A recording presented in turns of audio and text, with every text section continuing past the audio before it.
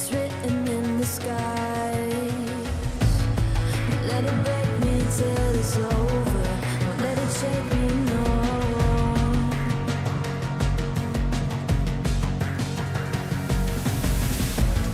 Won't let it make me go under.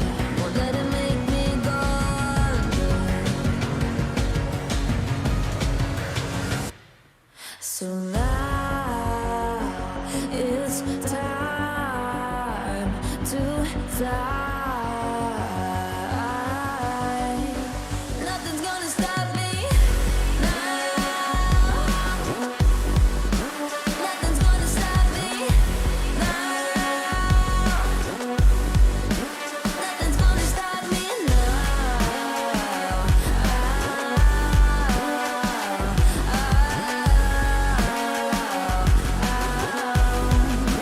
Nothing's gonna stop me. No one will ever get left behind. A million more before I've tried. Won't let it break me till it's over. Won't let it shake me, no.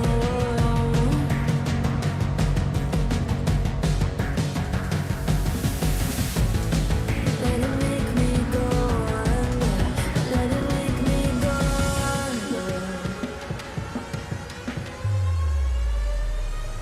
So now it's time to fly. So now it's time to fly. Nothing's gonna stop me now. Nothing's gonna stop me now. Nothing's gonna stop me now. Nothing's gonna stop me now. Nothing's gonna stop me now.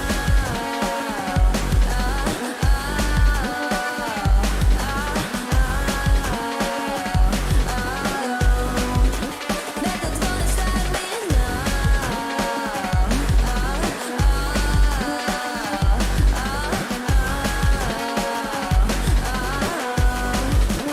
Nothing's gonna stop me now.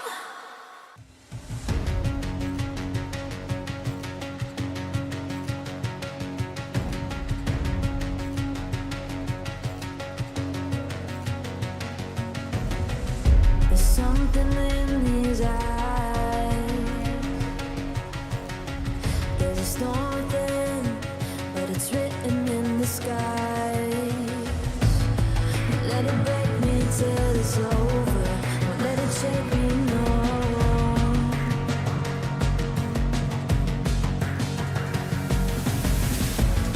Won't let it make me go under. Won't let it make me go under. So now it's time to fly. Nothing's gonna stop me now. Nothing's gonna stop me now. Nothing's gonna stop me now.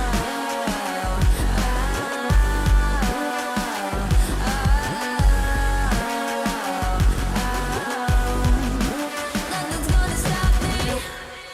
No one will ever get left behind. A million more before I've tried. Won't let it break me till it's over. Won't let it shake me, no.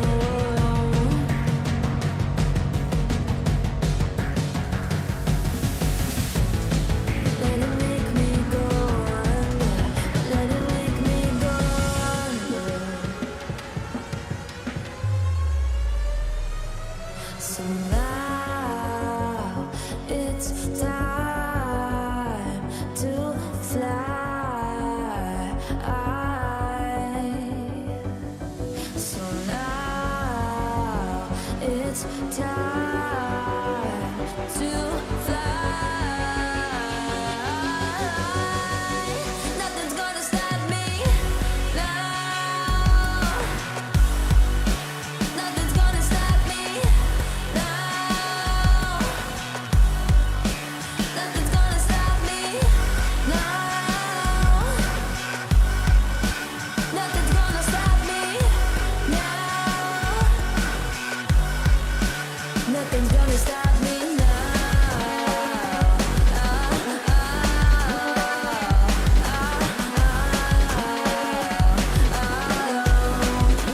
Nothing's gonna stop me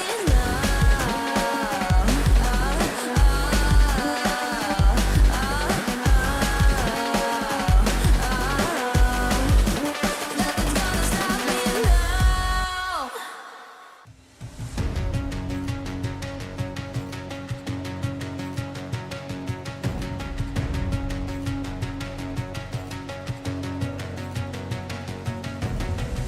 There's something in his eyes. There's a storm within, but it's written in the sky. Let it break me till it's over. Won't let it shake me, no.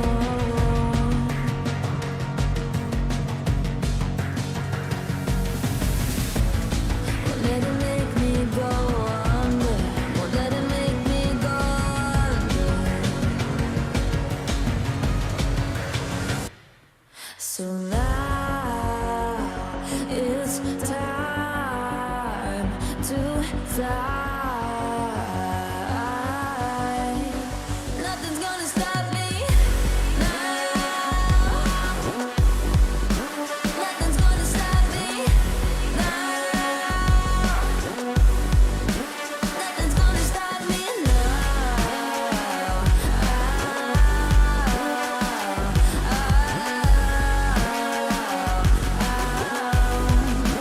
Nothing's gonna stop me. No one will ever get left behind. A million more before I've tried. Let it break me till it's over. Let it shake me, no.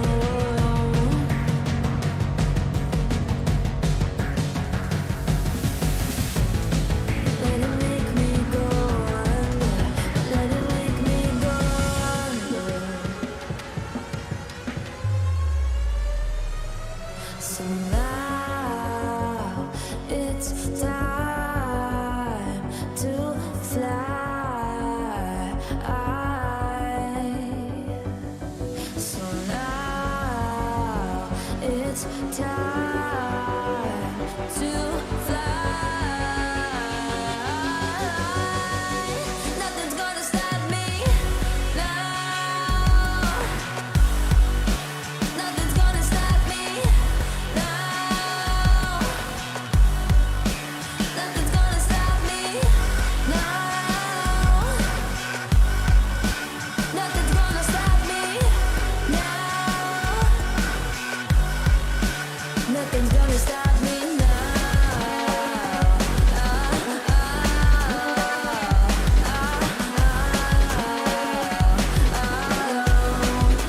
Nothing's gonna stop me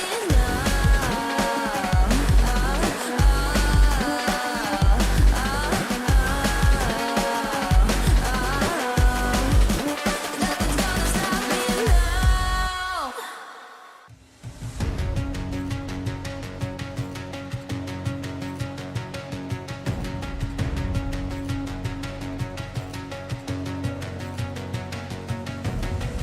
There's something in his eyes. There's a storm within, but it's written in the sky. Let it break me till it's over. Won't let it shake me, no.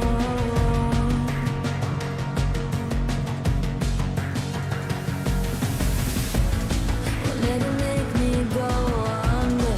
Won't let it make me go under.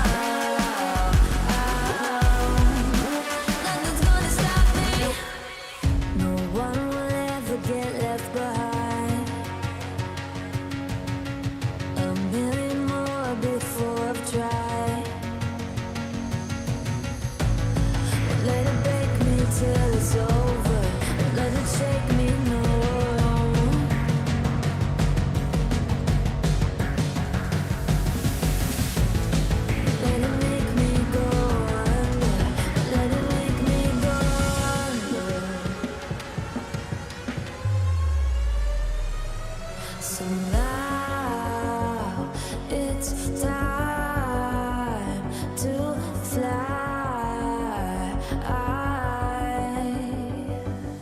So now it's time to fly.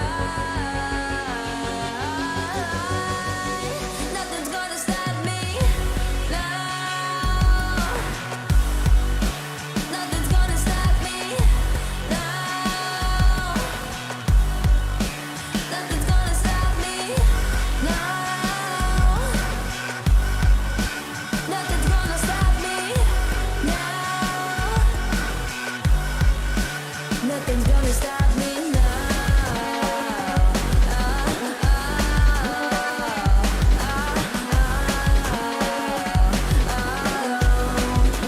Nothing's gonna stop me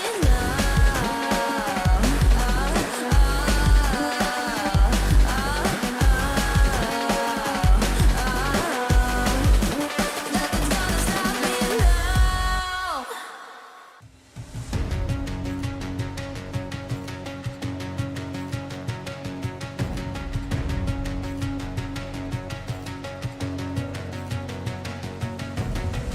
There's something in his eyes.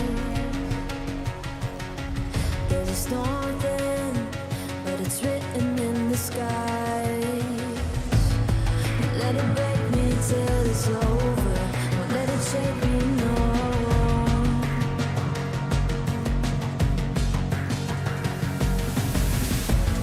Won't let it make me go under.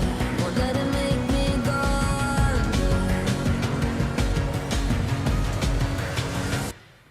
So now it's time to fly. Nothing's gonna stop me now. Nothing's gonna stop me now. Nothing's gonna stop me now.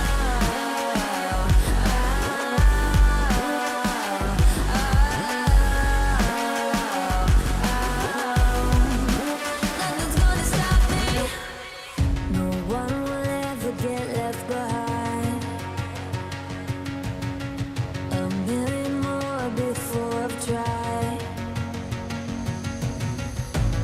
Won't let it break me till it's over. Won't let it shake me, no.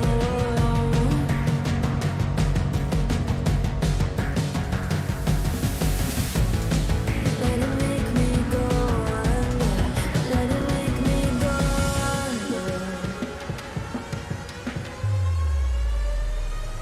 So now it's time to fly.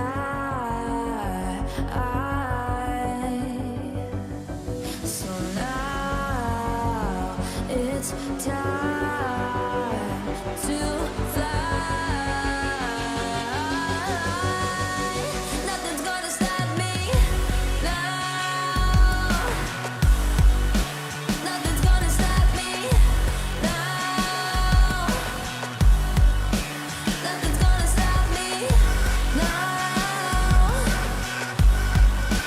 Nothing's gonna stop me now. Nothing's gonna stop me now.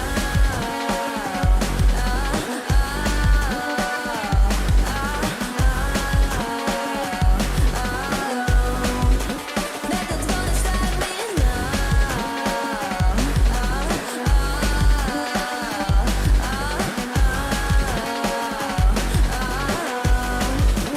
Nothing's gonna stop me now.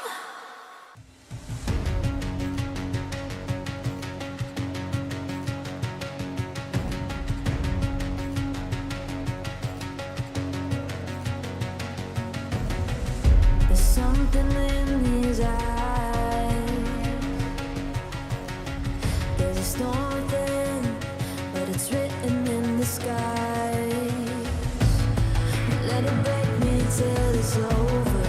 Won't let it shake me, no.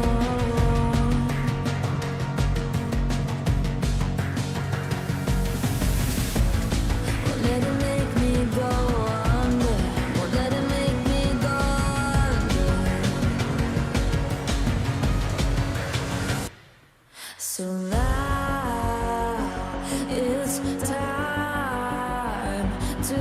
fly. Nothing's gonna stop me now. Nothing's gonna stop me now. Nothing's gonna stop me now.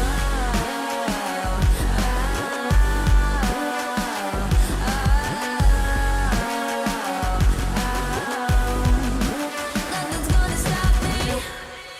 No one will ever get left behind. A million more before I've tried. Let it break me till it's over.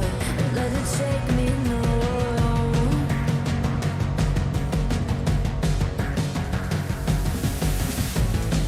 Let it make me go under. Let it make me go under.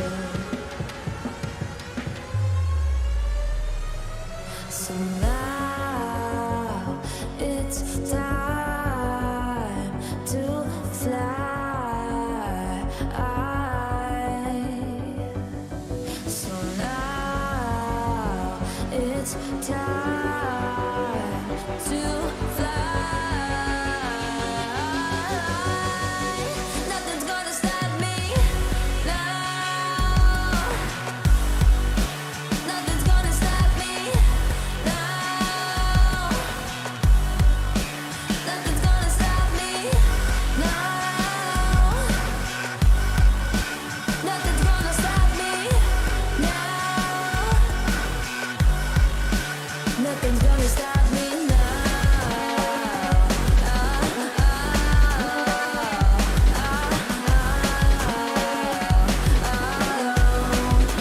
Nothing's gonna stop me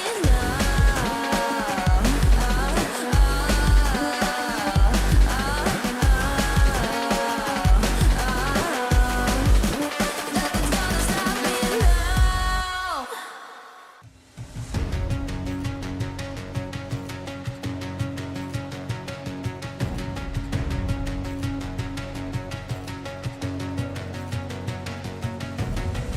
There's something in his eyes.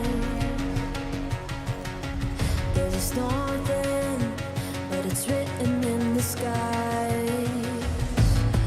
Let it break me till it's over. Won't let it shake me, no.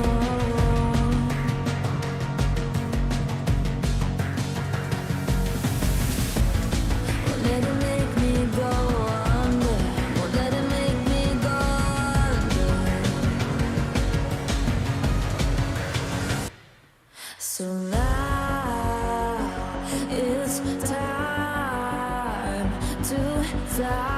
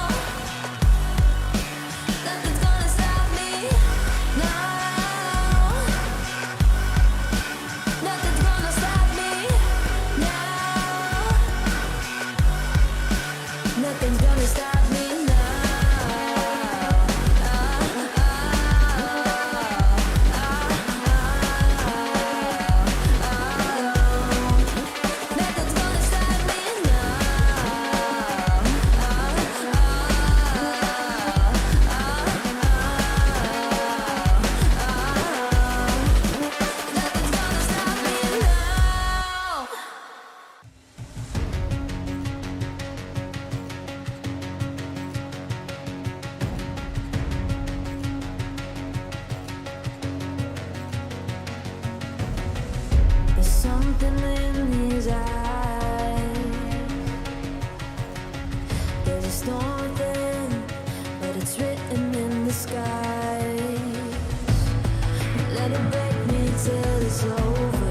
Don't let it shake me, no.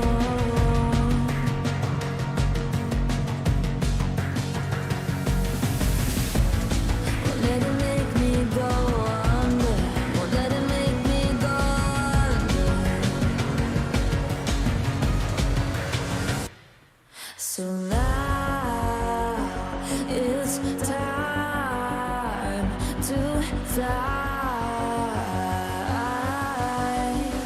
Nothing's gonna stop me now.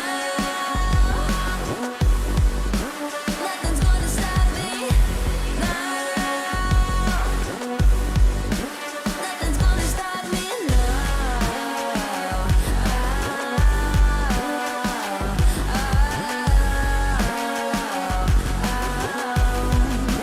Nothing's gonna stop me.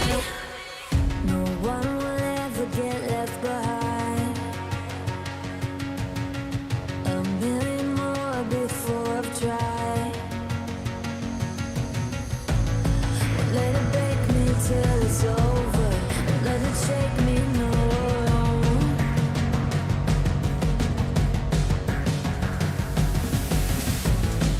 Let it make me go under. Let it make me go under. So now it's time to fly.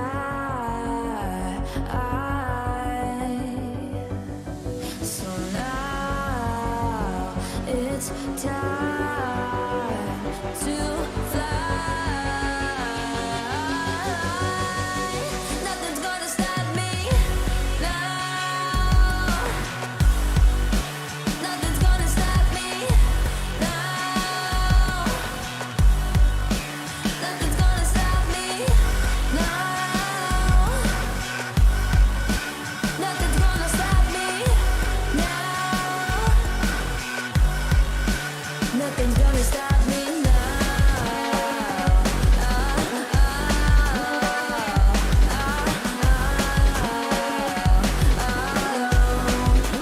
Nothing's gonna stop me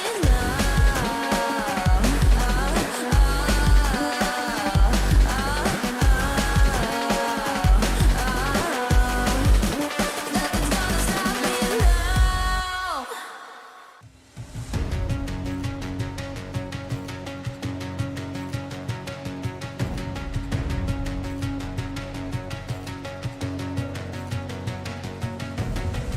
There's something in his eyes. There's a storm within, but it's written in the sky. Let it break me till it's over. Won't let it shake me, no.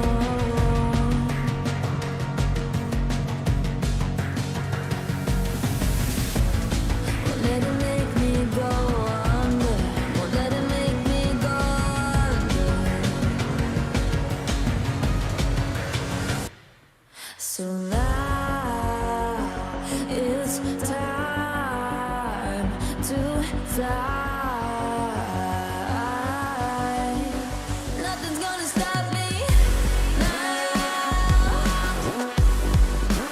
Nothing's gonna stop me now. Nothing's gonna stop me now.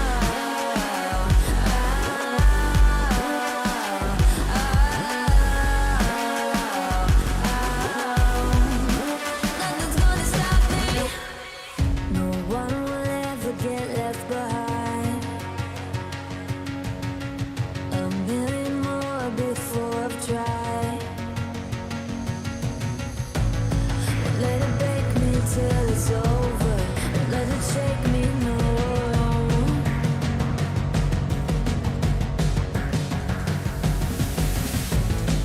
Let it make me go under. Let it make me go under. So now it's time to fly.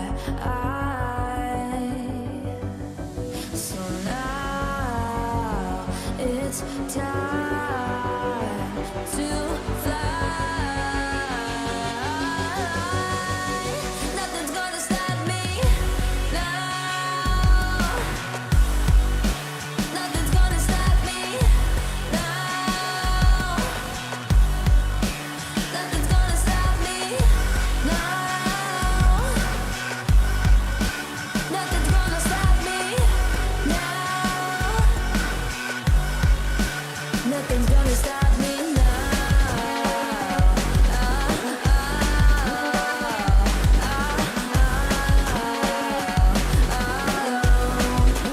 Nothing's gonna stop me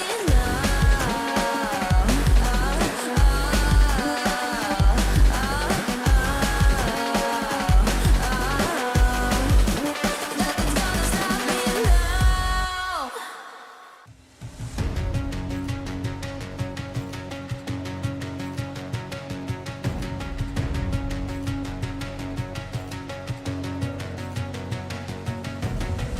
There's something in his eyes.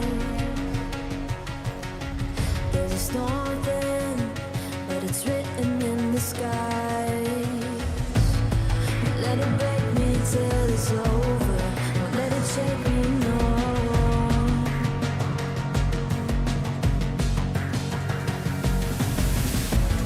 Won't let it make me go under. Won't let it make me go under. So now it's time to fly. Nothing's gonna stop me now. Nothing's gonna stop me now. Nothing's gonna stop me now.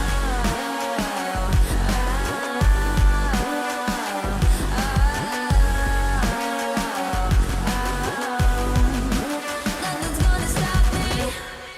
No one will ever get left behind. A million more before I've tried. Won't let it break me till it's over. Won't let it shake me.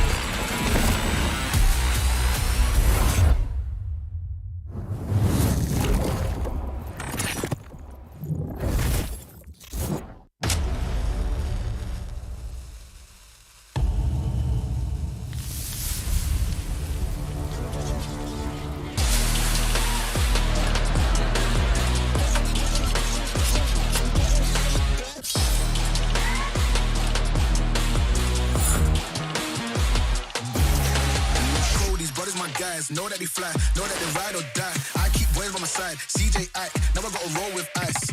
No rush, go on, move dumb. Pushing, so on, move dumb.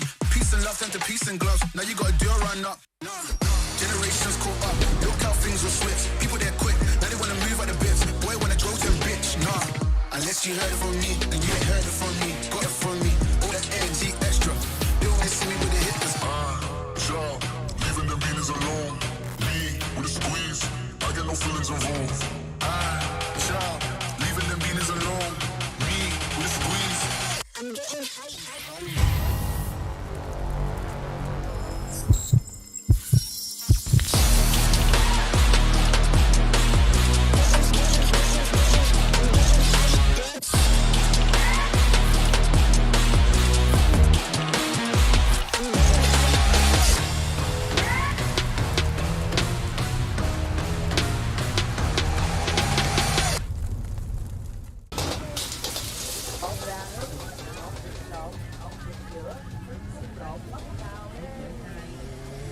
Cho một lẩu Thái anh ơi.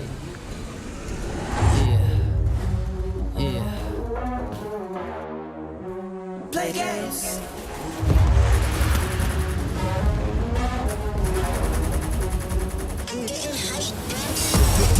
Yo, crank that volume, turn it way up. Get your weapon, get your blade out. Damage, then you gon' pay up.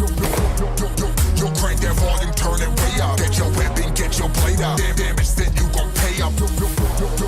You crank that volume, turn it way up. Get your weapon, get your blade out. Damage, then you gon' pay up. Play games.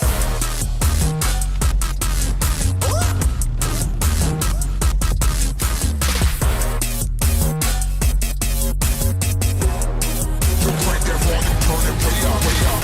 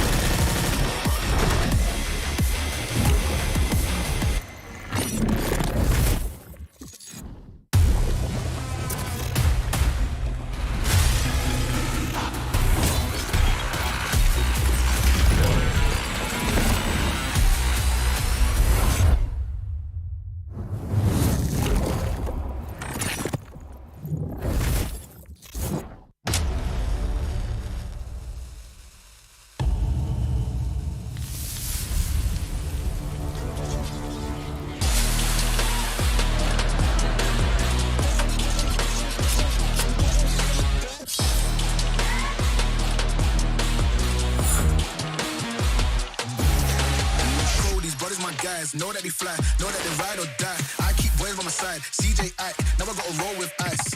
No rush, go on, move dumb. Pushing, so I'm move dumb. Peace and love, turn to peace and gloves. Now you gotta do a run up. Generations caught up, look how things will switch. People they're quick, now they wanna move out the bits. Boy wanna go to a bitch, nah. Unless you heard it from me, and you ain't heard it from me. Got it from me, all that energy extra. They always see me with the hitters. Child, leaving the beaners alone. Me with a squeeze, I get no feelings involved. Child, leaving them beaners alone. Me with a squeeze. I'm getting hype.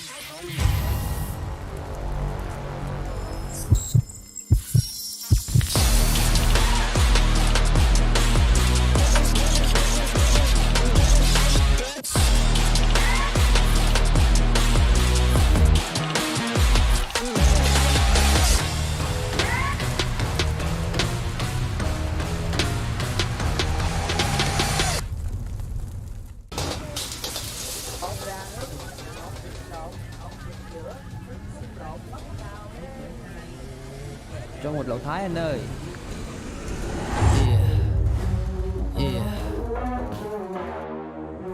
Play games.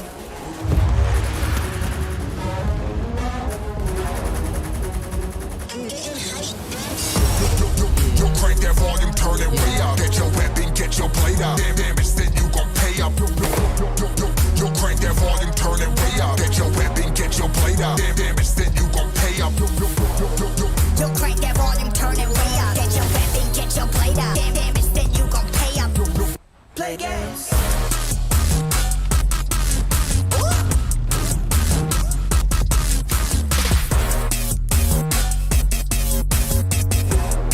Yo, crank that volume, turn it way up, way up.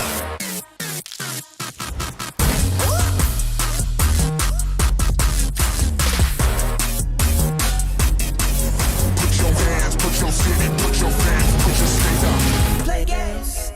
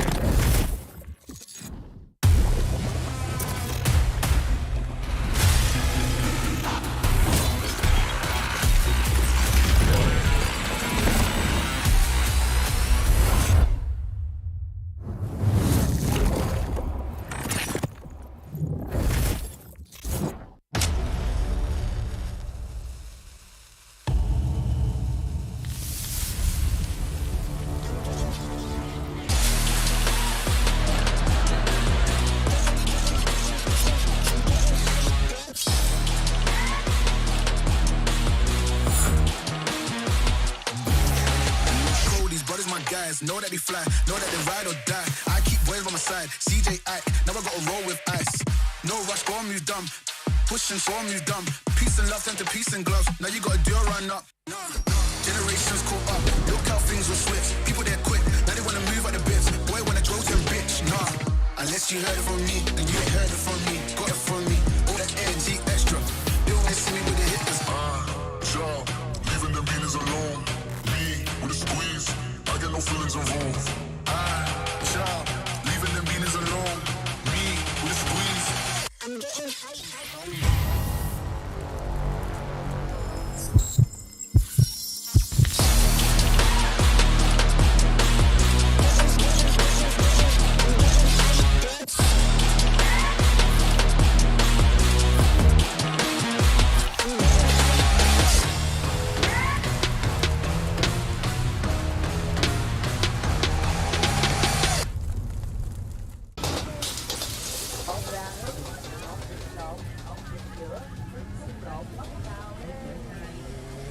Cho một lẩu Thái anh ơi.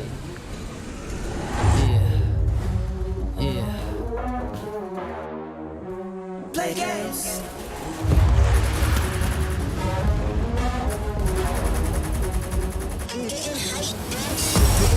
Yo, crank that volume, turn it way up. Get your weapon, get your blade out. Damage, then you gon' pay up. Yo, crank that volume, turn it way up. Get your weapon, get your blade out. Damage, then you gon' pay up. Yo, crank that volume, turn it way up. Get your weapon, get your blade out. Damage, then you gon' pay up. Play games.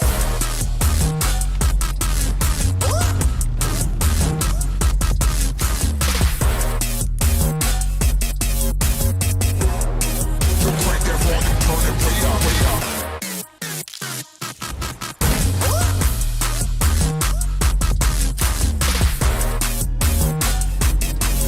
Put your hands, put your city, put your fans, put your state up. Play games.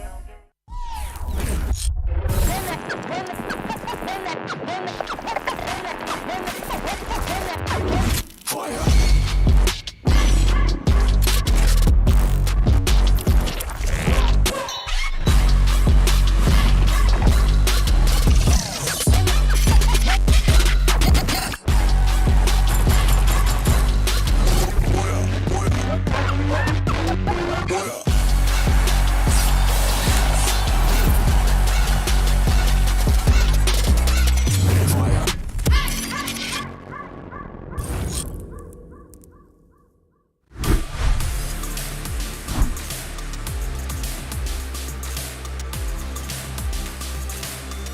Ladies and gentlemen, boys and girls, survivors of all ages, welcome back, baby. This is the Fire SEA Invitationals with your boys, Mustachio and Husky. And today is gonna be a very, very happy day. Day 3 out of 6.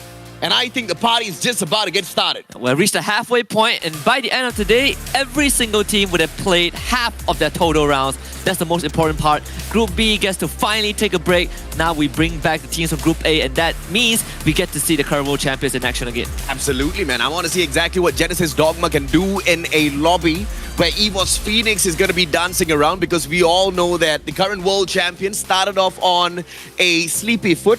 They pretty much slept through 4 rounds, only woke up in the last 2, hit beautiful booyahs in those last 2 rounds, and even with that little bit of effort, launched themselves right up to the leaderboard towards the top.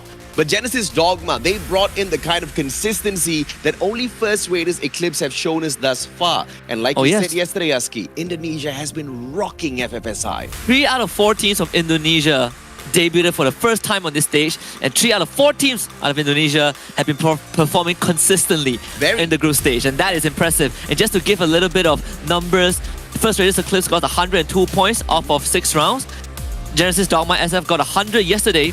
EVOS Phoenix off of 2 rounds with 4 mediocre ones got 80 points in day 1.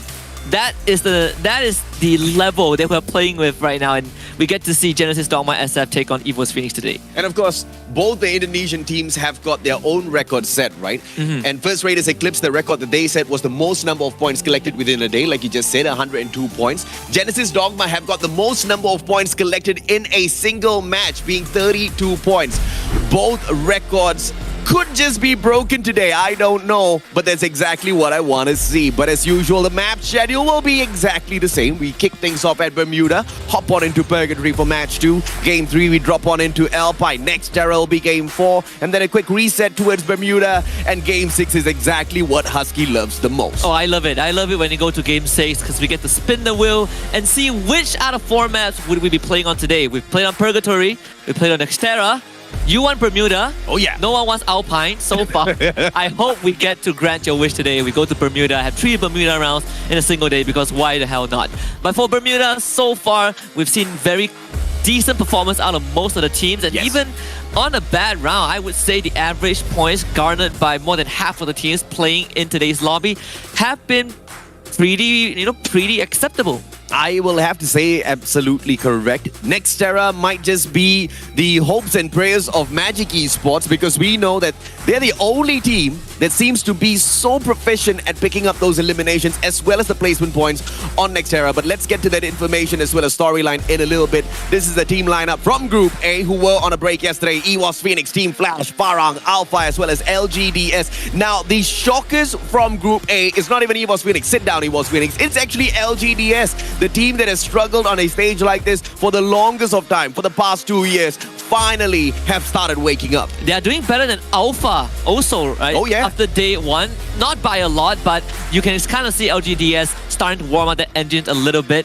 And for today, the only non-SCA region that we will not be seeing is Vasto Mundo, who was in Group B. And yesterday was the grouping with the least non-SCA teams playing. So now we get to kind of see them back in action and see what LGDS and Alpha Esports have learned about the teams from Group C. Genesis Dogma, SF, GRC Aphrodite, Magic Esports, SBTC Esports, Ego Esports, and Expand. And out of all of these teams, Ego Esports and SBTC Esports, both from Vietnam, they have been struggling a little bit. The top dogs from Group C, of course, is going to be Genesis Dogma, picking up 100 points in their debut yesterday, as well as Magic Esports with a total of 70. But of course, right beside Magic Esports is also Expand with the exact same number of points. And that's actually quite shocking to see because from MCPS, the Malaysians have been struggling at a level like this as well in the past, and we have seen some bouts of inconsistency, not just from Expand, but from any team out of MCPS. This time, Expand is the team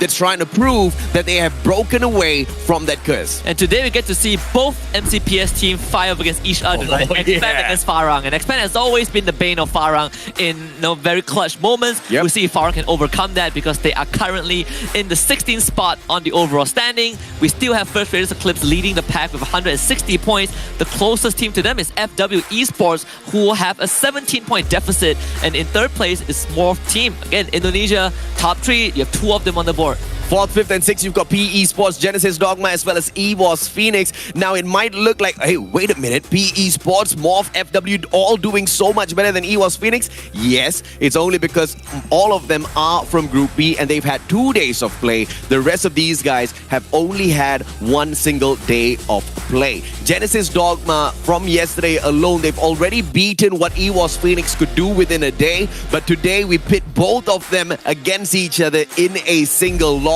So this is where all-out chaos is gonna erupt. But I'm just loving the setup already because this is really making me anticipate exactly what the grand finals is gonna look like. You throw in PE, you throw in FW, you throw in FR alongside EWAS as well as Genesis Dogma. That's just all-out anarchy.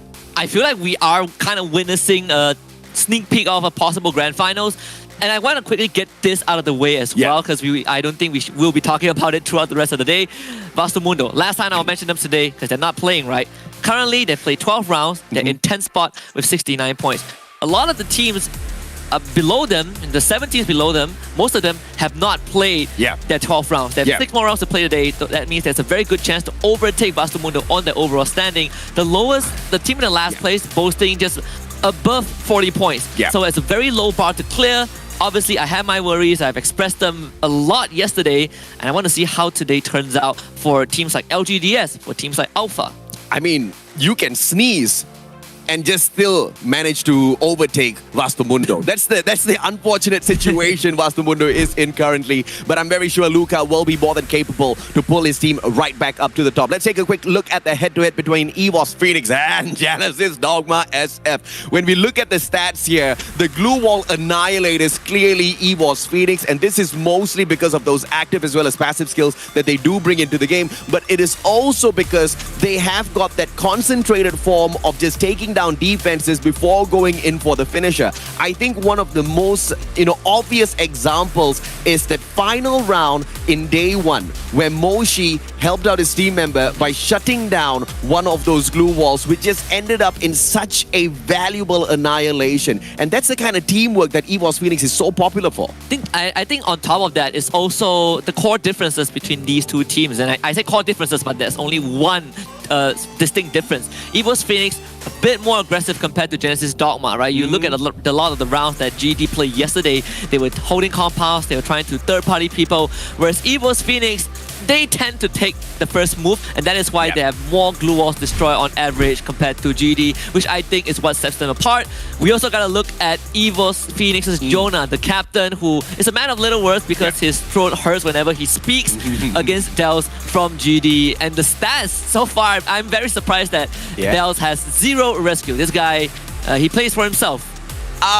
Well, most of the time is because he is, just pushing on forth and sometimes just a little bit too far away from his team members. But that is the kind of formation that has helped Genesis Dogma dominate the whole day of yesterday to get those 100 points. I absolutely love exactly what both of these players bring to the table. And just to add a little bit of salt into the wounds of others, the only reason why Jonah's throat hurts when he speaks is because, he's been on big stages so many times that he's just done talking, man. It's not once, it's not twice, it's multiple times EVOS Phoenix has gone out there and stomped out people on the international stage. We'll see today if GD can be the answer to EVOS Phoenix. If EVOS Phoenix can have 2 rounds where they earn more average points than all 4 rounds combined on day one, well, today's going to be a spectacle for sure. But, you brought up Expand earlier on. That means we got to talk about Expand, the featured player, Axel, one of the strongest snipers from the MCPS region.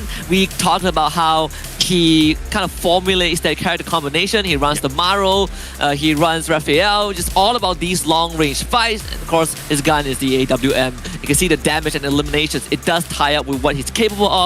You put him in the long range, you put him in risky situations that he's willing to take point, sometimes even outside the circle, and it will pay off. And Axel is not just the annihilator of the squad, but also the information gatherer. And he's just one of those few information gatherers that just plays that long range, right? And you can see this through that Enigma in the awakened form of Moko, as well as the pet that he brings in, Arvon. Arvon gets to detect the number of enemies within a 50-meter radius, and Moko, on the other hand, in her awakened state, not only does she get to mark her enemies that she tags, she marks them for much longer, close to 11 seconds. That's a long time for you to be running around with all the information for the team. It discourages you from running around because the duration sticks on you for longer, right?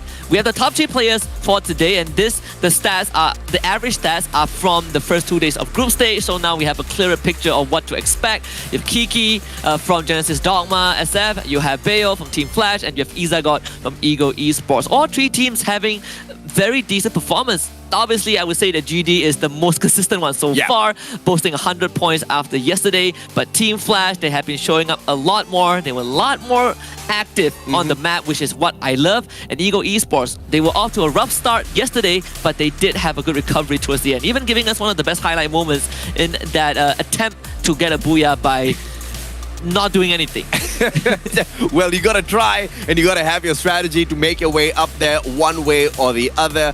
I absolutely love how each and every single one of these 3 teams have got different approaches towards that final circle, as well as the attempt towards the booyah. But I really want to see Eagle Esports pick one up for themselves today. I think they've gotten close quite a number of times, but just not able to grasp it. The popular weapons out there, the AC-80, for obvious reasons. Now, in FreeFire, aiming is not your biggest problem. And if you are going to be quick with your fingers and you get 2 consecutive shots on target, you get additional damage out of this sniper. Long range annihilator, close range combat, the AC-80 still delivers, Husky. Yeah, it is just a Swiss Army knife. You can use it in most situations and it deals considerable amount of damage, have decent armor penetration, and the best part is it is not that hard to find on the map. Yeah. It is littered almost everywhere, just like breadcrumbs to a certain extent. M1014, popular as well, only because it's littered all over the map. Yep. One of the more favored close-range combat weapons, very strong stopping power out of the shotgun, but not as strong as the M1887, which has got the longest range in comparison to all of the other shotguns. And I think the main distinction is just the range, and when it comes to just full-on CQC combat, right? Yeah. If you get the most standard shotgun and you're playing in kind of a mid-range combat, then that would be a better weapon. But we have the team to look out for today as well as we head towards Bermuda. LGDS with 100% top 3 AJ. Can you believe it? I don't think I've seen this stat before, not from LGDS, but we also got to take into account Genesis Dogma SF with 50% top 3 rate and SBTC Esports who also share the same number. This is just absolutely insane, right? LGDS with a 100% top 3 rate, whereas this team has once again struggled on the international stage time and time again. And I believe all of that pain has led them to this one moment where they are rising up to the occasion to prove exactly what they have done. And they are not crying over those losses, but they have used all of those losses to learn from and absolutely dominate finally. I want to see a booyah for LGDS today. If you're confused, this is definitely not from FFSI. It's from their regional league. So just to give context and get that out of the way. But before that, I want to hear what the players have to say about each other. Roast video coming up. Queremos vencer a Tailândia porque eles são os atuais campeões mundiais. ไม่พูดเยอะเจ็บคอ Cakap banyak tak guna. Biar keputusan yang berbicara. Jadi kepada tim-tim yang wakil daripada setiap region, hati-hati dengan tim MCPS. #tebus maruah. ทุกทีมระวังตัวไว้นะครับปีนี้ผมจะมาเอาแชมป์แน่นอนครับ Kerana terlalu yakin, korang akan kehilangan buya. Buat region yang pede banget, beda lawan, beda zaman bos. Indonesia Neo Era siap juara.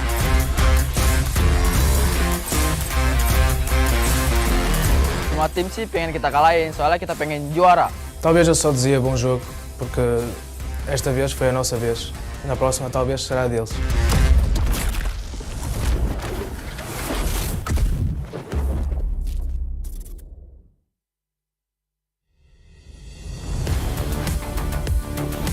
Vietnam的 SBTC， 我们默契很好，然后我们对于近战非常有自信。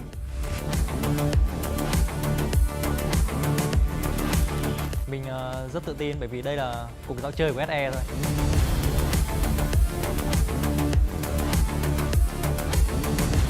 Vấn đề lớn nhất của tụi mình tại FFSI lần này là nâng cúp làm sao cho nó đẹp.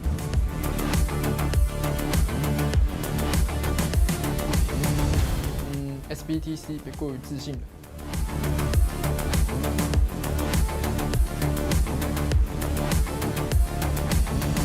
勾人。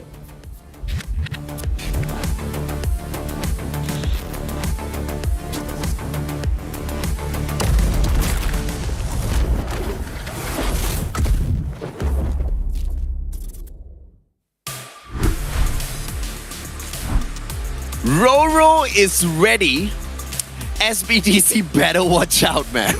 You gotta start picking on someone, right? SBTC is a good starter for LGDS to go after. Yes. And this is the confidence built across 2 years. Again, this roster has not changed for a long time. First time I saw LGDS was not even in an official tournament. It was just a regional show match kind of broadcast. And they made names for themselves. Yeah.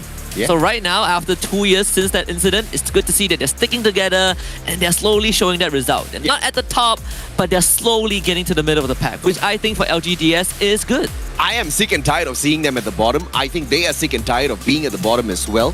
but it's not as easy as one would think to rise up towards the middle of the pack or towards the top, right? A lot of effort is required because you're not just going up against some random FreeFire team. You're going against the creme de la creme of FreeFire teams across the world, but in this particular case, in Southeast Asia. And yeah, there are some tough fights out there, man. I mean, we can even see teams like EVOS Phoenix, as much as we try to hype them up, saying that they were falling asleep, not really trying in the first 4 matches, you know, jokes aside, they were trying. And it was just not an easy lobby. It's just that EVOS Phoenix is the kind of team that is really the type to put on that effort when the heat is really turned up high. It's a team that knows how to bounce back strong, and not many teams can do that, right? You have so many examples from domestically, teams like Expand, so sometimes even when you look at First Raiders Eclipse, they too did struggle yesterday in 2 of their major rounds where they almost finished dead last. But EVOS Phoenix is one of the teams that can consistently bounce back. You can give them 0 points in 1 round and they will strike back with 2 consecutive booyahs on 2 vastly different maps. Yep. That one, not many teams can do that. Not many teams at all, and I do agree with you. Even First Raiders, the kind of consistency they brought in day 1, we expected the same out in day 2, but it just wasn't the case. And in that lobby, I wouldn't say that, you know, they didn't match up to First Raiders, but I assume that it would be an easier lobby to dominate as opposed to the one that EVOS was in, right? That's what we said about Group A overall, right? EVOS Phoenix is going to eat up everyone else, but then you introduce the Group B into the formula, then you have a lot more teams that you need to worry about. Yeah. And honestly, out of 17 teams, if you can make it to top 10, that itself is an achievement. 17 of the best teams from not just SEA, but you have MEA, you have EU, you have the region of Taiwan. That is a lot of competition. Absolutely is. You just need to make sure by the end of 6 days of group stage, you are not in the bottom 5. Because if you are, unfortunately, you get the boot, but you also take away a little bit of money with yourself, right? Because everybody takes something away in the Fire SEA Invitational. I mean, to be very fair, right? A lot of these regions, well, some of these regions only have 1 representative, right? Vietnam, they have 4. We have 4 from Thailand, 4 from Indonesia. So ratio-wise, if you are able to still squeeze through and qualify for the grand finals, I think for regions who have lesser representatives, it is a good step forward. It is a milestone achieved. Even MCPS, we have 2 representatives, and it has always been the case for the past year, but we haven't been able to make a big mark because we never got into the grand finals. This could be our first chance. This could most definitely be the first chance, but it is all going to depend on whether or not Expand can continue in the current trajectory. They're not doing, you know, overwhelmingly great, but it's more than enough to make it through into the grand finals if they can keep up this sort of a pacing.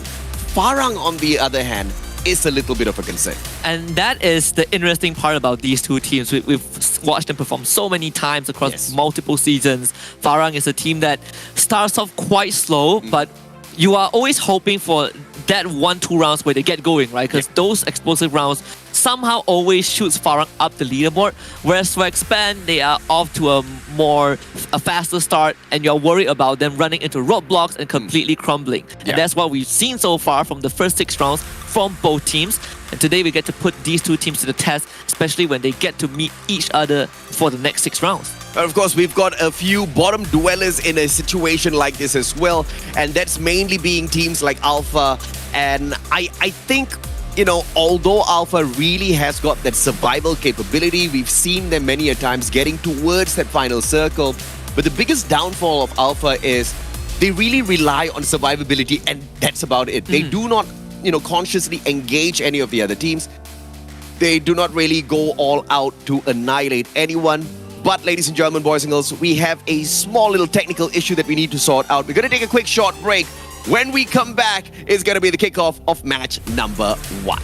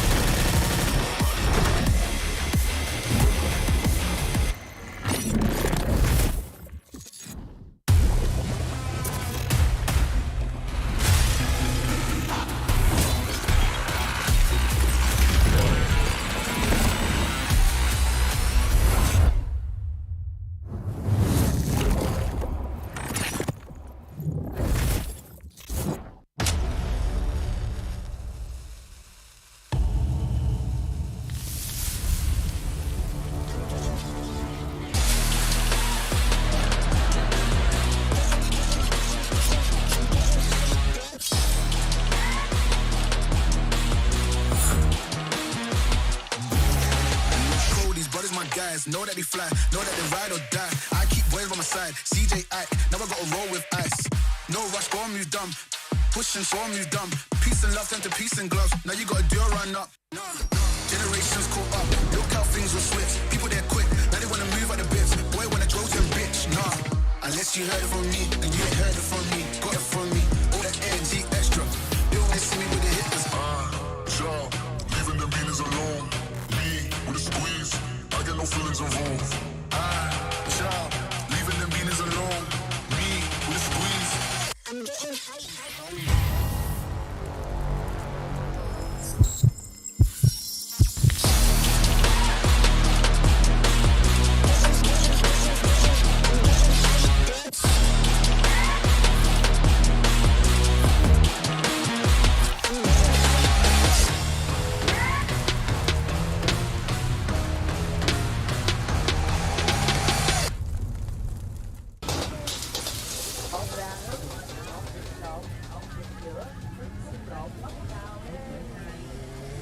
Cho một lẩu Thái anh ơi.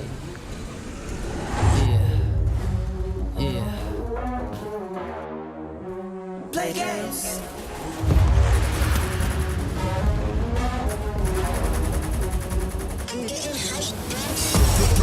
Yo, crank that volume, turn it way up. Get your weapon, get your blade out. Damage, then you gon' pay up. Yo, crank that volume, turn it way up. Get your weapon, get your blade out. Damage, then you gon' pay up. Yo, crank that volume, turn it way up. Get your weapon, get your blade out. Damage, then you gon' pay up. Play games.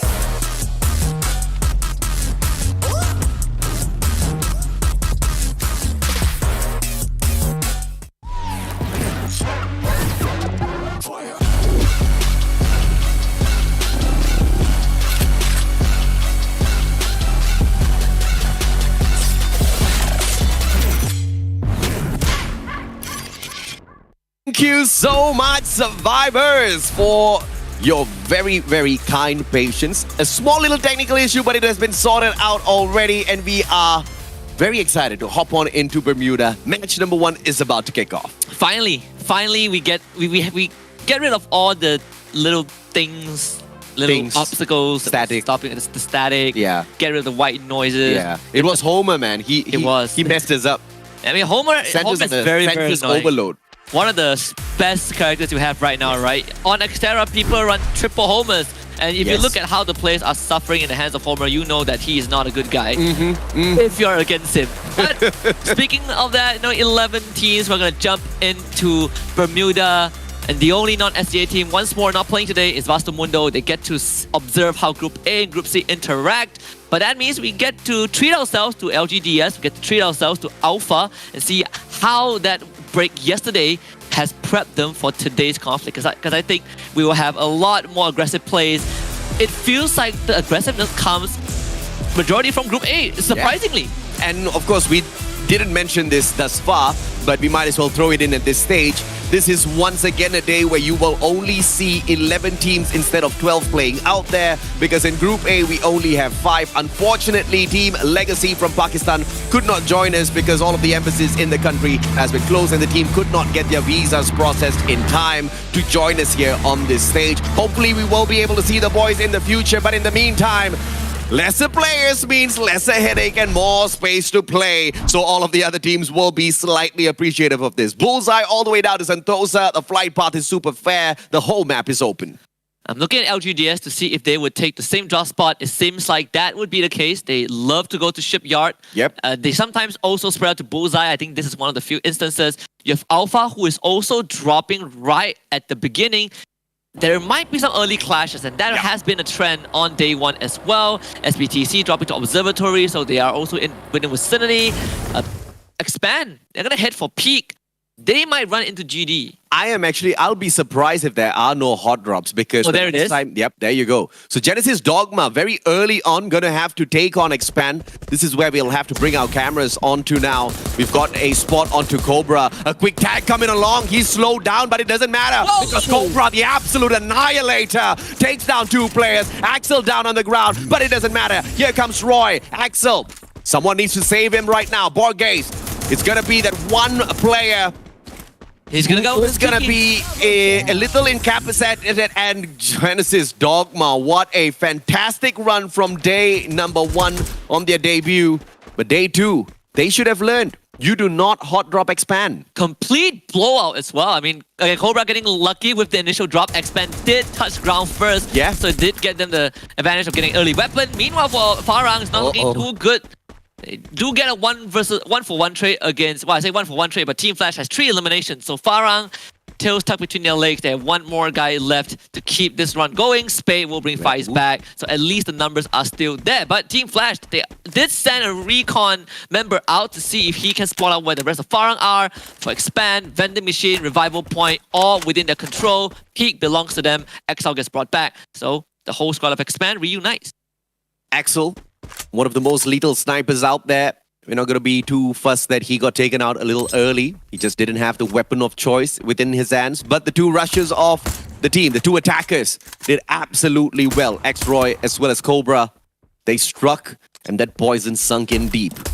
Oh, we just see one guy of SBTC. I think Tyson, he just went nice all one. the way to the roof. He infiltrated Alpha's territory and finds G18. And Remind also is back completely exposed now, trapped out in the open, forced to throw out all those glue walls and gets flushed into the hands of the rest of SBTC. They do get 2 free kills to start things off, and Alpha, they are in no spot to fight, but they are in no spot to run as well. Gatao will have to try. He did bring back G18 into the fray, but you can see G18 is going to parachute far away from the rest of Bullseye just to keep this round going. G18 made a unfortunate mistake there. He erected yet another glue wall just beside the one that got taken down by that Riptide Rhythm. As you guys know, there is an area of effect that lasts about 4.5 seconds. So that glue wall just disappeared and he got snuffed out. So a very wasteful revive having to be pushed on in through here. SBTC, Han has got the Vector within his holes. Artemis down on the ground. Jasiria out as well. G18 as well as Gatal. Can they survive? Gatal Alpha down.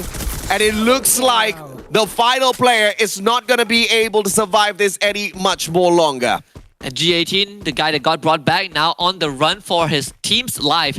But so unfortunate for Gatal, he brought 2 members of SBTC down to very, very low health. Yeah. Just not low enough to guarantee any sort of elimination. And SBTC, they are looking to try and hunt down G18. This is a very aggressive maneuver. And yesterday, SBTC, they tried to play these kind of play styles, but they were promptly shut down in a lot of the rounds that they took initiative. But it's good to see that they're continuously trying it out. They know what they can do, and this was a team that finished 12th last year on FFWS under the banner of HQ Esports. And this is why you see them try to hunt down G18. Yep. They're going to meet in a couple of seconds, and G18's not going to like that. Thankfully, he's got a lot of coconut trees here. Mother Nature's going to help him out for just a little bit, but the poor boy is going to get toasted. AC-80 in the hands of Neo. Double shots connecting. Alpha. It's not going to be able... Look at the other guys. They're all the way on the other side. G18 can't run anywhere, and Alpha's out in the 10th spot. It is a brutal way to get eliminated. SBTC with 5 points. Again, right? Thanks to G18 being brought back. Yeah. And again, I say, you know, I feel like Group A is the team that's bringing in majority of the aggression. As ironic as it sounds, because it's supposed to just be Evo's Phoenix being the ringleaders. We are just under 5 minutes in, and we have lost 2 full squads. Yeah. No offense, Group B, but, you know, I had a lot of fun on the first day. Group A is just on fire. They're little firecrackers. I guess that's the passive effect of being in the same group as EVOS Phoenix. Everybody knows they need to step it up. EVOS Phoenix now moving towards Clock Tower, and this, you know, traditionally has been a very good compound to hold if you know how to play around it. But that also means that teams that get here from the outside have many places to hide as well. And GRC, they know full well that this could be a possibility. Get high. Actually, I thought he was peeking out of the corner, but that's not the case. God Cruise will be a minor distraction. He actually lured the entirety of GRC, so God Cruise might allow the rest of that is exactly what you're looking for from EVOS Phoenix. Jonah completely catching Ras with his back exposed, and EVOS Phoenix now go on the assault. GRC could not respond. What a play by EVOS Phoenix. God Cruise baits them all out directly in the line of fire of Jonah as well as Moshi. And there was just no way they were going to get away from that. And now GRC, they understand that they are not supposed to be messing up with this squad. Lee manages to bring Raz right back into the mix. Moshi a little low on HP, but manages to duck away as well to patch himself right back up. Vice has got that high ground advantage. Throws in a nice grenade, but that's not going to do much at all. Get high on that high ground. Vice right behind him as well. 18 DA with the Groza. Tags up Jonah. Good glue wall pulled out. And it looks like he is going to be protected by Steffi's charge. And Rush just dropped back. He's trying to get any weapon that he can get his hands on. But Jonah, he's pushing it. Look at that. Liam has no chance at all. Puts down the glue wall, but Evil's Phoenix, they are quickly spreading out. And GRC Aphrodite not in a good spot. Get high gets the first knockdown. And Jonah finds fires. 18 Deer gets a good trade back. Liam with a great grenade launcher takes himself out in the equation. And that means Evil's Phoenix still has a chance to win this. 18 Deer against God Cruz. Turns the corner. Completely gets ambushed. And Liam, the last man standing with a grenade launcher, decides that it's time to commit Sudoku. And Evil's Phoenix gets a full wipeout at Clock Tower. GRC were a little unfortunate there. It was a good play with that grenade launcher. And just when you thought that they were going to catch EWOS Phoenix with their pants down because that Steffi's active Painted Refuge got popped, 2 of it, in fact, back to back, a little prematurely. And that's why that grenade launcher was able to take down 2 players, but no finisher coming on through. Rip God, RIP my friend. If you're Raphael and you hit someone, you knock someone down with sniper rifles, 90%. They go down super fast. And of course, silent shots, right? So, you know, Team Flash had a really hard time trying to identify where those shots were coming from. And now you get to see that in effect. I mean, Bayo bled out so fast. LGDS getting 2 free kills. 8 minutes in, 8 teams left. Expand continuing to move to Clock Tower. That was where Evil's Phoenix planted their foot. And we talked about this, right? Yeah. Clock Tower, big area to maneuver. You can hold out easily. And that means your enemies also have a lot of place to hide. And I think GRC Aphrodite, they chase out of a safe zone, and it really costed them. It's something that they need to think about. That's what makes Raphael so annoying. And if at all it's your bad luck that your main player gets sniped from afar from a player that does have Raphael running there, and you're just a few meters away too far, GGWP, you gotta revive that guy. Honestly, I feel like you gotta tweak the numbers a little bit because that bled out is so fast. Yeah, I mean, it says statistically they bleed out 90% faster. They should change that to 300% faster because he didn't have a chance, bro. Not 300%. With that 90% bleed out rate, you might as well just say he instantly died. Pretty much. One shot, one kill. I was to say, I have a feeling that Bayo probably didn't have much armor, or not Bayo actually, I think it's Rip God. Probably didn't have much armor, hit armor to work with, so that's why he got instant knock. They do have this revival point, so Bayo can bring them back. Not too big of a deal yet.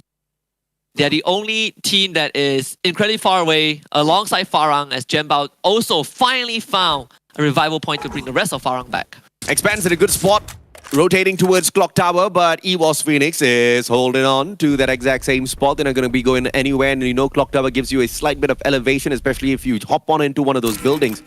So if Expand does come a little bit too close, you can expect some heavy firepower from the Thai champions. I did see Team Flash, the 2 members that got revived, parachuted nearby the area of Clock Tower. Not sure if they saw EWOS Phoenix, because that would be crucial info. But Magic Esports, okay.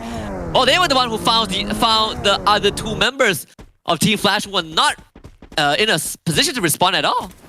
Oh, they got revived anyways, but this is the bad news for Team Flash because you had no time to get any resources. In the past 2 to 3 minutes, they have been focusing on survival, and that isn't looking good when you're moving towards the late game. Magic Esports was very impressive yesterday, especially on Nextera, collecting a total of 46 points. And that was massive. I mean, that was close to 24 points more than the second place team, which was Expand. But that's off of 2 maps, right? Fair enough. Yeah. That was absolutely fair enough. But of course, Expand, as they rotate on in, it is a very much more aggressive approach coming through from them this time round. 5 eliminations already. They're not moving towards Clock Tower, which is a smart decision.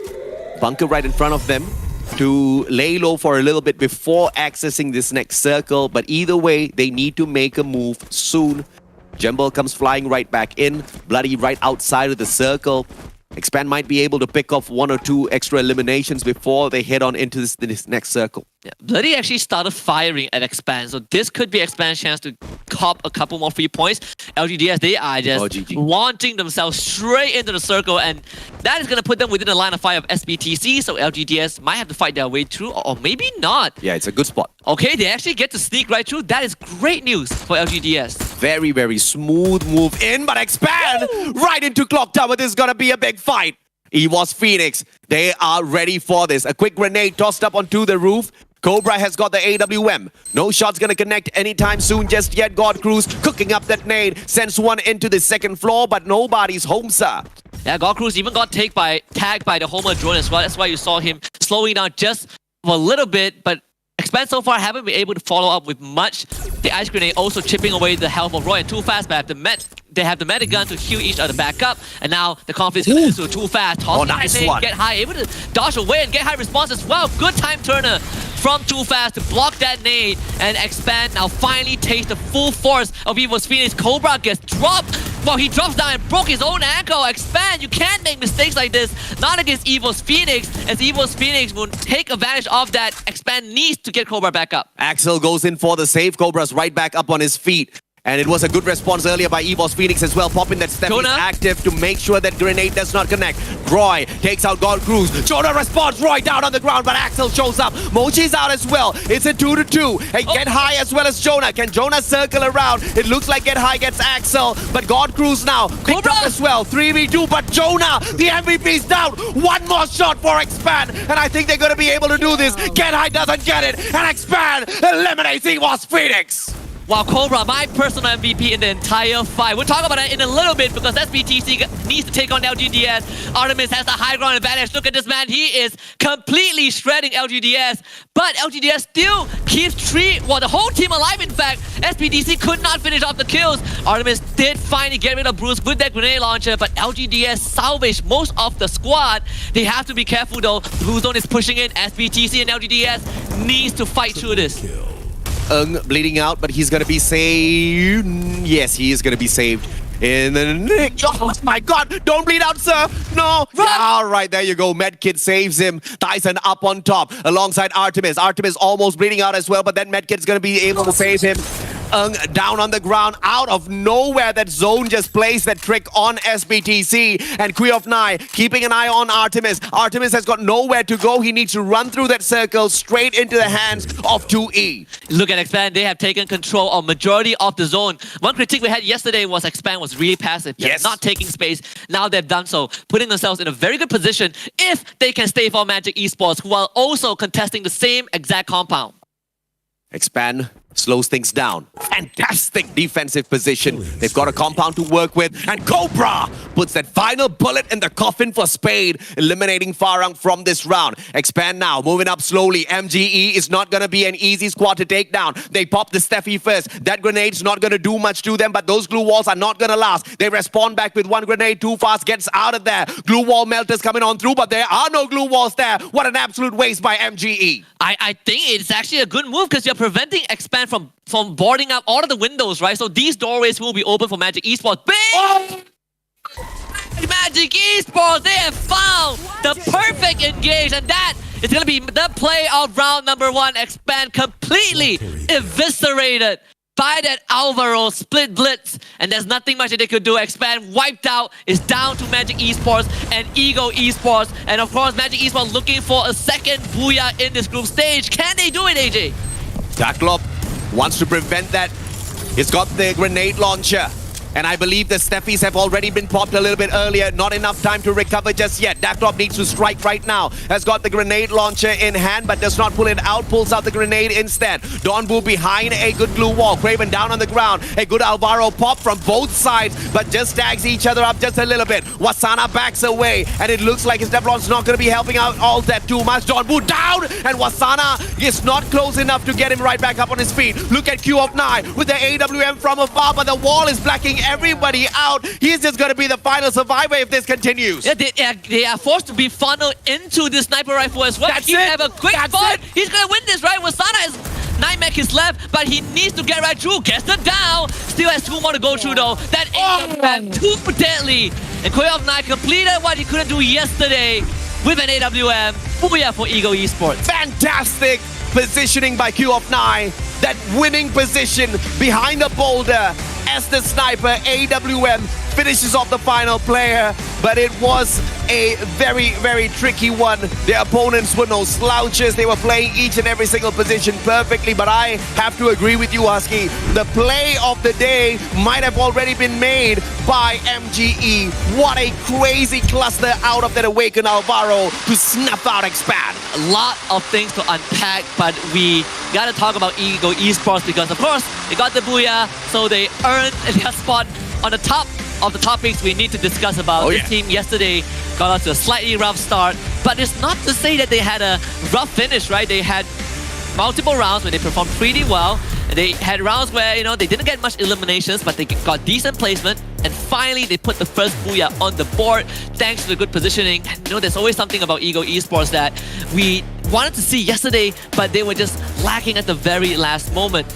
My personal MVP from this round was Expand because they took down the 2 biggest dogs of this lobby. Yeah, I would say they took down both Genesis Dogma and EVOS Phoenix. Genesis Dogma, right? The hot drop at peak. This was what kind of I foreshadow, right? Both teams dropped peak at Bermuda and Expand. Just got a little bit of luck because they reached ground earlier on, so they could get the weapons that they need. But against EVOS Phoenix, this I think is a crucial moment. Expand that glue wall completely stopped Jonah from backstabbing. He tried to go for the pixel shots, but it wasn't enough. And that wasted so much time while Cobra was wiping the floor with EVOS Phoenix. And of course, afterwards, you have this big Alvaro cluster, the split blitz, as they call it, to get rid of Expand. But I think Expand have already done the best they could. And of course, if it wasn't for 2E, there would have still been a possibility that Expand would have been able to make it right back in there. But 2E, that long snipe from Don Bu, takes Cobra, the final survivor of Expand, out of the equation and just ends their round right there. It could have been a phenomenal round for the Malaysian squad, but I think either way, it was still super decent. But 2E, once again, towards the very end, they were not very aggressive. They tried to play their strategy through positioning, and that clearly paid off. Yeah, they read the circle very well, right? They knew that it is going to force everyone into the open, so they planted themselves outside and they just took whatever they could. And you saw Expand didn't get the booyah, but I think they got 10 eliminations before they got wiped out in 3rd place. That's still 18 points. That is very, very impressive for a 3rd place finish. I mean, I think they took my complaint from their day of play yesterday and they took it very, very seriously because this is a team that was very, very capable of getting those engagements. They got the booyah and then what they do, they play absolutely passive. Unacceptable, right? But look at what happens when they go all out. And also look at what happens when they're not given an opportunity to run away. They take the fight and they walk away the victors. I love that. That's the Cobra that got Baby Argon one of the best records at the start of the first major, right? I'd love to see this Cobra back in a slightly different role. But again, Eagle Esports, the team that got the booyah with 7 eliminations in total. You know, you have Dian being the MVP, and Quay of 9 towards the very end, he was the one that cleaned up the remnants of Magic Esports for the team to secure the booyah. And you know, seeing them getting their very first round win, I think is going to put a little bit of confidence to Eagle Esports. They are also one of the few teams in this tournament that is debuting for the very first time. And Eagle Esports, of course, was not looking to take on big engagements, and their decision to stay away from all of the chaos and find a safer spot just turned out to be the right decision made. Sometimes, if you want to lay low in the open and just depend purely on those boulders as well as your glue walls, things can go south. I mean, we've seen many teams try that strategy. Things have gone south for them. But Lady Luck was on the side of Eagle Esports this time around, and they made the best use of that opportunity. And this was a team that ran double Steffi, double Homer. We saw a lot of that iteration in this round 1. Some of the players did go for Chrono on other teams, but overall, I think this is the standard. We also saw the application of Raphael, which, you know, surprisingly for Eagle Esports, they did not run a single Raphael. They were focusing a lot on Luna, Capella, which did show up a lot more yesterday in that Group B, Group C matchup. So very, very different archetype, but overall worked out for a team that just wants to stay away from these main fights. I love the fact that all of them run the Awaken Hayato. All of them love getting, all of that extra bit of damage sent out to their opponents. The Awaken Ayato, very simple. His effectiveness in a close quarters combat, it reduces the frontal damage by 3% for every 10% of their max HP loss, right? So they can take all of these daring fights and not have to worry about it all that too much. But of course, that's the main reason why they run that Capella, for that extra layer of that healing prowess. And Dian was just the guy to get exactly that done. His favorite weapon, the Scar, he brings in the Falco because they wanted to land a little bit faster than anybody else, just in case they get hot dropped. Yeah, sometimes these milliseconds make the biggest difference. And there's one player I want to talk about on Eagle Esports, aside from Dian, is Darklove, because this guy has been on the Sentosa World Stage before in 2022. So he's also the captain of Eagle Esports, which coincidentally is under the management of a Vietnam organization called V Gaming. We've heard of that team before as well. So you have an experienced captain that enables his teammate, and that leads to us getting good players like Dian, who is the MVP of this match. Fair enough. And of course, it seems like there was just nothing wrong with all of their setup. And we saw even a team like EVOS Phoenix popping their Steffi a little bit too early. This was a mistake that 2E surprisingly did not make. Because if you pop that active skill at the very right timing, for 4 seconds, you're protected from all grenades, which I think Expand should learn from, because that could have really saved them against MGE earlier. But it's really how you read the map, how you read the gameplay. A little bit of luck is involved as well, because sometimes you just don't see a nade flying towards you to pop it, Yeah, I mean, MG kind of funnel Expand into a corner, right? So that's also good on them. Yeah. Again, those glue wall melters that we initially thought was ineffective, well, it actually paid off. And the popular weapons, we have the AC-80, top one, as always. The RGS-50 makes it onto the list. But with the Mini Uzi for the first time being one of the more sought-after weapons on Bermuda. I think it wasn't sought after. I think it was just laying there and they picked up whatever they could pick up as quickly as possible to annihilate their opponents. Because, of course, we didn't see the Mini Uzi in action all that too long. It's the kind of gun where you want to pick up when you've got nothing else around. And if you got something better, yeah, you pick up something better. Yeah, one of the more embarrassing ways to get taken out in FreeFire is to get taken out by a Mini Uzi. That's my... I mean, you've got a very decent rate of fire, but, the power out of each and every single shot is just not one everybody looks. It takes too long to kill someone. It takes half a second too long. We're going to take a look at the match standings after round number 1 as well. The Booyah going over to Eagle Esports. And they just scraped by enough, right? 19 points. You have Expand, 18 points. Impressive breakout round in second place. Magic Esports also getting 18. SBTC getting 15. And one more thing that we didn't mention earlier on was that the two teams we were supposed to look out for, also on the team matchup, EVOS Phoenix and Genesis Dogma, both got eliminated by Expand. Yes, sir. Yes, sir. I mean, that was something that we did touch on, because that's exactly why Expand is my personal MVP for this round. Because those two top dogs, I mean, first of all, Genesis Dogma were on a streak yesterday of consistency, just like what First Raiders did on their first day of debut, and then they bring it into second day. This is exactly what happened to First Raiders, and Genesis Dogma unfortunately fell prey to the exact same unfortunate situation. The one that I did not expect was EVOS Phoenix going down, because even with Cobra falling to his death, that was a little unfortunate. And I have to say, the MVP of that battle between Expand as well as EVOS Phoenix, everyone might think it's Cobra because Cobra got that final nail in the coffin, but without Axel, Cobra wouldn't even be back up on his feet. And it was such a heated battle against EVOS Phoenix. What does Axel do? He says, hold up, I gotta go pick up my boy. Because Axel in a situation, Axel's a sniper. Axel wants to play this as far away as possible. He doesn't want these close quarters combat. So he doubles back as, the support player. And that support got them that win over EVOS. That's why team play is so effective. I think that sequence was also very impressive, right? How they handle EVOS Phoenix, who, if you poke them just a little bit, EVOS Phoenix will run at you. And that's what happened to, to GRC Aphrodite at Clock Tower. That's exactly kind of the aggression that EVOS Phoenix brings to the table. Yeah. And then Cobra broke his foot. Still ends up wiping EVOS Phoenix thanks to Axel helping him. And again, we have these minor moments. Jonah coming in for a flank. I thought that was the guard play from EVOS Phoenix. Yeah. And Expander held him off by great glue wall placement. So overall, explosive start for round number 1. But we still have 5 more rounds to go. We'll go for a short break and we will come back for round number 2. And that will be Purgatory.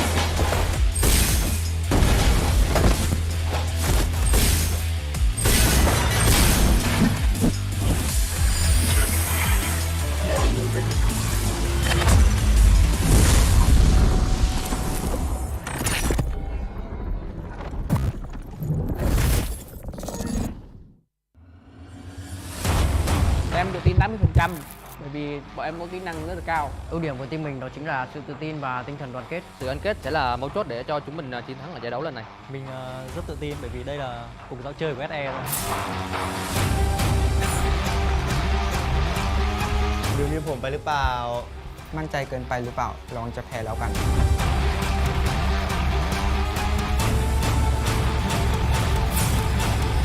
Đích của bọn mình là biến nhà vô địch thành cựu vương. 100% team mình sẽ chiến thắng. Giải đấu lần này thì mình thấy EVOS Thái Lan khá là tự tin, nhưng mà các bạn quên rằng là những đội cho dù không vô địch nhưng mình thì cũng có thể kéo các bạn không vô địch cùng. Tụi mình muốn gửi lời thách đấu đến đội tuyển EVOS Phoenix. Hãy coi chừng tụi mình. โอ้ยโว้แล้วพี่พวกพี่ก็แค่อดีต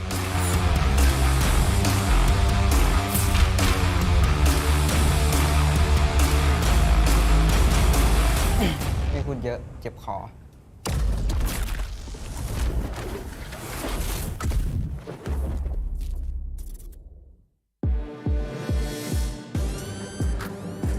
بكل صراحة يعني السيرفر مثل ما معروف الجميع الذي يريد كل أحد يتغلب عليه هو السيرفر التايلاندي، ونكونوا بالصراحة يعني الفريق الحلي حتى هو ثاني كل أحد يريد يتغلب عليه هو فريق إيفوس. มั่นใจเกินไปหรือเปล่า ลองจะแพ้แล้วกัน เปอร์เซ็นต์ที่จะชนะผมคิดว่า 99% นะครับ อีก 1% ให้ทีมอื่นเขาได้เล่นบ้างครับ إيفوس ستخسرون بسبب ثقتكم الزائدة.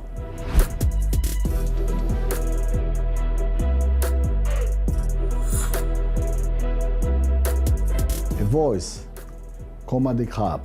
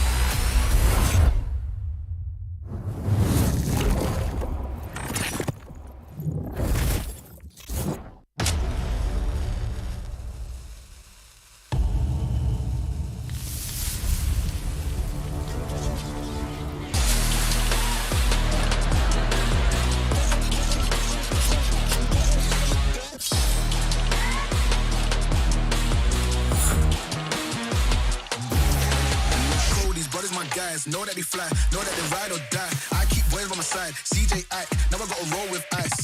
No rush, go on move dumb. Pushing, so I'm move dumb. Peace and love turn to peace and gloves. Now you gotta do a run up. Generations caught up. Look how things will switch. People they're quick, now they wanna move out the bits. Boy wanna throw to bitch, nah. Unless you heard it from me, then you ain't heard it from me. Got it from me, all that energy extra. They wanna see me with the hitters.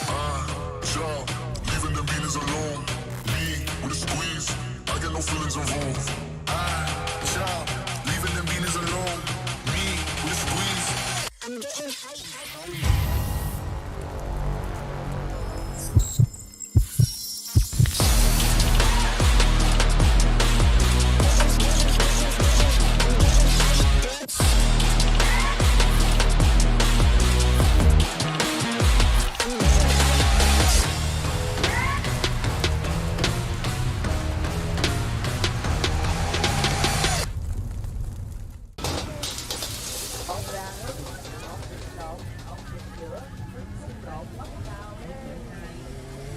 Cho một lẩu Thái anh ơi.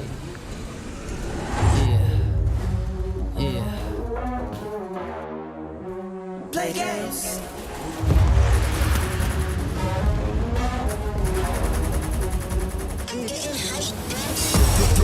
Yo, crank that volume, turn it way up. Get your up. Damage, then you gon' pay up. Yo, crank that volume, turn it way up. Get your weapon, get your blade up. Damage, then you gon' pay up. Yo, crank that volume, turn it way up. Get your weapon, get your blade up. Damage, then you gon' pay up. Play games.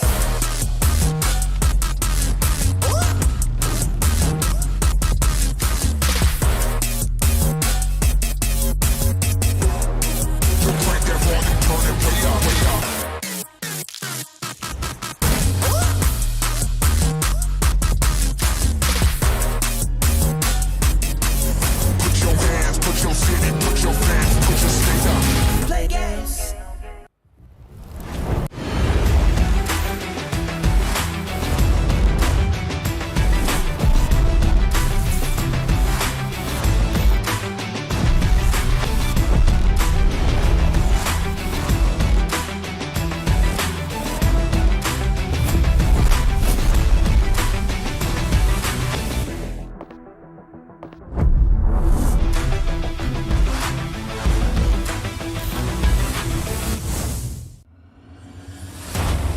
Em tự tin 80% bởi vì bọn em có kỹ năng rất là cao. Ưu điểm của team mình đó chính là sự tự tin và tinh thần đoàn kết. Sự gắn kết sẽ là mấu chốt để cho chúng mình chiến thắng ở giải đấu lần này. Mình rất tự tin bởi vì đây là cùng giao chơi của SE rồi. ดูมีผมไปหรือเปล่า มั่นใจเกินไปหรือเปล่าลองจะแพ้แล้วกัน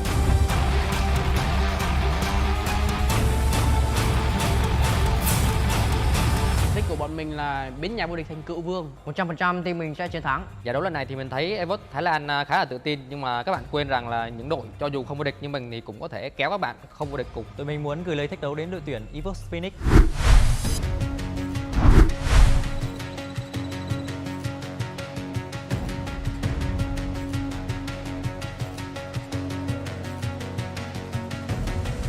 There's something in his eyes. There's a storm within, but it's written in the sky. Let it break me till it's over. Won't let it shake me, no.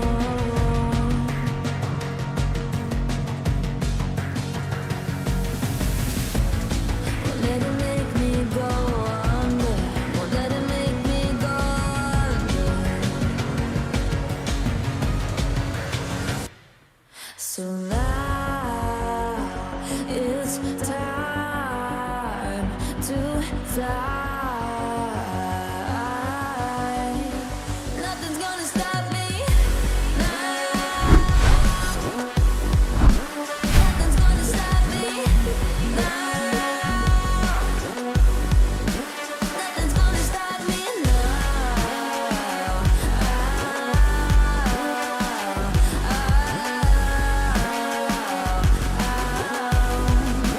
Nothing's gonna stop me. No one will ever get left behind. A million more before I've tried. Won't let it break me till it's over. Won't let it shake me, no.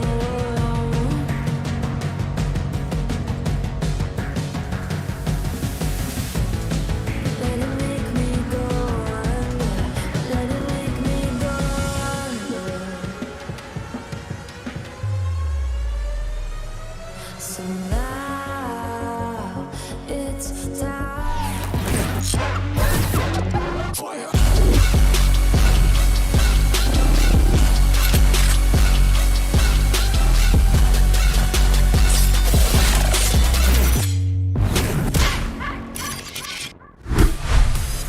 Welcome back to the FreeFire SEA Invitational. So getting ready for game number 2, Purgatory. Once more, you are with us. My name is Husky, and alongside me is the one and only drumroll, Mustachio AJ. That's my best. That's the longest breath I can hold. It's okay, it's okay. You'll hold longer breaths in the future. What a fantastic first game we had on our hands. Totally unexpected turns in every single encounter. Genesis Dogma clunking out in the 11th spot. Who would have expected? And it's not like they were 11th and someone else got taken out first. There were only 11 teams in here, right? Alpha followed along, but that's a little bit more of an expected one. And then EVOS Phoenix going up against Expand. EVOS Phoenix dropping That's something I did not expect because I yes. thought today was going to be the rise of EVOS Phoenix. I mean, it's just round 1, right? EVOS Phoenix can do what they do in 4 rounds with just 1. So there's still some time. Yeah. We're going to Purgatory next, and these are the 3 teams we need to look out for. Well, lo and behold, EVOS Phoenix, Genesis Dogma SF, and Expand. All 3 of these teams have a 100% top 3 rate on Purgatory, with EVOS Phoenix being the unique case. They played 2 Purgatories on day 1, round 2 and round 6, and they got 3rd place for the first one, and they got the Booyah for the second one. EVOS Phoenix, I think they are ready for a little bit of revenge. And if this statistic is going to pan out in the exact same way in Purgatory this time around, it's going to be one heated battle in that final circle. But I don't think it's going to turn out in that way because I think the 3 teams will be very aggressive at the start, and there are many others that are as hungry as them. I mean, for example, a team like Farang, they've been thirsty all throughout their fights thus far without much water to drink. This could just be the round that they forcefully grab some. And Farang is Farang is a team that is also very proficient on Purgatory. Unfortunately, so far they have not been able to replicate that result on day number 1, kind of having some bumps along the way. Maybe this is a chance for them to do so. Honestly, hoping for the 3 featured teams to be in top 3 again on Purgatory. It is definitely a long shot. Right? We talk about a little bit, GD, Genesis Dogma, they lost the fight against Expand. It was more of a coin flip, but Expand taking out EVOS Phoenix is definitely a strong statement. This flight path, very forgiving. SBTC, the first and only team to go to Mode House and take that compound for themselves. Well, let's see if or not we're gonna spot any hot drops here. And yes, we will. Genesis Dogma, EVOS Phoenix. This does not seem good for the 2 top dogs who are trying to vie for that number 1 spot. EVOS Phoenix, they might just be a little bit hot from that previous engagement, but one can say the exact same thing for Genesis Dogma and Expand. Just backs away from everybody else towards Brasilia. Nobody's gonna engage them just yet. I would say that EVOS Phoenix are not even fully committed just yet, right? You have Get High, who is at the outskirts of Marble Works. But EVOS Phoenix, they're going to take the fight. Dells from behind. Big opportunity. He's getting ambushed. The captain goes down. Vector in hand. Dells looking for 2. And this guy is still running the Vector Kimbo because why not? Dells with 2 initial knockdowns. God Cruise, you show up. Oh my God! Dells swaps to a double revolver for the 3rd knock. And wow, GD are off to a fantastic start. Will we see a quick revival come through? GD. You need a bit more time. For the final guy through EVOS Phoenix. A while more. Shots coming on through. Kiki backs away. Just 4 more HP and he has done it. A full squad revive. EVOS Phoenix survives. Are they going to drop back in Marble Works though? They're going to straight up just run away. This is not a fight for them.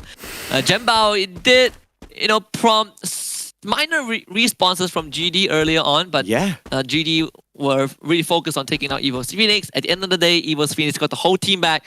Nothing much was lost on EVOS' side, but a lot was gained for GD. 3 free points, AJ. Might get the 4th even.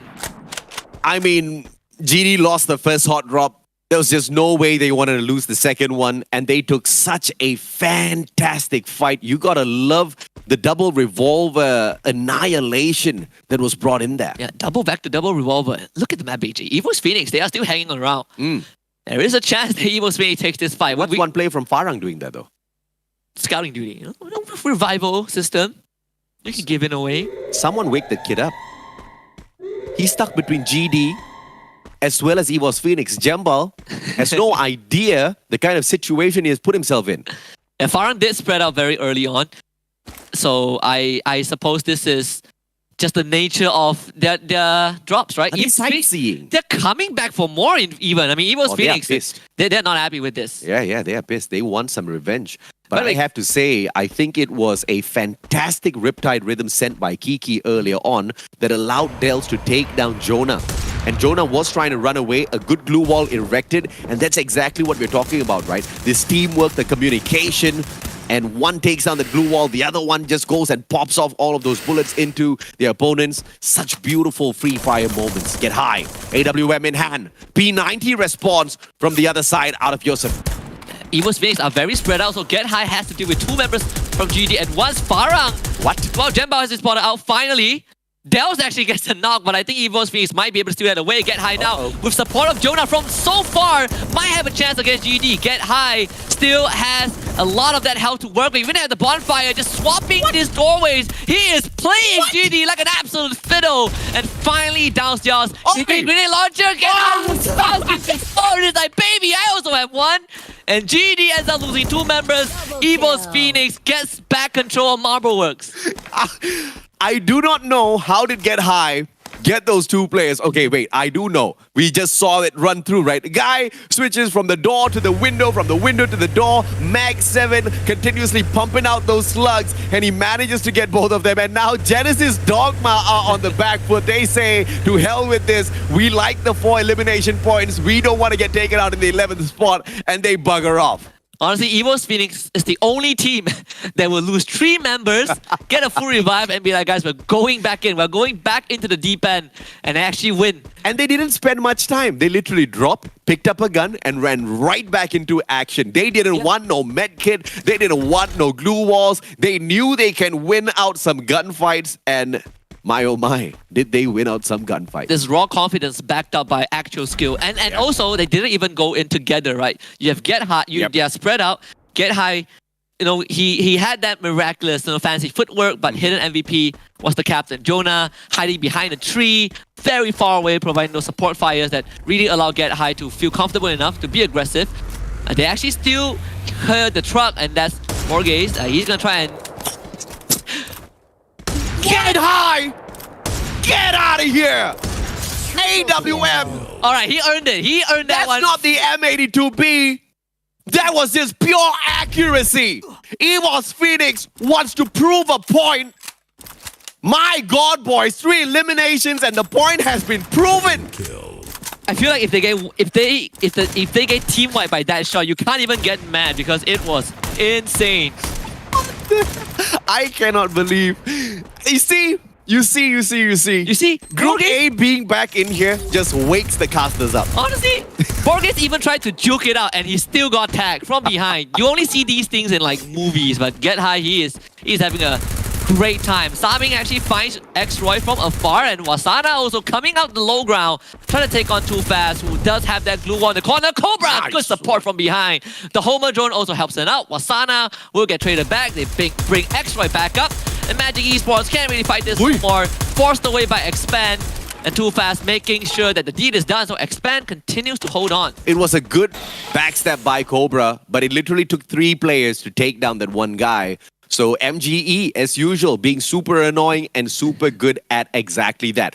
Jonah, Get High. Farang wants a little bit of revenge for Jembal now. Jembal together with the rest of the boys. Jonah finds Spade. One good nade tossed on out, and it manages to click away at Spade's HP. One more does not clip him, but Jonah from the back will be able to find him, and Jembal goes down as well. Fies with the Bison, cannot do much. He gets dropped like a fly, and that's about it. Team Farang only has one final survivor now. But why they did in the first place, AJ? They wanted revenge. Wait. What revenge? It doesn't concern them. It doesn't concern them. No, they sent out one guy and then one guy got taken out. They're fighting a fight that they are not a part of. Alpha up against LGDS. They're like, if we can't win a Booyah, we might as well try to take down Evo's Phoenix. Well, that didn't work out well. They lost 3 members. LGDS just lost Bruce against Alpha. And these are the 2 teams that are pretty close to each other, right? In terms of the standings and performance so far, Alpha and LGDS both losing one of their members. You see that Nate getting tossed out. Remind is dropping very low, but still is hiding behind the tree.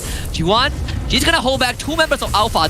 Those nades are chipping his health bar, but not enough to force him away. Roro also supporting from behind. A pretty drawn out fight. Gatao moving forward. Roro finally pushed away as that glue wall goes down. But LGDS are still holding on. Gatao wants to push Yuan out. That glue wall drops and Yuan wins that fight.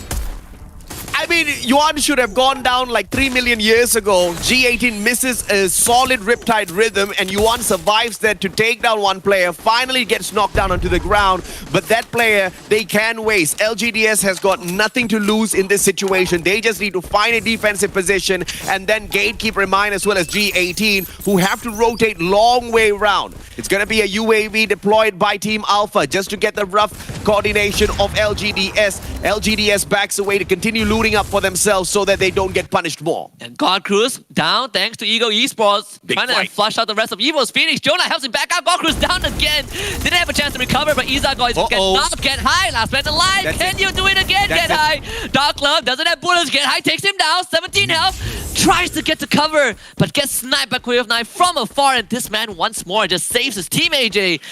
Q of Nine just playing Axel's role from Expand, right? Just stay away from all of the battles, back up the rest of your team members, and do that one thing absolutely well. QF9 saved the team not once but twice now. Earlier on, it was the Booyah, this time eliminating the world champions. What more can 2E want?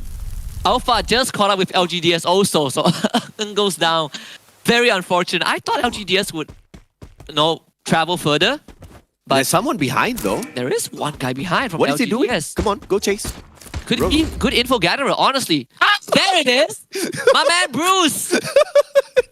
He just waited. Perfect timing. And now G18 can't do much, but Vending machine. Purchase back 600 coins, 2 players right back in the mix.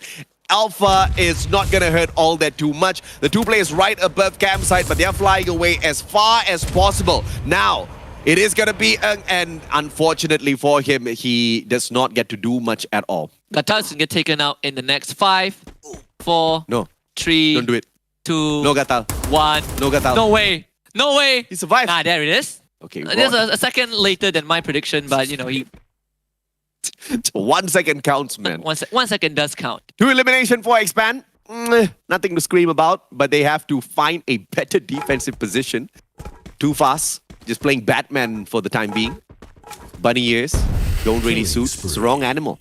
Actually, I kind of like this a bit more because normally during our MCPS majors, everyone has kind of like the tournament outfit, right? We had the Pineapple Surfers for the last major, and now everyone looks more unique.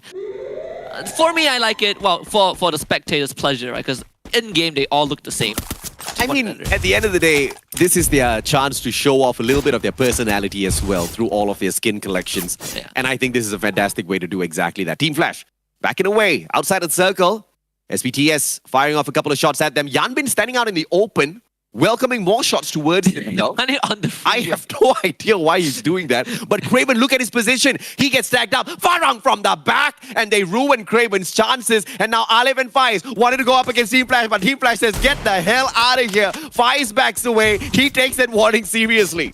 It's a tough round for Farang. They have not been able to play FreeFire properly. Bayo gets sniped by Tyson from behind, as early on you do have Magic Esports spreading out a bit far and wide, so they did get some decent info. Faiz taking this chance to also chip in as Yanbin gets sniped. So Team Flash, they are losing a lot of resources just to stay alive. Neo from afar also gets Rip God.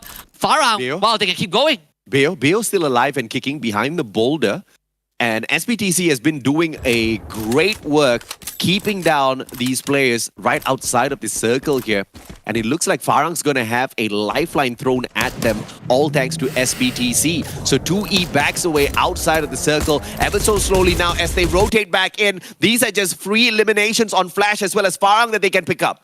Ego Esports is going to be very happy because they just saw Team Flash drive right into this compound and they are behind, so they can snipe Quay of Nine. He's going to have a field day with this one. Farang needing to hold off Team Flash. It's only just Jambao and Spade, the 2 veterans of the team, the 2 CQC experts. Can they hold off Ego Esports though, as Yanbin is there? Wow, Ego Esports, they're not even going to wait. Team Flash now has to do with Ego Esports. Oh my. He just launches themselves and losing 2 members to Team Flash. The Vietnamese are not caring at all.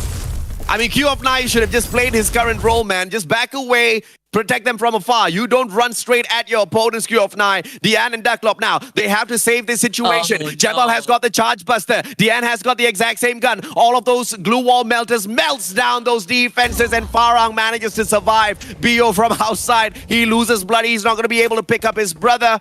So let's see if or not he can go 1v2 against Farang. Yeah, Bloody actually won Team Flash that engagement against Ego Esports, but what am I watching when these teams are incredibly aggressive? Okay, Bruce even fights Wasana. LGDS bringing the full squad back, and they're actually wiping out Magic Esports. LGDS on fire right now. Let's see if they can keep this up. Expand right on top. Which is that player? Super cheeky. Brings in the rest of them as well with that information. It was Cobra first. Too Fast follows in alongside X-Roy. The one guy that's not in this mix is the sniper Axel from afar. He's going to be protecting them from outside of the circle. Finally joins in the fray as well. The next one that they want to aim for is LGDS. LGDS still keeping an eye on MGE. And look at who's staying outside of the circle. SBTS making a very slow approach to this next safe zone. Yeah, Farang also got finished off outside the circle as well. Team Flash are only left with Bale and LGDS. They are going to start to take on Expand first. Samin can't do much. He's the only guy alive left for Magic Esports. Expand is taking it slow, and X-Roy even poking at SBTC as Tyson, his back is exposed in fact. But Expand so far haven't been able to get any knockdown, so they will try to go for the push onto LGDS. This is a very crucial moment. Axel taking the frontal charge, gonna push LGDS all the way back. The Homer drone slowing down Bruce. A lot of info given over to Expand, and Bruce, he's trapped. Axel has got the Trogon, one of the preferred shotguns of the current meta, of the current season, the newest edition. And this shotgun is just absolutely obliterating all of those players all throughout these lobbies. Now Expand can't find no ingress towards LGDS. Saming from outside can take a couple of chip shots. Cobra with the Groza cannot respond to the players of Genesis Dogma just yet. They move on to take Saming out of the equation. A good glue wall, but Saming barricades himself inside of this small little hut. Glue wall melters comes on through. Trogon in the hands of Axel, and that does the job as X-Roy puts the final bullet in. And X-Roy actually got knocked down by the lock-on missiles, but they can bring it back up because they are in the shack. And I love that Expand, they just completely abandoned the push against LGDS because they need the circle, right? So now they get to gatekeep LGDS as X-Roy heals himself back up. Cobra just sniped Bruce as well. They even put down the trim mine just in case LGDS runs into them. This is a good move from Expand. Roro also gets knocked down. LGDS completely wiped, but it's GRC that steals it all away. And Expand now needs to deal with all these long-range firepower from the Indonesians. But GRC will be dealing with Genesis Dogma for the time being. Expand can recover. Expand can buy a little bit of time. But yours is going to be a little bit of a pain. He's got the power file in the hand and he's flanking around from the right-hand side. Look at him go onto the prone. 18 Dia out in the open. Good glue wall. Liam charging up the grenade. Rest the final player coming through from GRC. But Expand wants to finish this off. And GD only has one last player in this game, so Expand, they need to do a GRC. Liam gets a great shot onto X-Roy. He's gonna try and get his teammate back up as well. 18 Dia gets rescued. GRC under a lot of pressure. Big nade coming through, chipping the health buff of Expand. They're still barely alive thanks to the Steffi ability, but another nade coming through. A glue wall melter, shutting down the glue walls of Expand. They gotta keep moving right now. It is slowly getting taken down. Alvaro clusters coming through. This time Expand's able to run right out into the open to take on GRC. Aphrodite hit on. X-Roy, 7 health, doesn't get it. Too Fast supporting him at the back. They get a decent trade back. Expand still running. 18 Dia gets sniped from Cobra, and Expand has a great chance to get this booyah. Yoss is next on the table. GD can hold on, and Expand AJ, they have the number. They found Fires. Yoss out in the open, cannot survive. Expand does it again. 100% top 3 rate. And on top of that, a booyah on Purgatory. Fantastic plays. Fantastic strategy, fantastic executions as well. And this time, no nade was gonna touch them because they saved that Steffi and they popped it. And you wanna know what? They popped 2 Steffies just to be safe. Just in case. And I tell you the best part is the Steffi didn't even block the clusters. The grenade thrown was a glue wall melter, but anyways. It blocked all throwables, so it's all good. Excel is the MVP, right? He's the MVP and he plays so good we had to put 2 of him on the screen. That's how good this man is. Jokes aside, I mean, Expand had a great round. The entire sequence, the decision making, something that they demonstrated on Bermuda. They did it again on Purgatory, and this time rewarded with a booyah. Oh, looks like they want to cash in on those 3 dinners. I'm ready to pay, boys. I am ready to pay. Now, this is something that I'm very, very, very happy about because, you know, I don't just like talking about the underdogs being underdogs forever. At some point in time, the underdogs need to rise up to the occasion and show us exactly how much they have improved. And that's exactly what Expand has done. And yesterday was a little bit of a disappointing play from them right after getting that one booyah. They played the most passive gameplay I have ever seen, and it was so frustrating to watch. But this time, we are getting the aggression, we are getting the confidence, and we can see that they want to be the Southeast Asian champions. Oh, 100%. You also have to commend kind of the leadership of the team, right? The support plays from Too Fast and EXO, very nice. You know, we say that EXO is always the long-range sniper, but when he needs to go in as the first guy to rush in compound, he does it, and he does it pretty well as well. You know, he allows Cobra to do his job. Too Fast towards the very end, getting 2 crucial snipes also onto the members of GRC. But the confidence from Cobra, that's something that has been missing for more than a year. Ever since Blacklist International, you hardly see Cobra be confident and efficient. That guy has now returned. When I say what I'm about to say, I in no way take credit for their achievements, but I am so proud of how much they have grown.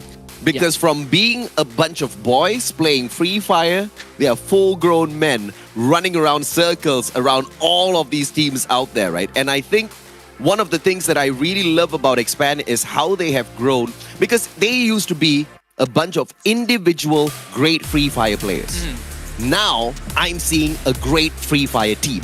Absolutely. I think you hit the nail on the head. That's something I also wanted to bring up, right? When Expand was first formed, it was a superstar team. A team slated to win every single tournament in MCPS and be the flag bearers of the region. And they've overcame all the Filipino Titans. They've overcame all the local teams, but they couldn't overcome themselves because you have so many moments where you can clearly see the break-off from these individual players, right? Those very sloppy decisions. So far, we are seeing a very united team.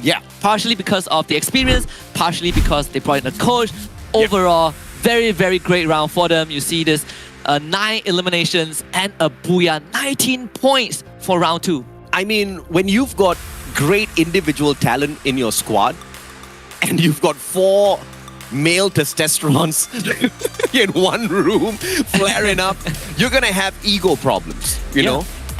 But that is just one more hurdle in your journey that you have to overcome, which I'm so glad that they have finally been able to achieve. And you're also looking at a team when they came together.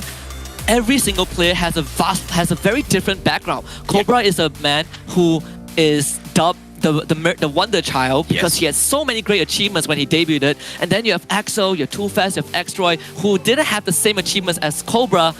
And to have all these personalities gel together takes a long, long time. They've gone through countless of boot camps, they've gone through countless of failures, and to see that finally pay off is great. I mean, once again, Axel, look at that. 4 rescues. This guy plays that long range, plays that backup. And let's take a look at their team comp here. They play a double Homer, double Steffi. Too Fast and Xtroy show as hell pop those Steffis at the right time. The Homers were being brought out at the perfect moments as well.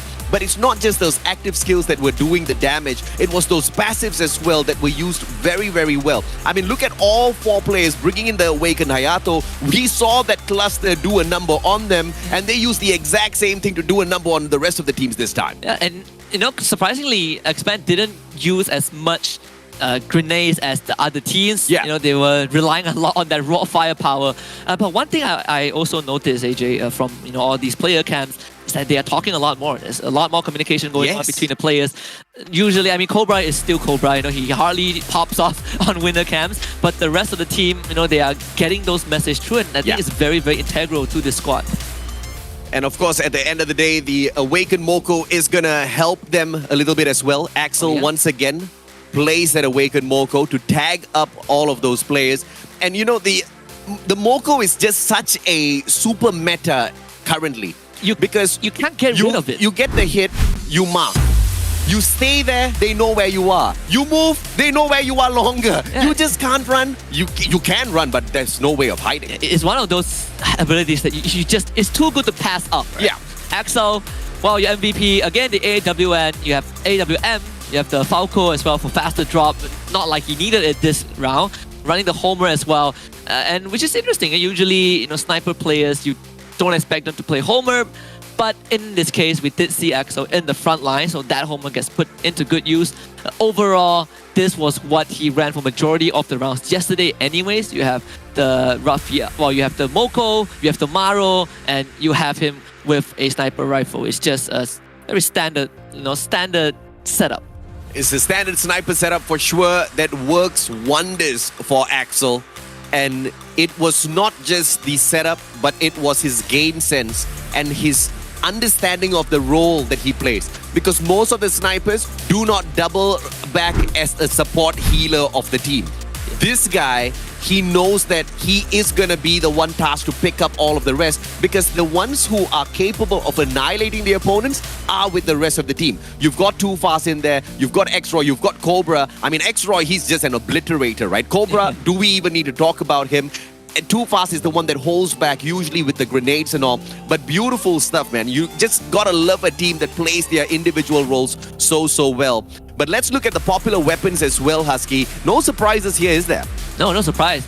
Probably the Scar, but overall the rest are the same, right? AC-80, that is a staple at this point. It's like a cereal for English breakfast. I don't know if they eat cereals as breakfast. I guess they do. It's like roti canai for Malaysians.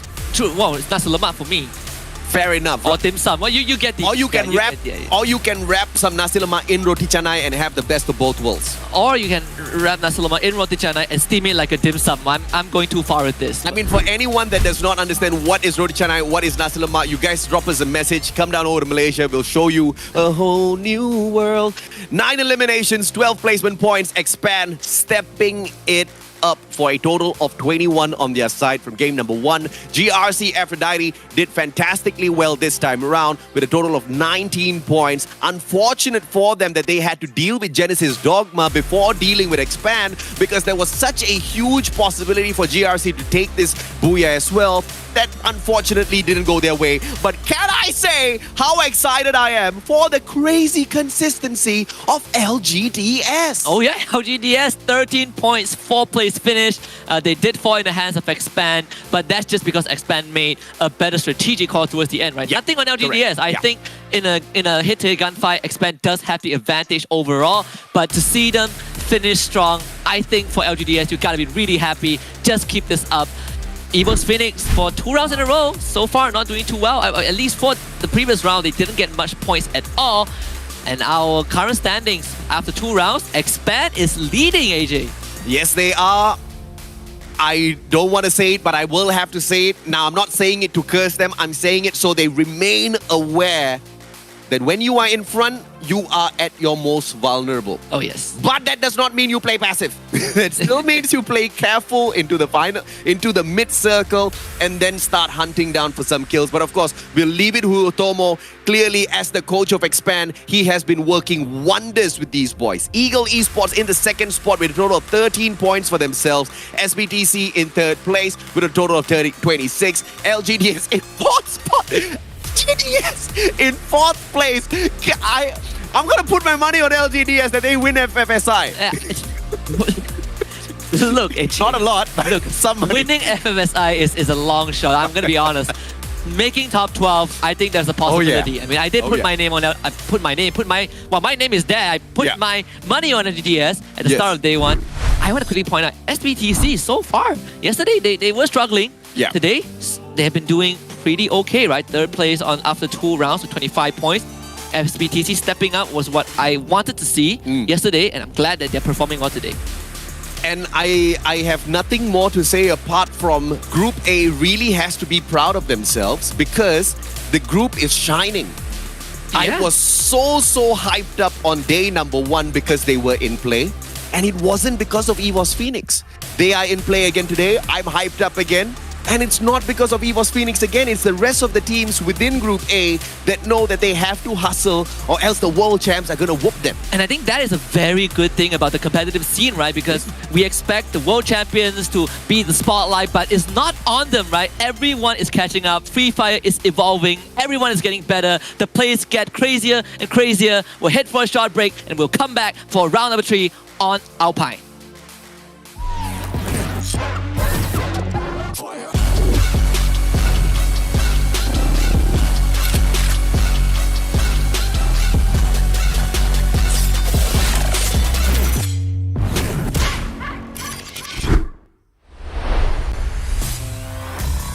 Queremos vencer a Tailândia porque eles são os atuais campeões mundiais. ไม่พูดเยอะเจ็บคอ Cakap banyak tak guna. biar keputusan yang berbicara. Jadi kepada tim-tim yang wakil daripada setiap region, hati-hati dengan tim MCPS. #tebus maruah. ทุกทีมระวังตัวไว้นะครับ ปีนี้ผมจะมาเอาแชมป์แน่นอนครับ Kerana terlalu yakin, korang akan kehilangan buya. Buat region yang pede banget, beda lawan, beda zaman bos. Indonesia Neo Era siap juara.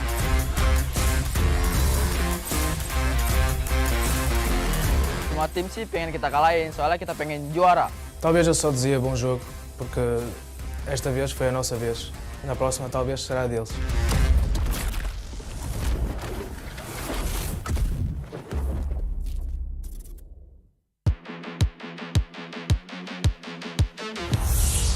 ถ้าให้1-1กับใครหรอครับ คงจะเป็นเฟิร์สไรเดอร์อยากส่งวาสนาไปสู้กับนอตจะได้ดูสมน้ำสมเนื้อกันหน่อย Menurut gua yang paling pede itu ya tim Thailand. Semoga kalian ingat kejadian di Garrison waktu itu.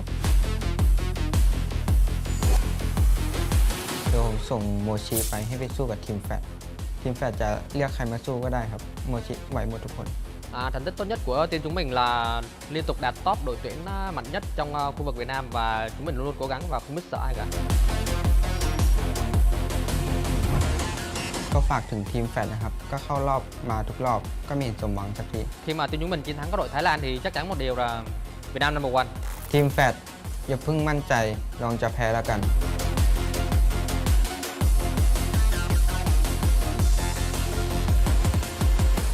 ฝากถึงอินโดนะครับ ครั้งที่แล้วแค่อ่อนให้ ครั้งเนี้ยของจริง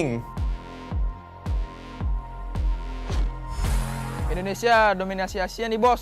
F Indo juara. มั่นใจไปเปล่า ถ้ามั่นใจมากเดี๋ยวผมจะทำให้จบ 12 ทั้ง 6 เกม มาถึงทีมอินโดนะครับ ระวังโดนสิงโตกัดนะจ๊ะ Untuk region yang pede banget, gak usah sok pede lah. Lihat aja ntar. ก็มาดิวะอินโด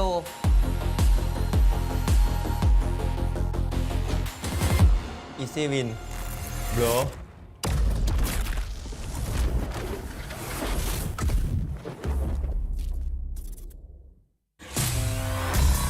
Queremos vencer a Tailândia porque eles são os atuais campeões mundiais. ไม่พูดเยอะเจ็บคอ Cakap banyak tak guna, biar keputusan yang berbicara. Jadi kepada tim-tim yang wakil daripada setiap region, hati-hati dengan tim MCPS. #tebus maruah. ทุกทีมระวังตัวไว้นะครับ ปีนี้ผมจะมาเอาแชมป์แน่นอนครับ Kerana terlalu yakin, korang akan kehilangan buya. Buat region yang pede banget, beda lawan, beda zaman bos. Indonesia Neo Era siap juara.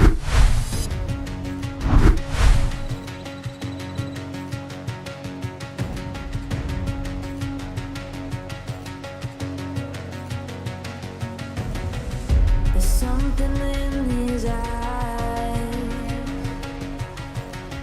There's a storm within, but it's written in the skies. Let it break me till it's over. Won't let it shake me, no.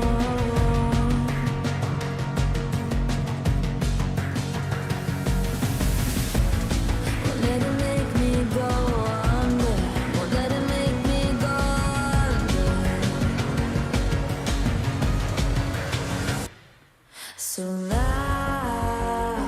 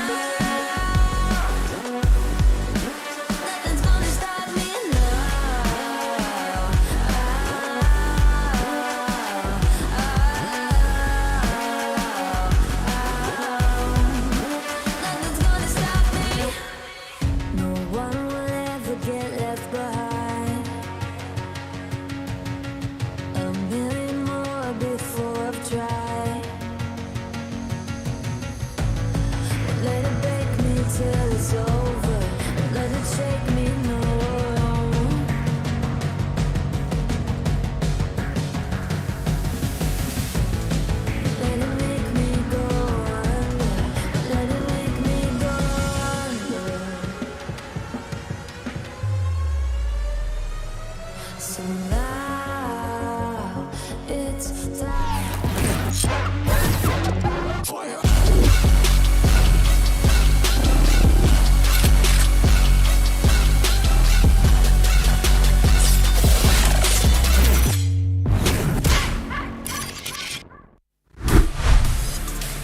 Welcome back, survivors. This is the best Free Fire action you can find out there on the internet right now. This is the Free Fire SEA Invitationals, and I tell you, the matches are as hot as ever. I am the Mustachio AJ down here with Husky, and we are your casters for the day. And I think today might just be the most fun we've had on FFSI. Every day is fun, AJ. What are you talking about? It just gets better and better and better. Yeah, that is a better way to put it. I thought I casted like 6 rounds, but apparently we just got done with 2. But I feel like it was just one match. It's like so quick. No, I felt like we casted a lot more than that because it was so intense, right? 2 back-to-back rounds with just crazy plays, one after the other, whether it's individually, whether it's, a team-based play. Now we head into Alpine. And I'm even more excited for this because we talk about Expand so much. Alpine is one of their best map. I don't want to curse them by any chance whatsoever. So let's take a look at the teams to look out for. Genesis Dogma, 100% top 3 rate alongside Team Flash as well as SBTC. Will this statistic make any bit of difference, you think?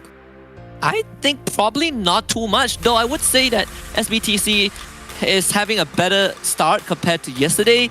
Team Flash, they are suffering a little bit. In the previous round, I think they were getting hammered by SBTC. They were getting chased down by Ego Esports. It seems like the Vietnamese team just don't like Team Flash, even though they're from the same region. Yeah. For Genesis Dogma, they also had a very rough round 1, and round 2 they were able to scrape by with 15 points. So I think this stats, even though they have top 3 finishes on Alpine, it's not the be-all end-all. 15 points from one match is very decent. Genesis Dogma has more than a solid chance to bounce right back into action, back into top flight mode once again, and continue overtaking everybody else. But EVOS Phoenix wants to shut them down. Expand wants to take that #1 spot. Everybody wants to go for broke, but exactly who can pull that off, we will see as we head on into Alpine. It's going to be potentially a very flat flight path yet again. We will be able to find out in 3 seconds. And it is going to be very fair. Another fair flight path. Very, very fair. So Expand most likely will go for Forest Red, and at least we know the teams from Group B, no one drops Forest Red, so Expand were not contested yesterday. Yep. But I wonder if that would remain the same today. LGDS as well as GRC at Blueville, that could be a potential collision unless one of them smartened up, took a look at the recordings and decided to switch up their drop spot. And also for Farang's, Jesbu is going to play in this map, so Spade would be out as well, get a sub in. So it's a bit of a switch up for Farang's composition. Once more Forest Raid. All right, Team Flash. We've completely forgot about this. Team Flash loves Forest Raid. That's what stopped Expand and FFWS. But I wonder if Team Flash would drop nearby. They did fly through. Zeo Esports, though, they are going to lose Izagot to kick things off. Meanwhile, you also have MGE facing up against Farang. MG is not an easy team, but this is a hot drop. So it's 50-50. Craven backs away. Wasana has got a Vector? UMP at the very least in the hand of his friend. So Farang has got a decent chance here. Gotta love that Ballerina 2-2. As Faiz backs away, this is a Mac 10 craze that might just be able to put them all on the ground. Aleph manages to get one with the mini Uzi. Wasana responds with a good headshot out of the Vector. Craven from afar, and Faiz fails with the Mac 10. How do you do that? Get double swung. There's too many bullets for one guy to deal with. Jembao able to buy some distance from afar, still trying to punish Magic Esports, so not all hope is lost. Farang able to get their members back up. In fact, Jesbu goes for the boost, able to get rid of the confinements of their glue wall. So Farang can still continue to take on Magic Esports. Jembao walks into that building, instantly gets shot, able to walk right out, gets down by Saming, but Jesbu comes in for the backup. Donbu is behind him. This looks like the church meme. Everyone is behind one another. No, Farang able to get their members back up. Ali puts down the glue wall. Donbu still goes for the swing. Jembao gets brought back low, and it's going to be a 1 versus 1. Longest fight in my life. Craven cannot be picked up just yet. Donbu's waiting for him to come by. No glue walls to erect just yet. He gets slowed down. Homer's getting his work done. Jembal and Aleph can go in for the finisher, but Donbu manages to get the pickup in the nick of time. Backs away. 77 HP. Gets tagged up as well. Aleph, very low on HP, but he could not finish off Donbu. Now, Donbu has got an opportunity to recover, but he's all out of medkit, all out of utilities. Only the Mac 10, but it's a really good gun in close quarters. Yeah, his health is slowly regenerating, but it's not enough. You can see Aleph, he has the Homer drone as well. That will allow him to hunt out Donbu. And Magic Esports first him get knocked out. And on top of that, when Jembal brought Aleph back up, he actually had the medic gun. So Jembal got healed to full health. Yeah. They are going to win out regardless in terms of health pool. Meanwhile, Alpha, they have 4 eliminations already, getting pinched by Ego. And Jazaria once more able to save Gatao. That's point number 5. Jazaria's my MVP on the side of Alpha anytime, any day. This woman is an absolute beast when it comes to Free Fire. She just makes all of the female players around the world so proud. She represents all of them. Oh, she definitely does. Even for MCPS, we had one consistent female player. We just didn't get to see her much, right? Panda, we've seen her before. Yeah, she's the backup. She's the backup. Jazaria, that's the main roster. She's like not just main roster, she's the main player. 3 eliminations under her belt. Even on day 1, she was the one that has been putting on a lot of the numbers for Alpha. And I think they need that because the first 2 rounds for Alpha have not been kind at all. Vastly different from the day 1 performance, the day 1 opener that we saw from Alpha.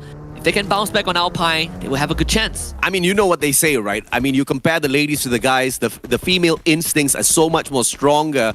You know, in the first day, we just saw her survivability with the game sense just being so strong. She was always the final survivor, always circling into those right positions to, at the very least, get those placement points for the team because there's just no way to bring the rest of the boys back. So it's just those type of moments that just makes me fall in love with Jazaria's plays more and more. Let's see if or not she can help the rest of Team Alpha climb up the leaderboard little by little because goodness knows they desperately need to climb. Oh, they 100% do. And it's a good chance for them to overtake some of the teams on the leaderboard, right? It's not they started the day on a bad position. They've only played 6 rounds so far. Well, by the end of day 1, EVO's Phoenix. Jazaria bringing back the full squad. He just needs a bit more time. Come on. She just needs a bit more time. Jazaria. She's done it. She gets it done, but can she also get one quick knock before getting taken out of the equation? Jazaria backs away. It's a 1v2. Good glue wall. Jazaria still alive and kicking, but get high. It took 3 guys to take her down. Jazaria is a monster. She has done the bare minimum. Bring the rest of Alpha back, and that is a very honorable death in the hands of EVO's Phoenix. There's nothing much that she could do. So Alpha gets to live on, and if they can find the vending machine, they can bring her back. And you'll have the full Alpha team again. Meanwhile, Farang, after taking out MGE, now will face off against SBTC. Tyson did see Jembao, and SBTC, not sure if they know they're getting pinned. But what a shot from Tyson! This guy. M82B. The Raphael, man. Jembao just instantly bled out. M82B, usually you'd expect it to, I guess, shoot through a couple of glue walls, shoot through a couple of vehicles. But no, that was just an instant lock-on, instant annihilation. Like you said, Raphael, 90% faster bleed. But you might as well just change that to 300% because the guy barely had a chance to get picked up. They should get the second one as well. Fire is in the arsenal. Jesbu actually got taken out by Artemis. So that's 2 members down from Farang, but the problems have just begun. Because look out who is on the horizon. It's GD. That's it. It's Dows. Completely blows up Aleph to smithereens, and Fire is just gonna put down 10,000 blue walls. Gets the monster trap. Okay, 28 health. Can he survive? Can he? No, can't do it. Can't do it. Kiki found him. Kiki found him in a car and literally took his head off. Fantastic plays out of Kiki. Firefall delivers. Tyson with M82, but he can't do much. Pulls out a campfire. Guy wants to roast a little bit of a fish that he caught from the river just beside his location. But I don't think that's a good time for that now. He needs to back away, catch up with the rest of SBTC. And they are just right behind the horizon there. So Genesis Dogma, quick clip, but that's all they're going to get out of SBTC. There is one SBTC member on the far north. So he will be able to scout out the location of GD. But I think SBTC, they're looking to rendezvous with one another. Not going to take this fight at all. So GD not gonna waste too much time also. While that was happening, G18 was able to brought back Zazaria, so Alpha has the full squad again. Tyson somehow still gets sniped by Kiki. GD, after getting that knock, I think they're gonna stay around and they might even go for the rush. Yeah, they are coming in for the rush most definitely, Borges. But they're not going to get here in time. The recovery is going to be quick. Tyson should be able to patch himself back up. Woodpecker in the hands of Han. Han does have got a launcher in his hands as well. Let's see if or not that's going to do any bit of damage. That launcher is usually going to be able to lock onto vehicles. No vehicles on the side of Genesis Dogma. And the damage to those glue walls isn't all that too fancy. Dels puts Neo down on the ground. SBTC on the back foot, but Tyson once again delivers as he knocks down Borges. But Han from afar, he's got the Drogon. Can Han get the job done? No, yours backs away. They have the glue wall though to isolate these fights. This is also a fight between Tyson and Kiki, both playing supporting fire from long range as well. And Han, he's gonna get time to recover himself, and the best part is they found Kiki! Wow! They actually sniped Kiki, so no more support fire for GD! Dels is in a horrible spot. Tyson wins out the sniper battle, and GD, they might have just met their maker. SBTC looking for the finishing blow, and GD loses out on this one. SBTC continues to roll. Double Trogon. If you're wondering what shotgun you want to be picking up, it's the new baby in town. There's no way that gun fails you. Just so much of firepower. The rate of fire is fantastic. I mean, it's gonna shy slightly lower rate of fire than the Mag 7, but nobody's gonna complain, all thanks to the shot accuracy as well as the power in terms of depleting the HP of your opponents. Drogon's the way to go, but 2E just firing at nothing right now. Takes down that one glue wall, shuts down the player. Bloody bleeds out. That's a force bleed, and the rest of 2E just scrambling around to look for more of Team Flash. Now that boulder to protect them, but that glue wall is, sorry, not the glue wall, the blue zone is going to be pushing them in soon. Yeah, they also send out the UAV, so that allows them to not only clear out the area, but also rotate further to attempt to kind of pincer or push or flush Team Flash out. Team Flash were able to get away for now, but 2E can easily chase off after them if they want to. I mean, Team Flash even left the truck behind. So free vehicle for Eagle Esports to acquire if they do wish to go for it. Team Flash still made it out with 3 members. That is not too bad. Genesis Dogma going down this early yet again is just such a shocker. I mean, it's good for Expand because they are chasing on the leaderboard, you know. I mean, leaving Expand out of this, I just want to talk about Indonesia as a whole because this seems to be a trend now. This exact same thing happened to First Raiders Eclipse. Breakout round in the debut day, comes in into day 2, and they get snuffed out. 0 points in 2 rounds. Nothing much to shout about in a couple of others. It was a very painful second day for First Raiders. It's turning out to be the exact same thing for Genesis. It could be the rock, paper, scissors effect, right? You know, Group A is better against Group C better against Group B, and you know, and so on and so forth. Maybe that is kind of the remedy that you need to keep the competition exciting. But regardless of that, we're also seeing Team Flash getting pincered by Eagle Esports and LGDS. Alpha still has 2 members left. I think it's the full team because they are in vehicles. But LGDS, they are holding pretty good areas, and they also get to gatekeep potentially Alpha, who are passing through right now. This is an important fight. We can thank Jazaria for the survivability of Alpha, bringing the whole squad back in, sacrificing herself, but the boys have done her well by bringing her back into the mix as well. And now, everybody's being pinned down by Roro. Look at the flank from that right-hand side. But we have to switch on over to GRC as they move on in to sweep out SE. Neo as well as Han backing each other up. Is a double Trogon action once again. But Fies does manage to take Artemis out of the equation. Double Trogon, can it respawn? It goes on to take down one glue wall first. Second glue wall goes down as well. 18 Deer gets picked right back up. Raz steps on out. And 18 Deer with the M1887. Neo rushes in without support, actually gets caught off guard. Instead, GRC now has a chance. Tyson also gets found. The turnaround from GRC at the very end to eliminate SBTC. But the problems are not over as Evo's Phoenix swoops in and wipes out the remnants of GRC. 5 teams left. Alpha against LGDS. Desira goes down. G18 also follows her. And LGDS once more makes it to top 4. LGDS. You know what will complete my day? Watching this team get a booyah. That's all I want right now for LGDS. Get a booyah. Oh, they're getting very close, AJ. But Expand, of course, is going to be aiming for that as well. They've been having a fantastic day, and so far they've been keeping quiet, just like what I want. But EVOS Phoenix right behind them.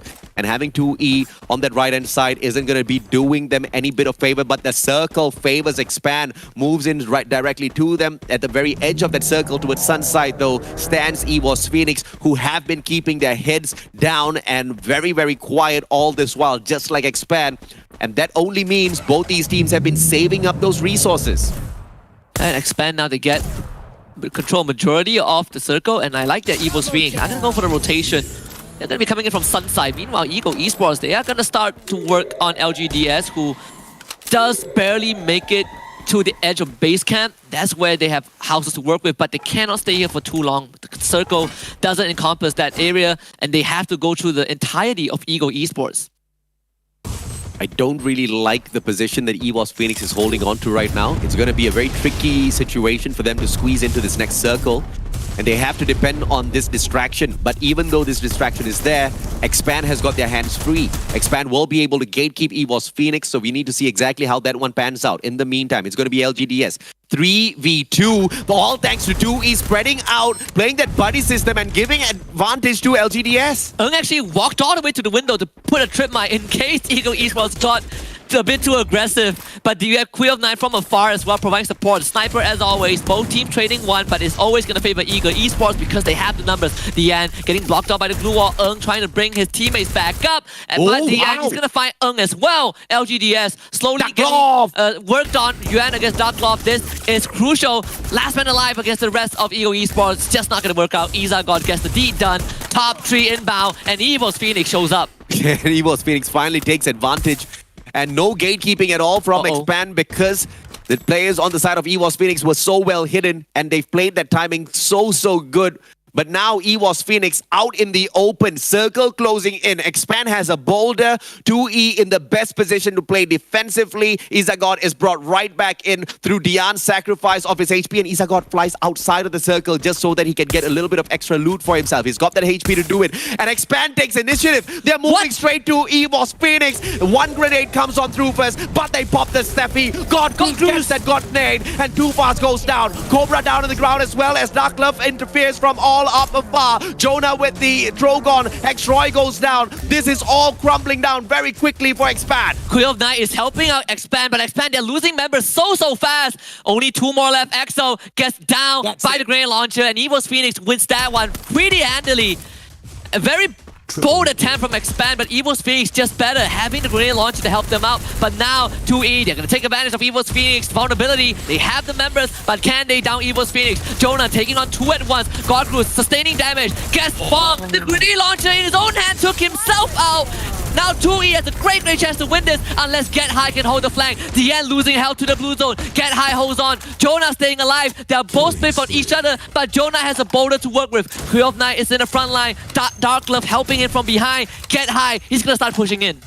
Let's see if Jonah can be that survivor because he does have 2 great guns. He's got the Drogon and the AC-80. AC-80 pops off first. Dark Love backs away. He pops the Steffi. No grenades are going to do much. Jonah pops his Steffi as well. Get High pushes on 4. It's going to be the Charge Buster. Charge Buster gets 1. Quick hit. Pulls out the Campfire as well. Dark Love comes on close. And the Drogon versus Drogon. Jonah doesn't fight him, but Dark Love goes down. Now 1v2. Q of Night backs away, but he's got the AWM plus the M82. But what can he do with this sniper? Now, EVOS Phoenix needs to do absolutely nothing. Throws on an ice grenade, a double ice grenade. Q of Night goes down. This is a win for EVOS Phoenix. What a booyah! Queen of Night could not find the angle to help Dark Love. You can see the ideation from 2E. Dark Love holds the front line with the blue wall to allow these long range snipes, but EVOS Phoenix did not give this sniper a single chance. What do we say, AJ? They start off slow, they always bounce back. EVOS Phoenix with this booyah. Incredibly strong statement. And it's not like they were walking over teams, right? They were getting ran at by teams. If you have Jonah or Mochi still alive and it's crunch time, they are going to deliver no matter what. Now, I love that the fact that Q of Night played his usual strategy of peeling away, but once he had moved away, I want to see suppressive fire. I want to see shot after shot after shot, stopping Jonah from approaching Dark Love. That did not happen. He just wanted to stay hidden away.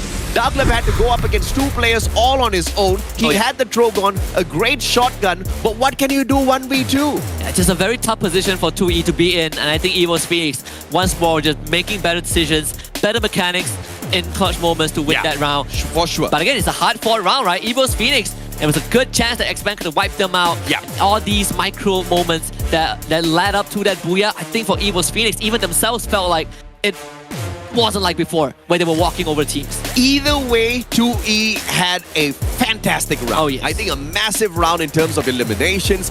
They get into that final circle. They get second spot. 2E is not going to complain. Of course, the icing on the cake would have been a booyah as well after such a massive round of eliminations. But it's okay, because at the end of the day, this was a team that was struggling on their debut day, and now they are on the way right back up the leaderboards. I love the way they are playing. I love the fact that Q of 9 has finally turned on his God mode. Yeah, and the two teams that did better compared to 2E in the earlier debuts, you know, Team Flash, especially Team Flash, they are not having a good time at all. SBTC also did very well in these 3 rounds. Expand also having top 3 finishes through and throughout. We're seeing the rise of some of the teams that we wanted to see more out of from yesterday. And we're getting exactly what we wanted.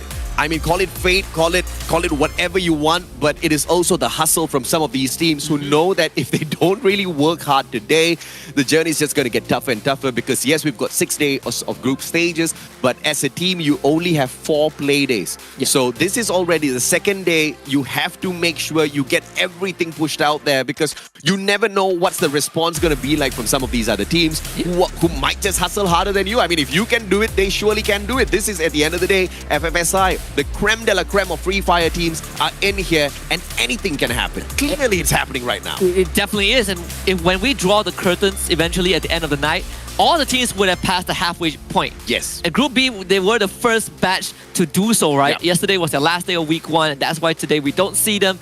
But when you put that into perspective, 4 days of play day is not a lot at all. It's definitely more compared to previous format. Yes. But it passes by really, really fast. EVOS Phoenix getting their 3rd booyah in the group stage.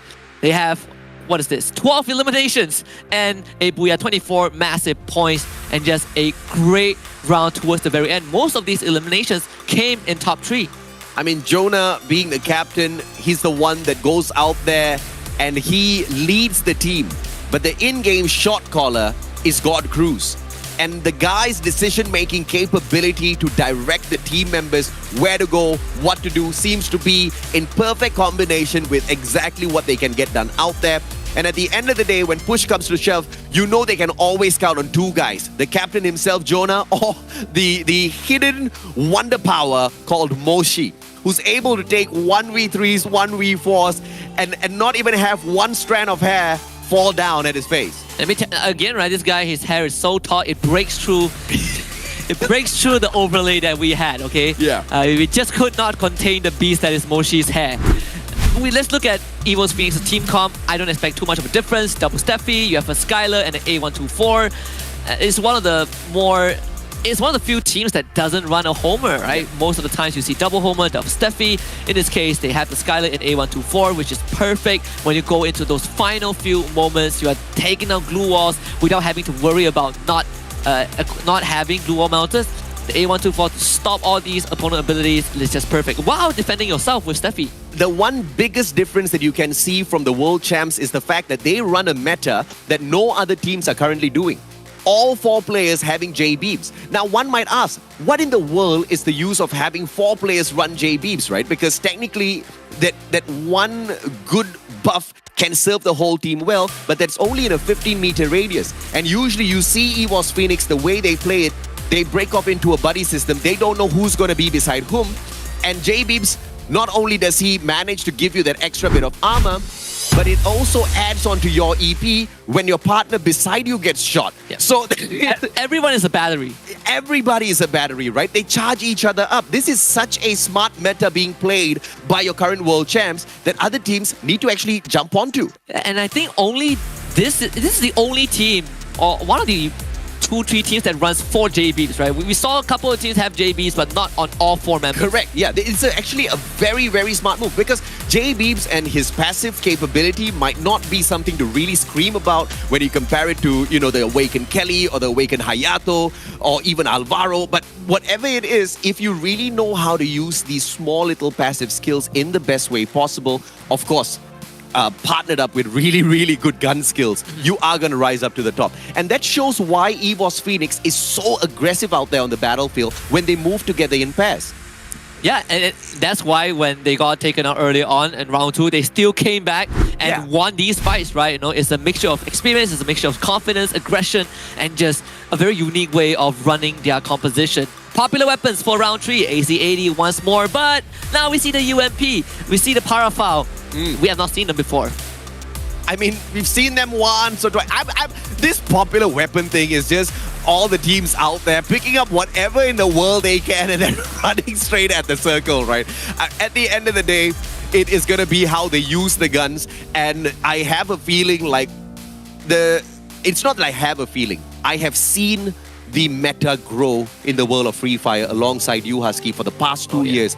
There used to be a time where regardless of what gun you get, you throw it away and you only focus on one meta gun. People were fighting mid to long range fights with Vector Akimbo. That's exactly. That's how ridiculous that meta was. And Garena has just grown that meta out so well now that there's such a great balance that in each and every single gun category, you still don't have just one specific SMG or one specific sniper or one specific shotgun. It's just so well balanced with each individual guns having their own good abilities. Yeah, I've been reading up on game design lately and I think they're making fantastic game design choices. 10 out of 10. Agreed.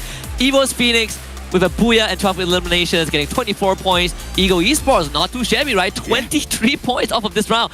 LGDS once more scores a top 3 finish in terms of points. You have SBTC to follow. Alpha also not too shabby. Expand this time, well, no eliminations for them. They did get 8 placement points, so they finished 3rd. Completely acceptable, right? They were trying to fight EVOS Phoenix, okay? Just calm down, AJ. This one is a unique case. Fine. The fact that they were in the #1 spot after the first 2 games, this is excusable. Genesis Dogma does slightly worse than Expand, which is unfortunate for a team that had such a good streak yesterday. I was hoping for them to really step it up on day #2. But for sure, the one thing that they can still expect is to break the record of their brothers, which is First Raiders Eclipse. Farang, though, the team from MCPS, they seem to be, saying that they're struggling is an understatement. They're doing as badly as Alpha, and Alpha has been struggling in their own accord. Even Team Flash has been struggling. They were getting taken out by Eagle Esports. They were getting taken out by SBTC Esports. Yeah. I know it feels so coincidental that the Vietnam teams are taking out Team Flash out of all the teams we have, but overall Team Flash gotta buckle up for the last 3 rounds. And just off of a good round 3, Eagle Esports placed themselves in 1st place temporary with 53 points. Expand still not doing too shabby with 47, but just one good round for EVOS Phoenix places them in 3rd. I like what both MCPS as well as Vietnam is doing. They're breathing a breath of fresh new air into the competition. It's not just going to be a one-sided region domination, whether it's Indonesia or Thailand jumping on in and claiming this competition to be theirs. Vietnam says, dude, we are still here. We can play. We sure as hell can get a booyah for ourselves. Expand clearly proving it for MCPS. So this competition is still wide open for anyone staking because at the end of the day, we are just at the halfway point. Even LGDS is in 4th place with 37 points. Yes! That's a higher average. That's a higher average than what we saw last time on the World Series stage. And when we hype up LGDS, we by no way mean it was a lucky run or whatever. So much of improvement in the team. Yeah. I am shocked out of my brain. Yeah, just to give, the bar for LGDS is certainly a bit different compared to the more experienced team. Yes. But with that being said, they are still delivering more than what I expected. Because unfortunately, you and I can only come up with these predictions based on data. Yeah. We don't just look at a team, look at the names and say, he's going to do bad, he's going to do great. No, it's on historical data and it's based on all of the plays that we have had the pleasure of shoutcasting as well. LGDS just was the team that used to come in and make these absolute boo-boos and get kicked out so early in these rounds, and you'd just be sitting down there wondering, what in the world's happening? but they're climbing right back up with consistent plays. You gotta love it, ladies and gentlemen, boys and girls. But now at this point in time, we gotta take a quick short break. When we come back, it's game number 4.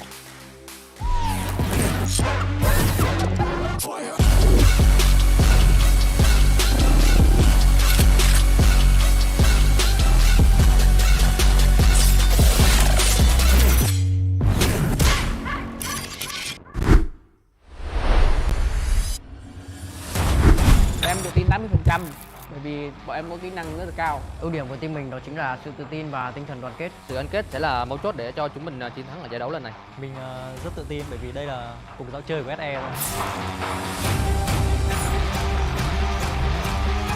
ดูมีผมไปหรือเปล่า มั่นใจเกินไปหรือเปล่าลองจะแพ้แล้วกัน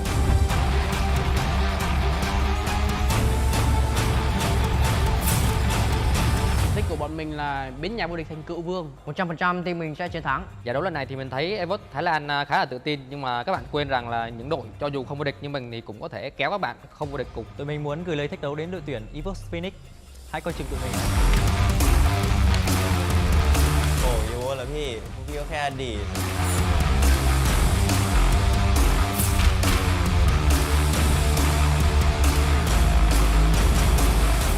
ไม่พูดเยอะเจ็บคอ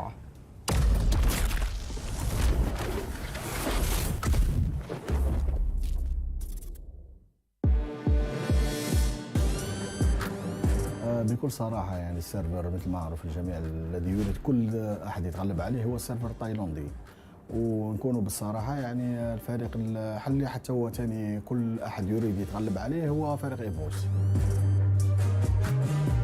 มั่นใจเกินไปหรือเปล่าลองจะแพ้แล้วกัน เปอร์เซ็นต์ที่จะชนะผมคิดว่า 99% นะครับอีก 1% ให้ทีมอื่นเขาได้เล่นบ้างครับ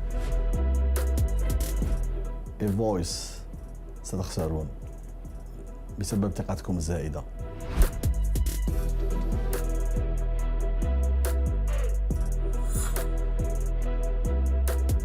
إيفوس كوما دي كاب.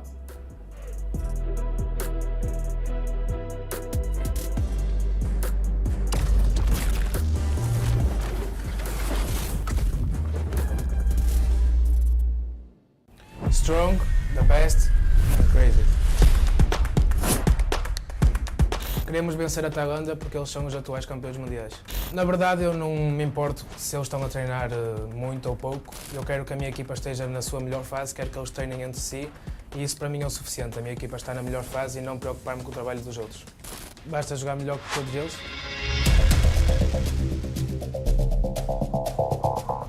ก็แชมป์โลก2 สมัยครับก็มีให้เห็นอยู่ครับอะไรที่ทำให้ทีมผมมั่นใจแล้วครับก็มาตรฐานของทีมสูงครับแล้วก็ตัวผู้เล่นเก่งทุกคนด้วยครับ เดือดดุดัน ก็ไม่มีอะไรต้องกลัวครับ เจอก็ใส่ A maior vantagem da região da Tailândia é o conhecimento que eles têm sobre o jogo, mas já estamos a trabalhar sobre isso e a treinar a cada dia para conseguirmos vencê-los desta vez. ถึงฝั่งตรงข้ามจะซ้อมมาหนักแต่พวกผมซ้อมมาหนักกว่าและศึกษาแผนของเขาเป็นอย่างดี Também estou confiante para vos ganhar. Venham, vou-vos ganhar também.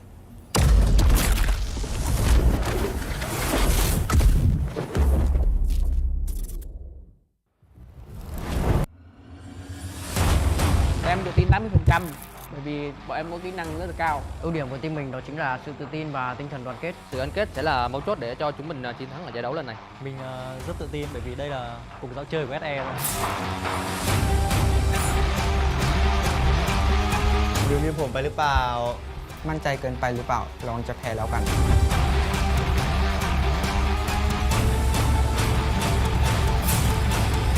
Đích của bọn mình là biến nhà vô địch thành cựu vương. 100% team mình sẽ chiến thắng. Giải đấu lần này thì mình thấy Evos Thái Lan khá là tự tin, nhưng mà các bạn quên rằng là những đội cho dù không vô địch nhưng mình thì cũng có thể kéo các bạn không vô địch cùng. Tụi mình muốn gửi lời thách đấu đến đội tuyển Evos Phoenix. Hãy coi chừng tụi mình.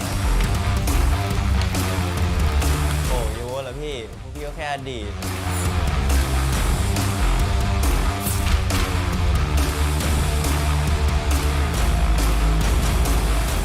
ไม่พูดเยอะเจ็บคอ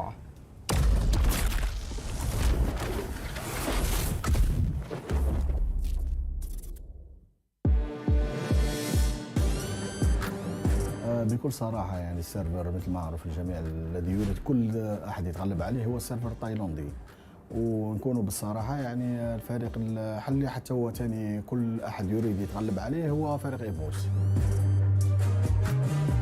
มั่นใจเกินไปหรือเปล่าลองจะแพ้แล้วกัน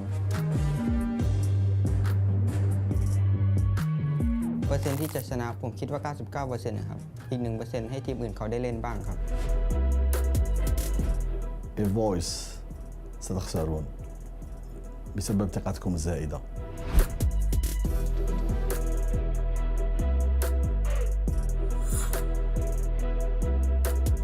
إيفوس كومادي كاب.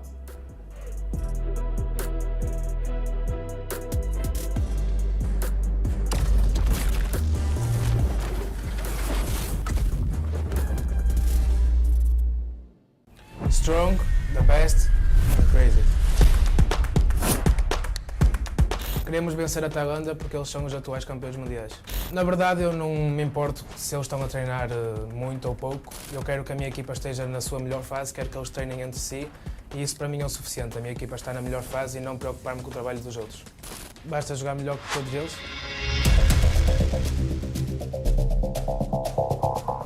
ก็แชมป์โลก2 สมัยครับก็มีให้เห็นอยู่ครับอะไรที่ทำให้ทีมผมมั่นใจแล้วครับก็มาตรฐานของทีมสูงครับแล้วก็ตัวผู้เล่นเก่งทุกคนด้วยครับเดือดดุดันก็ไม่มีอะไรต้องกลัวครับเจอก็ใส่ A maior vantagem da região da Tailândia é o conhecimento que eles têm sobre o jogo, mas já estamos a trabalhar sobre isso e a treinar a cada dia para conseguirmos vencê-los desta vez.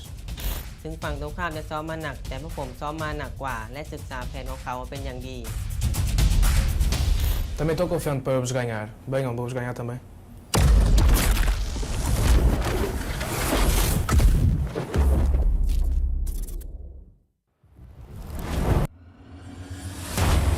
Em tự tin 80% bởi vì bọn em có kỹ năng rất là cao. Ưu điểm của team mình đó chính là sự tự tin và tinh thần đoàn kết. Sự gắn kết sẽ là mấu chốt để cho chúng mình chiến thắng ở giải đấu lần này. Mình rất tự tin bởi vì đây là cùng giao chơi của SE.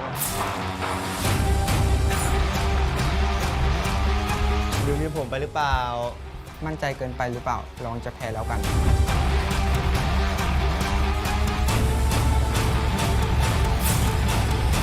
Đích của bọn mình là biến nhà vô địch thành cựu vương. 100% team mình sẽ chiến thắng. Giải đấu lần này thì mình thấy EVOS Thái Lan khá là tự tin, nhưng mà các bạn quên rằng là những đội cho dù không vô địch nhưng mình thì cũng có thể kéo các bạn không vô địch cùng. Tụi mình muốn gửi lời thách đấu đến đội tuyển EVOS Phoenix.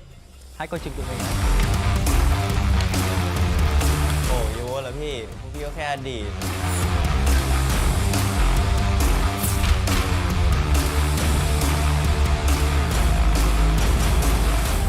ไม่พูดเยอะเจ็บคอ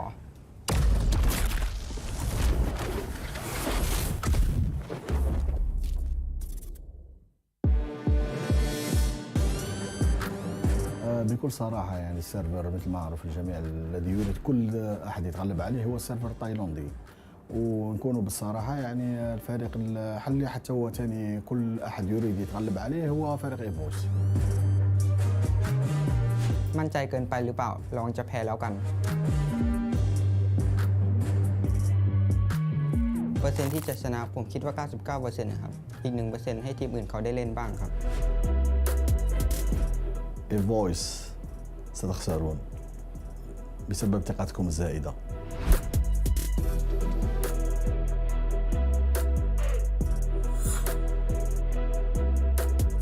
إيفوس كومادي كاب.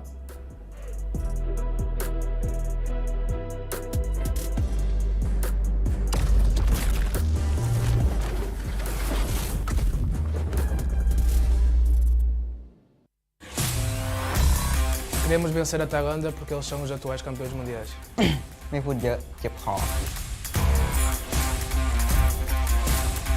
Cakap banyak tak guna.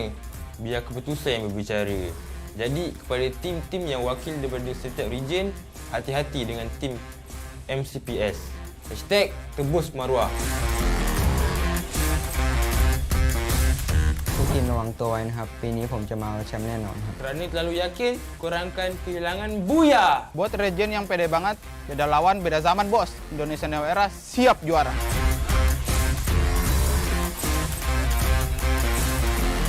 ม Semua tim sih pengen kita kalahin, soalnya kita pengen juara. Talvez eu só dizia bom jogo, porque esta vez foi a nossa vez. Na próxima talvez será a deles.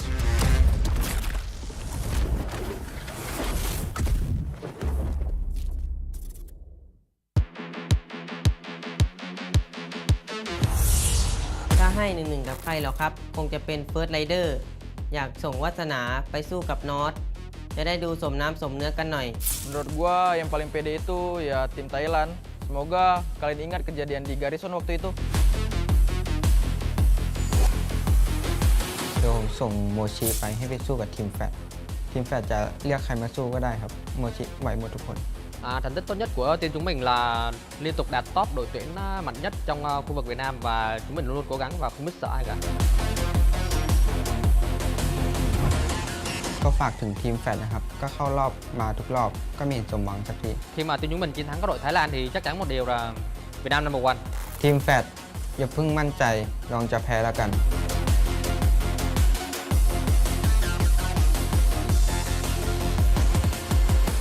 ฝากถึงอินโดนะครับ ครั้งที่แล้วแค่อ่อนให้ ครั้งเนี้ยของจริง Indonesia dominasi Asia nih bos. F Indo juara. มั่นใจไปเปล่า ถ้ามั่นใจมากเดี๋ยวผมจะทำให้จบ 12 ทั้ง 6 เกม ฝากถึงทีมอินโดนะครับ ระวังโดนสิงโตกัดนะจ๊ะ Untuk region yang pede banget, gak usah sok pede lah. Lihat aja ntar. ก็มาดิวะอินโด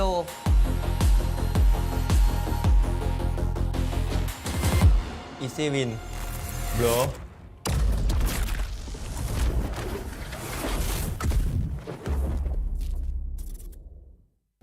Strong, the best, and crazy. Queremos vencer a Tailândia porque eles são os atuais campeões mundiais. Na verdade, eu não me importo se eles estão a treinar muito ou pouco. Eu quero que a minha equipa esteja na sua melhor fase, quero que eles treinem entre si e isso para mim é o suficiente. A minha equipa está na melhor fase e não me preocupar-me com o trabalho dos outros. Basta jogar melhor que todos eles.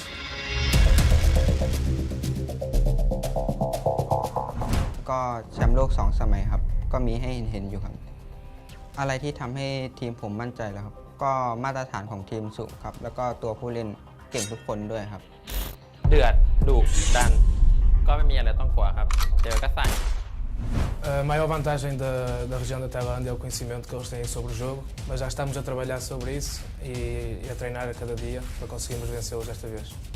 ถึงฝั่งตรงข้ามจะซ้อมมาหนัก แต่พวกผมซ้อมมาหนักกว่า และศึกษาแผนของเขาเป็นอย่างดี Também estou confiante para vos ganhar. Venham, vou-vos ganhar também.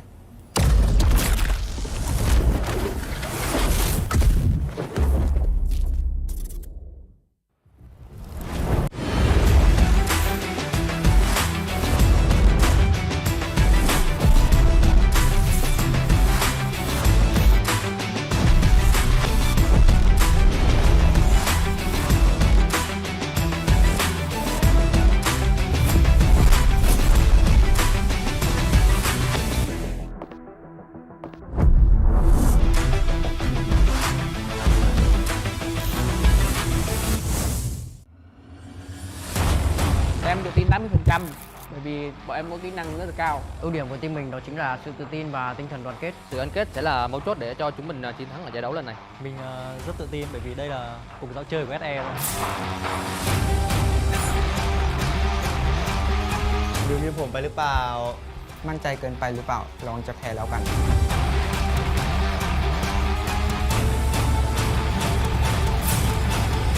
Đích của bọn mình là biến nhà vô địch thành cựu vương. 100% team mình sẽ chiến thắng. Giải đấu lần này thì mình thấy EVOS Thái Lan khá là tự tin, nhưng mà các bạn quên rằng là những đội cho dù không vô địch như mình thì cũng có thể kéo các bạn không vô địch cùng. Tụi mình muốn gửi lời thách đấu đến đội tuyển EVOS Phoenix. Hãy coi chừng tụi mình. โอ้ยโว้แล้วพี่พวกพี่ก็แค่อดีต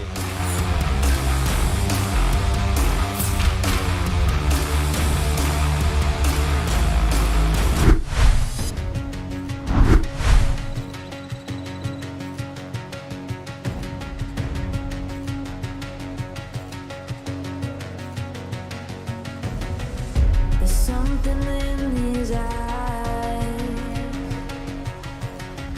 There's a storm within, but it's written in the sky. Let it break me till it's over. Won't let it shake me, no.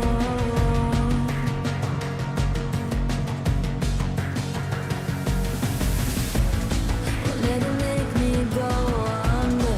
Won't let it make me go under.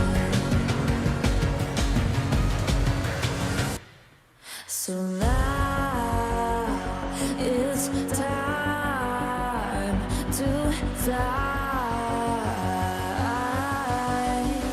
Nothing's gonna stop me now. Nothing's gonna stop me now. Nothing's gonna stop me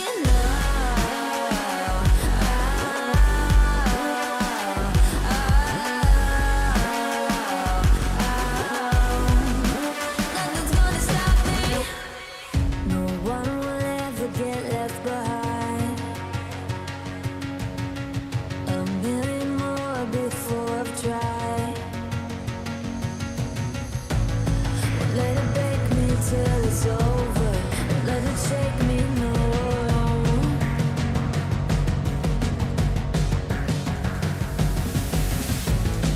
Let it make me go under.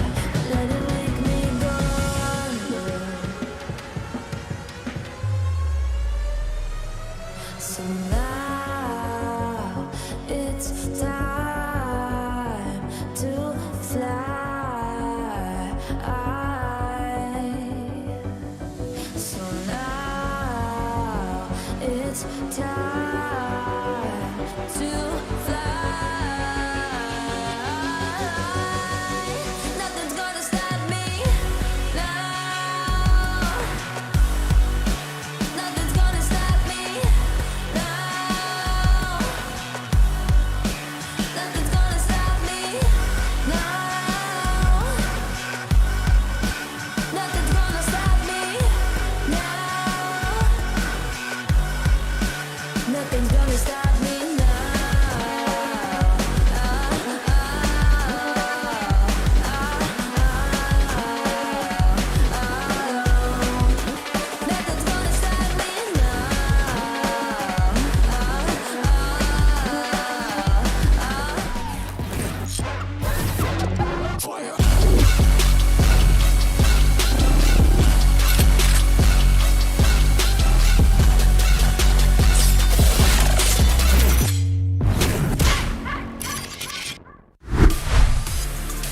Welcome back to the FreeFire SEA Invitationals. We have just gone past the midway point for day number 3 of the group stage.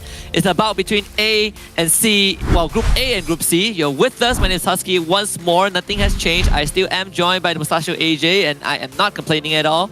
We're heading to Nextera for game number 4. Wait, why would you be complaining though? That's what I just said. I am not complaining. But the fact that you mentioned it... it's called words of affirmation, AJ. That's a negative affirmation. No, that's a positive affirmation. I have positive affirmations come along with positive words. I have no complaints. You need to go back to positive affirmation class. I have nothing to say. See, complain is a negative word. It is. We'll have this conversation off screen. Things to look out for in Nextera. For sure, I want to see if or not the one and only Magic Esports can bounce right back up to the top. Because, dude, yesterday, they ripped Nextera apart. Granted, they played 2 rounds, but they did phenomenally well on both. And they need that breakout performance again, because so far on day 3 they have been struggling just a little bit. Yeah. You look at the current standings, they're not doing too well. I believe bottom 3 is where they're at, or bottom 5 in fact. You have Team Flash also, who is currently not doing well as well on day 3. Yeah, Magic Esports, they started off great on Bermuda. I believe they got 9 placements, 9 eliminations, 18 points, very comfortable. And then came along game 2 and 3 where they just pretty much bombed out. But in Nextera, if they can recover a little bit of pacing, and then by God's grace, we get that randomizer to throw in Nextera again, this can be MGE's rise back up to the top. I thought you want Bermuda. I do, but for MGE's sake, bro. For MGE, pick a lane, AJ. You can't go. Pick a lane. I'm a caster. I have to love everyone equally. They are all my children. We're gonna jump into Nextera and see if the children. And I'm a good father, all right? I'm a good father. I don't play good, like choices like this is my favorite son, that's my favorite son. They're all my favorite sons. I and can one daughter. Yes, I can. One daughter. Okay, yeah, right. Zaria. Yeah. I can confirm that 100%. On Magic Esports, they definitely would need a good round on Nextera. It's their strongest map, and for EVOS Phoenix, well, God Cruz will be subbed out for this round, already coming in, and we have seen this guy perform every now and then, even on FFWS. But this is a very interesting change, right? Because EVOS Phoenix just got a booyah on the previous round, and they're making that swap. I am confused. Why would you take out your shot caller? Because now, I guess the ones that is going to be calling the shots would be Jonah, but God Cruz always has those phenomenal shot calls that has led EVOS Phoenix towards the top. So, if this goes south, I'm going to be a little surprised with this whole change. But maybe there was something that was happening in the background that we, of course, are not wary of. There was a little bit of an extended break as well. You guys would have noticed. So, yeah, or maybe, already it's just more comfortable on Nextera compared to God Cruz, right? Sometimes these situations do happen. I mean, even for Farang, Jemba or Jesbu is still playing. Spade will still be sitting out on this round. I think that one was more towards a non-performance kind of a thing. So, because, I mean, let's face it, Farang has been non-performance. They've been having a rough day for sure. Wow. Okay. GE helping out Expand out of nowhere. Yeah, they were really trying to put the pain on the extra. It ends up losing a member to Wasana of all people for MG. Who, by the way, was off screen. G18 actually found Tyson from SBTC with a multiple just isolated eliminations off screen. So 3 players out so far. But for Team Flash, this is also a squad that needs a recovery round because they have been really struggling in these close quarter combats, right? You look at day 1, they were taking initiatives, they were being active, they had a decent finish, but day 3 so far has been slow. I love the fact that we saw Wasana get that first blood because we are expecting MGE to bounce right back up on this map. And they have started things off on a great note. Alpha, on the other hand, chasing off SBTC. Yeah, they're really gonna chase? Running. Tails between their legs. But Alpha's not doing much of that chasing. They're just like hanging around. Well, Neo just got down. G18. Fair enough. Let's go. And that's 2 free knockouts for Alpha. This is... You might as well stay at the vending machine and buy back more guys. I know, he already left. He already left that area. I do not think he has enough. Remind actually spotted that straggler from SBTC. We'll check back in a bit. Meanwhile, EVOS Phoenix getting ran at by Ego Esports. Moshi cannot clutch this one, not in the early stages. Queen of 9 taking matters into his own hands. But it's just a single member of EVOS Phoenix, while Hytail Blue Zone controlled by Ego Esports. Arguably 2v1, which usually Moshi can handle, but that's only after he has properly looted up, has got enough utilities to play around with his preferred gun. That was not the scenario. So it's all right. I'm sure he can bounce back a little bit later on because the rest of Team EVOS Phoenix is not on screen, and bringing their brother back is not going to be too much of a task for them. Genesis Dogma, on the other hand, skirting around the edge of the circle, playing in the swimming pool. It's not a swimming pool, but you know what I mean. 2 EVOS Phoenix members spotted out as well near Turbine. I believe they saw Moshi and Get High. You see the glue walls near the tree as well. So EVOS Phoenix, they're not really sticking together as 4, and they need time for Moshi to get those guns back up as well. And Genesis Dogma might have a chance to get these isolated kills. Gatao, was a very far member of the enemy team, can get the knockout. This is a slower start. Finally, we get some time to breathe. It has been a very fast-paced round so far. Fast-paced day so far. Yeah, I mean, it's Nextera, man. Even if you had 5 teams in one compound, you're still going to have a slow day. And to be fair, yesterday the fastest round was on Nextera. Fair enough. Fair enough, right? That was quite unexpected. It was a weird round. Exactly. 2E loves playing at this spot, and I believe this was the exact 2 teams that were skirting around Farmtopia. Oh yeah, we even have Queen of 9 playing on the Travelator. Or is it Dark Glove? They really love the Travelator into grenade launcher thing. 18 days gonna get pressured just a little bit. GRC, they already are down 1 man, so this is not an easy fight by any means, and they're still sustaining damage. Ras, I don't know if you want to continue this. He does have the campfire. But 2E, they're sticking together as 4, so this makes it very hard for GRC to break through unless they can get rid of Queen of 9, but it's a very long shot. Campfire is one of those things where you might as well use it if you have it. Tops up your HP just by, I think, 10 HP per second for a few seconds. Doesn't make a world of difference, but why would you waste it, man? Not everybody gets it. Raz down again. They actually brought back both of the fallen members. I think Liam is also back. They are still deciding to drop here on the high tier loot zone. I'm not sure if that's the play. Yours does go out as Evo's Phoenix. They're gonna get challenged by GD, but Evo's Phoenix getting the advantage just because they got the initial knock. Jonah running out into the open, spotting Dell, takes the 5, but it's a 1v2. Get High providing support from behind, already also running in. They want to save Jonah, but Get High ends up getting down as well, as GD holding on, already wants to help his teammate back up, but he's getting pressured from front and back. Dell's going for the double swing, Moshi by the side of Evo's Phoenix, and Moshi did just enough to get rid of Genesis Dogma. Moshi once again saves the day. I mean, I've said this once, I said it twice, I'll say it all over again and again and again. Moshi, Jonah, you want to take them out first if you can. Find out exactly where they are and find out exactly who you're going up into battle with. Because these two guys, the clutch gods, I wouldn't say just of Evo's Phoenix. In the whole lobby, I don't see anyone with the bigger capability of clutching out these types of fights. Not at that level, definitely not. Actually, Craven also remind as Alpha, they are suffering. They not only have to do with MGE, they also need to do with Expand, who are running towards them. There's a revival point controlled completely by Expand. Magic Esports, they will just start moving away from that area. Expand might have to fight through SPTC also. I don't know who's tagging up X-Roy, but he's surely struggling as he tries to get into the circle. Desaria right in front. GRC taken out of the equation. Team Flash with a final nail in the coffin. They didn't do much, but they'll be happy to take away that elimination point. SBTC backs away. Tyson, no backup from the rest of his team members. He just got brought right back in, and he tried to spread up. That is a far circle. Else. And yeah, where are the rest of them? This is a very far circle. That is why you saw MG travel, you see SBTC move away so fast, and Farang might just lose Jesbu if he drops down right there. Yeah.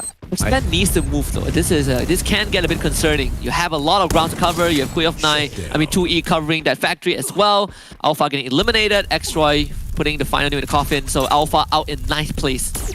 Saving Cobra as well, X-Roy, and then heals up his brother. Well played, back up by X-Roy. Expand 3 eliminations. Not playing that passive gameplay that I absolutely hate. The boys are not on fire, but they're building up this flame nice and easy. Let's see exactly how far they can push this. Farang kind of escaped because of that engagement. The rest of Team Expand kind of slowed down. So that's fortunate for Farang. They will survive. I mean, 2 players lost already. They cannot take any more risks. Oh yeah. For Evo's Phoenix, they are also taking it very slow. Just on the edge of the circle, they can expect Evo's Phoenix to start moving in just a little bit. They did send out a recon squad, so Museum is completely cleared. Meanwhile, LGDS just touched down in the circle.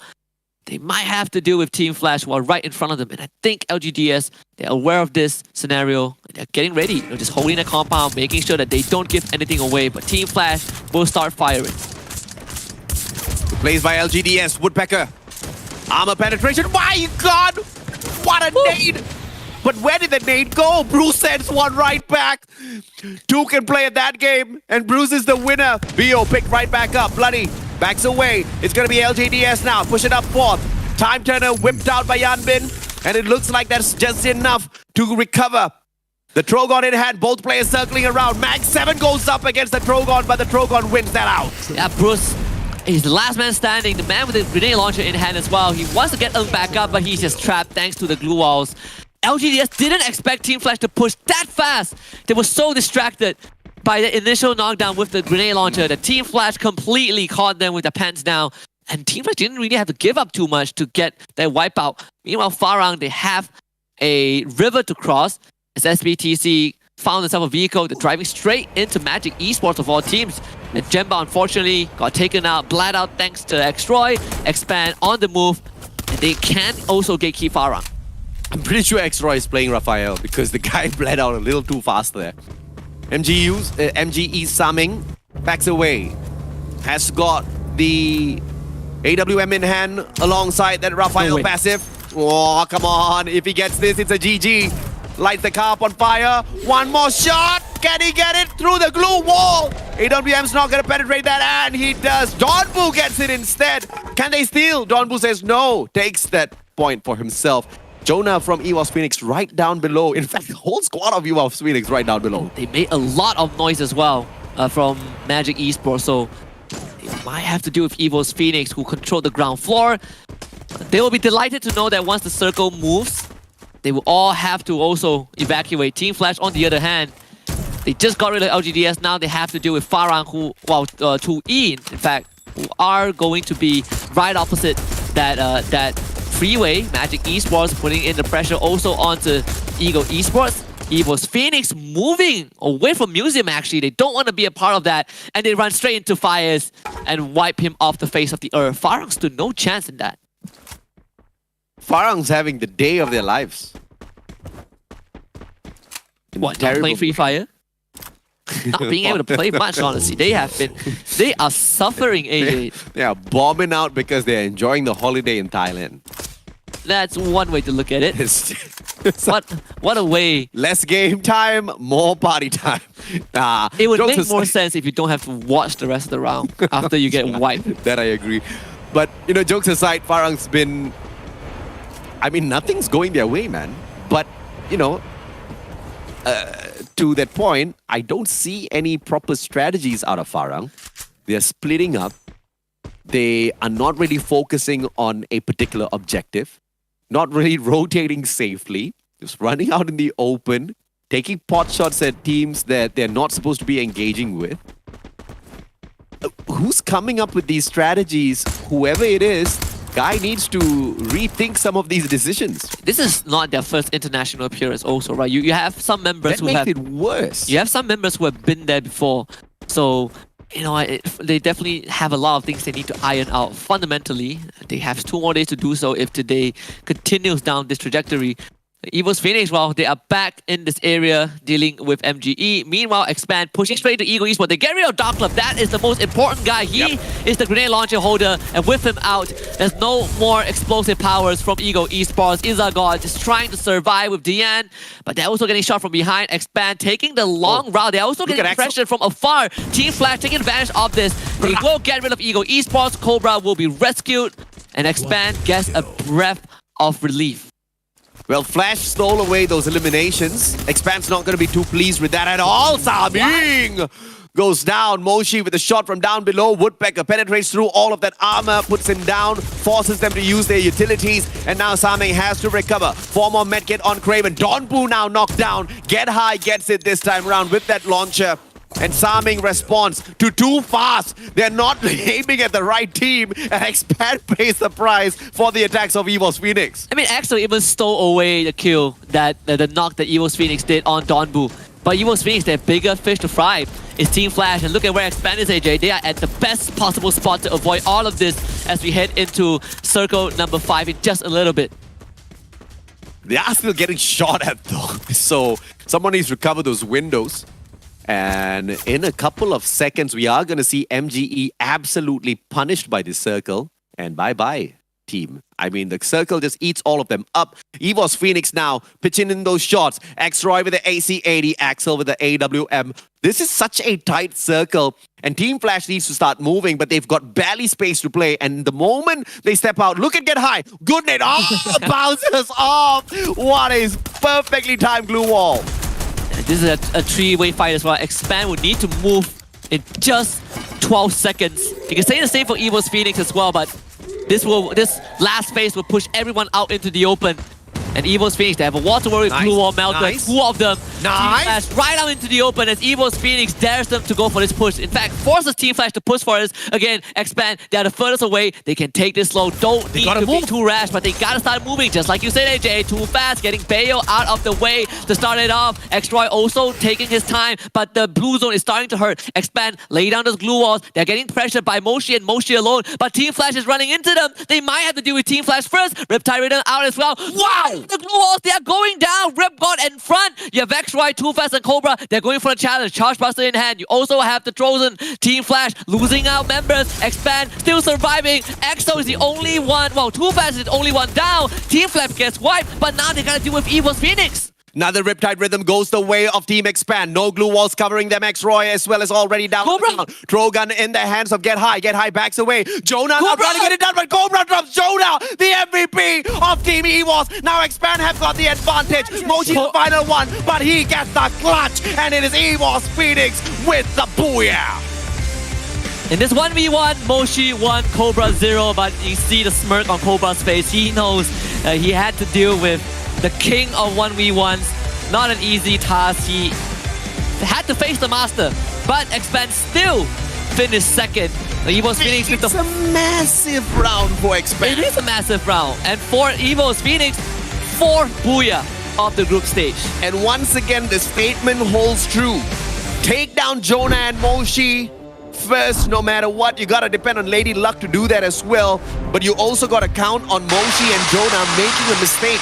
You saw how Moshi just stayed hidden away, allowing Jonah to step up front. And Moshi's the backup, but he's no slouch of a backup. He can finish you off. And the guy jumps on out, perfectly timed, wins that 1v1. But it's a fantastic fight. And Cobra, in his own accord, had a very big moment. 1v1 versus Jonah. Jonah with the Trogan.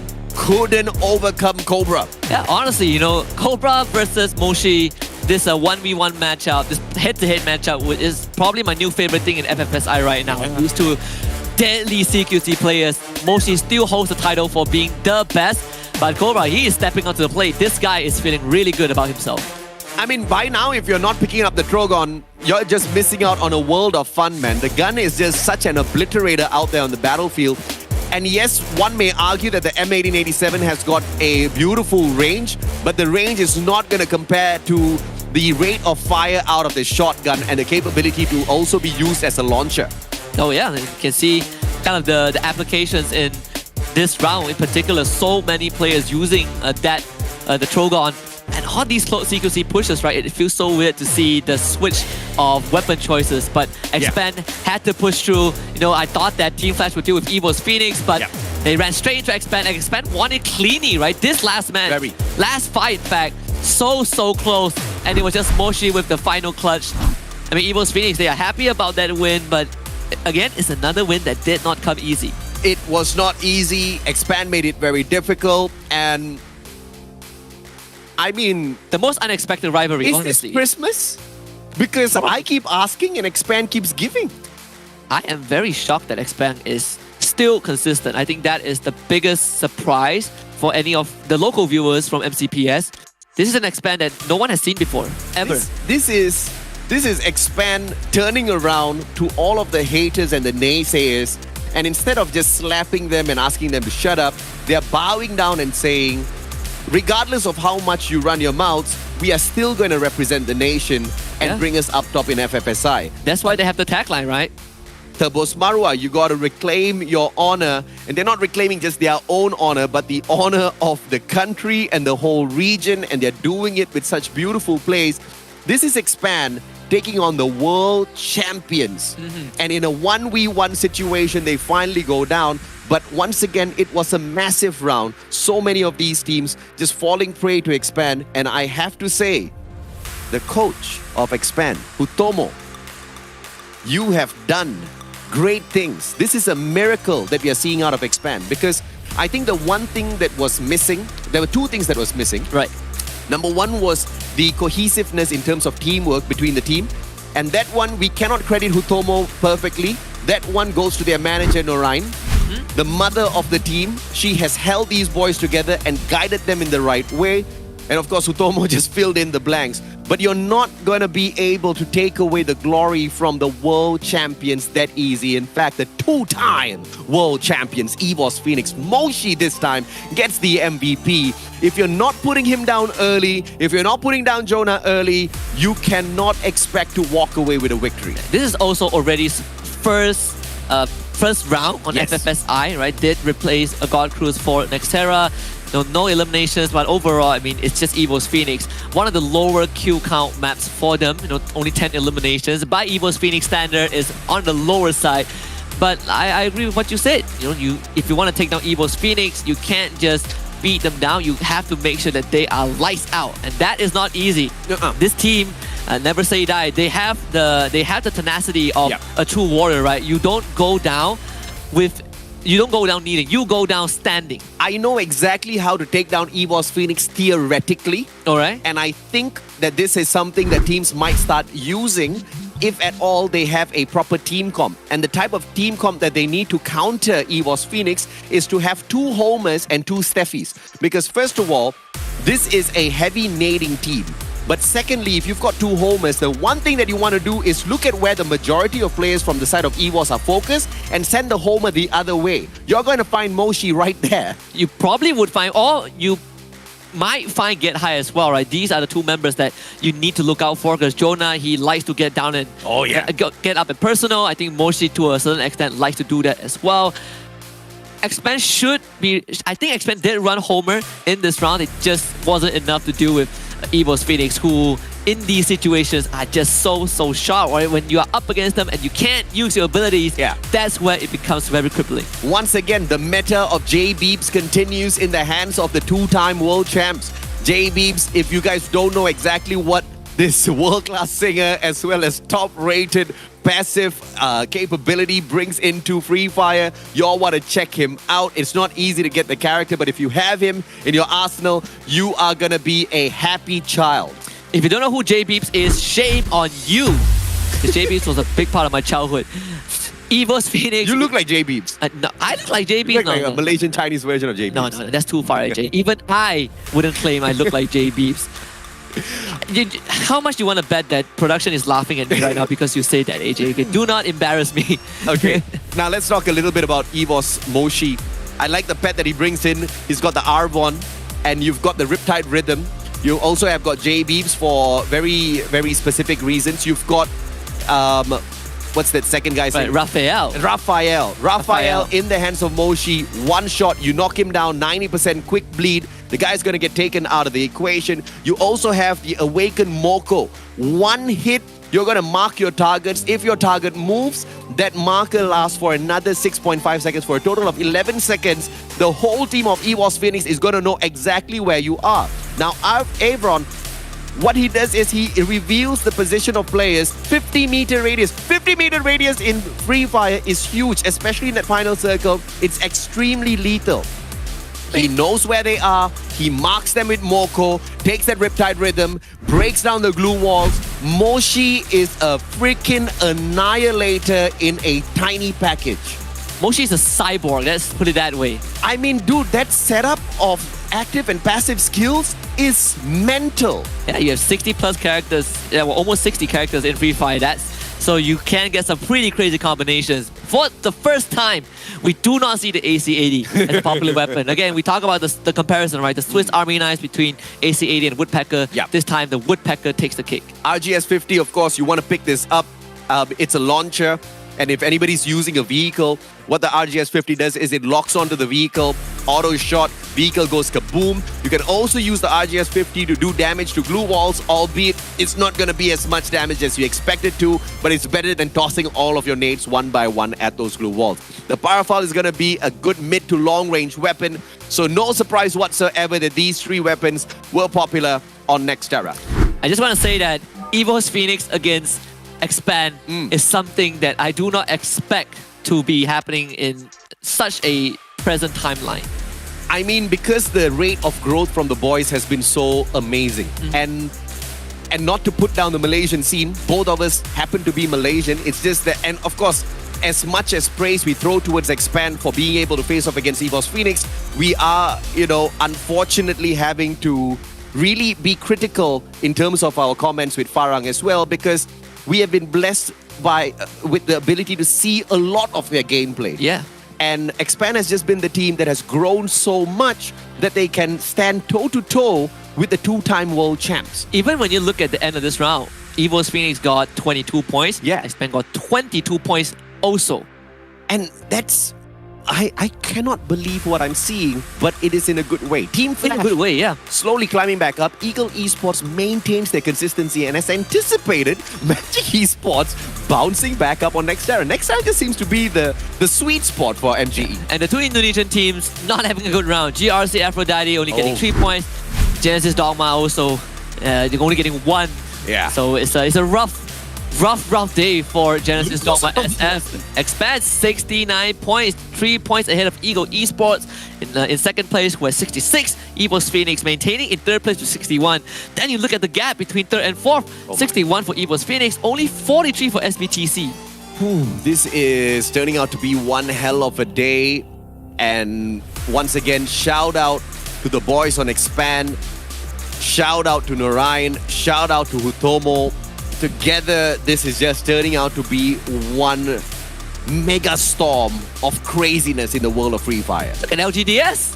They're doing well, AJ. Dude, the only thing I'm still waiting for is for LGDS to hit a booyah. I will lose my mind. To do the bloody hit. That is what we're looking for.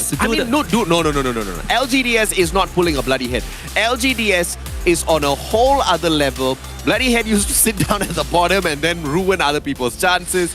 They had a lot of potential, but that potential was not really lived through.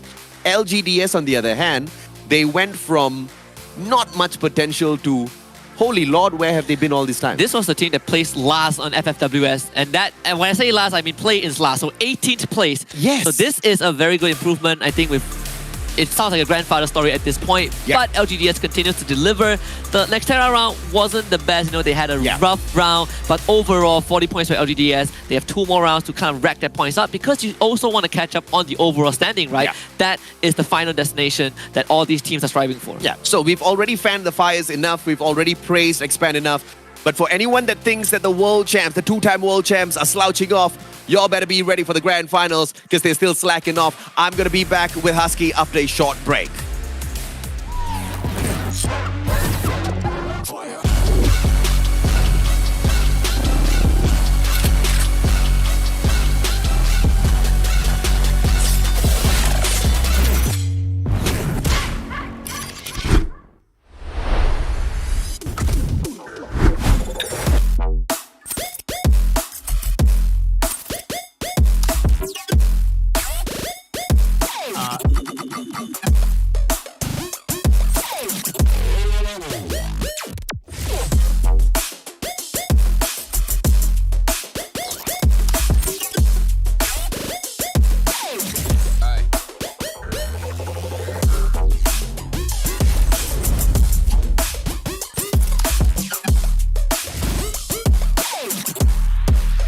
Artlist.io.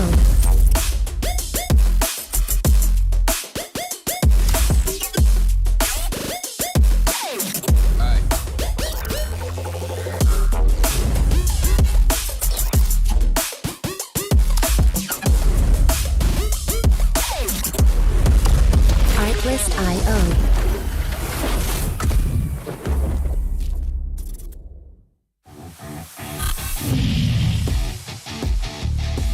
สวัสดีครับ ผมโจนะ กัปตันทีม Evo Phoenix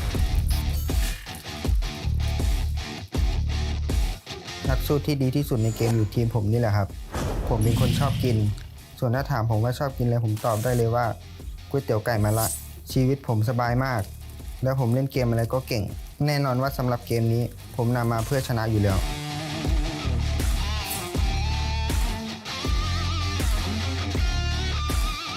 ส่วนนี่ Evo's Already มีตำแหน่งคือ Attacker มีดีที่หน้าตาแถมลีลาไม่แพ้ใคร ส่วนเรื่องฉายาใครๆก็เรียกเขาว่าดอย แต่ถ้าคู่แข่งเจอผมรับรองว่ามีหงอยแน่นอนครับ คนนี้คือ Evo's God Crude ตำแหน่ง Attacker และเป็น In-Game Leader ฉายาของเขาคือจอมโจรคูด ชอบหยิบของเพื่อนกินชอบนอนแต่สำหรับเกมนี้เขาชอบเอาชนะ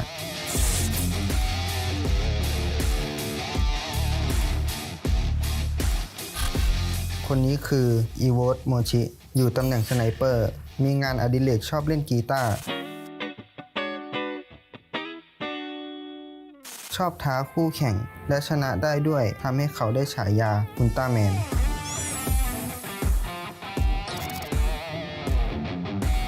คนสุดท้ายคืออีโวตเกตไฮเป็นแอคแท็กเกอร์ของทีมไม่มีงานอดิเรกไม่มีฉายามีแต่คำว่าแชมป์ในหัวใจ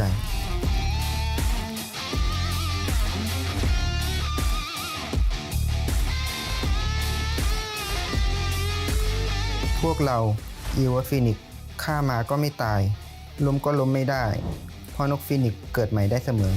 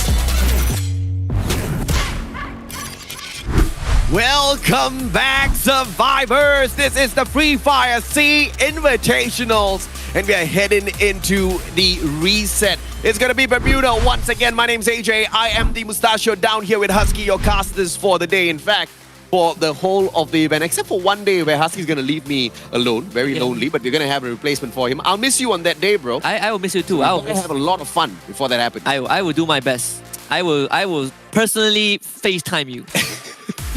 I was going to say something before we went on a break, but then I had to throw it to a break already. What I was about to say was, for anyone that thinks that the two-time world champs are struggling in FFSI, stop kidding yourself, because we know how they play. Yeah. They haven't started playing. And the team that hasn't even started playing already has 4 booyahs so far. I told you that we are just fighting for second, theoretically, right? Well, we're going to head back to Bermuda. This is the 6th Bermuda map of the group stage. LGDS, Genesis Dogma SF, and Magic Esports are the teams to watch out for. You can see LGDS have the highest top 3 rate for the featured team, 67%. Whereas for GD and MGE, they both boast a 33% top 3 rate out of 5 Bermuda maps that we played so far. And I also noticed something from the overall leaderboard. Well, the current standings for today, the top 3 teams, EVOS Phoenix, Expand, and Ego Esports, coincidentally, are the only 3 teams who have gotten a booyah today. Fair enough. With EVOS Phoenix getting 2. Fair enough. Makes sense as to why they're rating up there at the top. But you know, I really want to see some of these bottom dwellers climb up the leaderboard.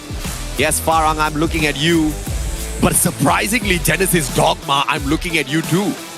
I mean, they literally pulled a first Raiders Eclipse on us, Husky. I cannot believe my eyes.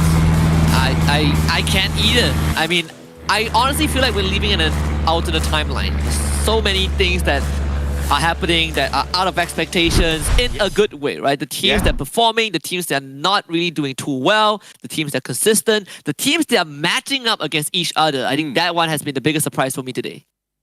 Let's see if or not we're going to find a few hot drops here, but on another point as well, LGDS having the best top 3 performance rate in Bermuda. I'm hoping and praying that this map goes to them. I want to see LGDS hit that booyah in the most solid way possible. Now, they're just flying towards the outside of Katulistiwa, possibly dropping into Plantation. You know they love playing on that dam towards Riverside as well. And I believe Bruce is going to be flying straight into Riverside in case anything goes south. It's happening again. Look at Peak, Expand, and GD. So first time they met, Expand beat them to a MGE too, what? Yeah, MG having 2 guys around there, but I mean GD, they are... Well, this time they got the drop onto Cobra first. They got the guns. Extroy trying to help. It's just a UMP, not the best weapon. Dels does have the time turner to protect himself. Extroy needs to try and get Cobra back up, and that's exactly what he will try to do, but he has already lost Cobra. Extroy getting Dels, but Dels actually also pumps that shot onto Extroy.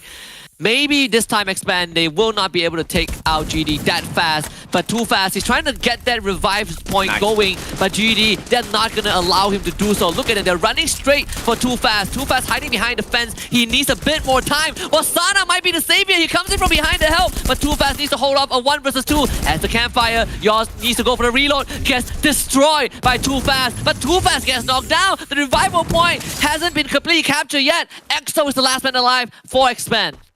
Let's see if Axel can back away from this situation as Too Fast gets taken out of the equation. Saming drops by!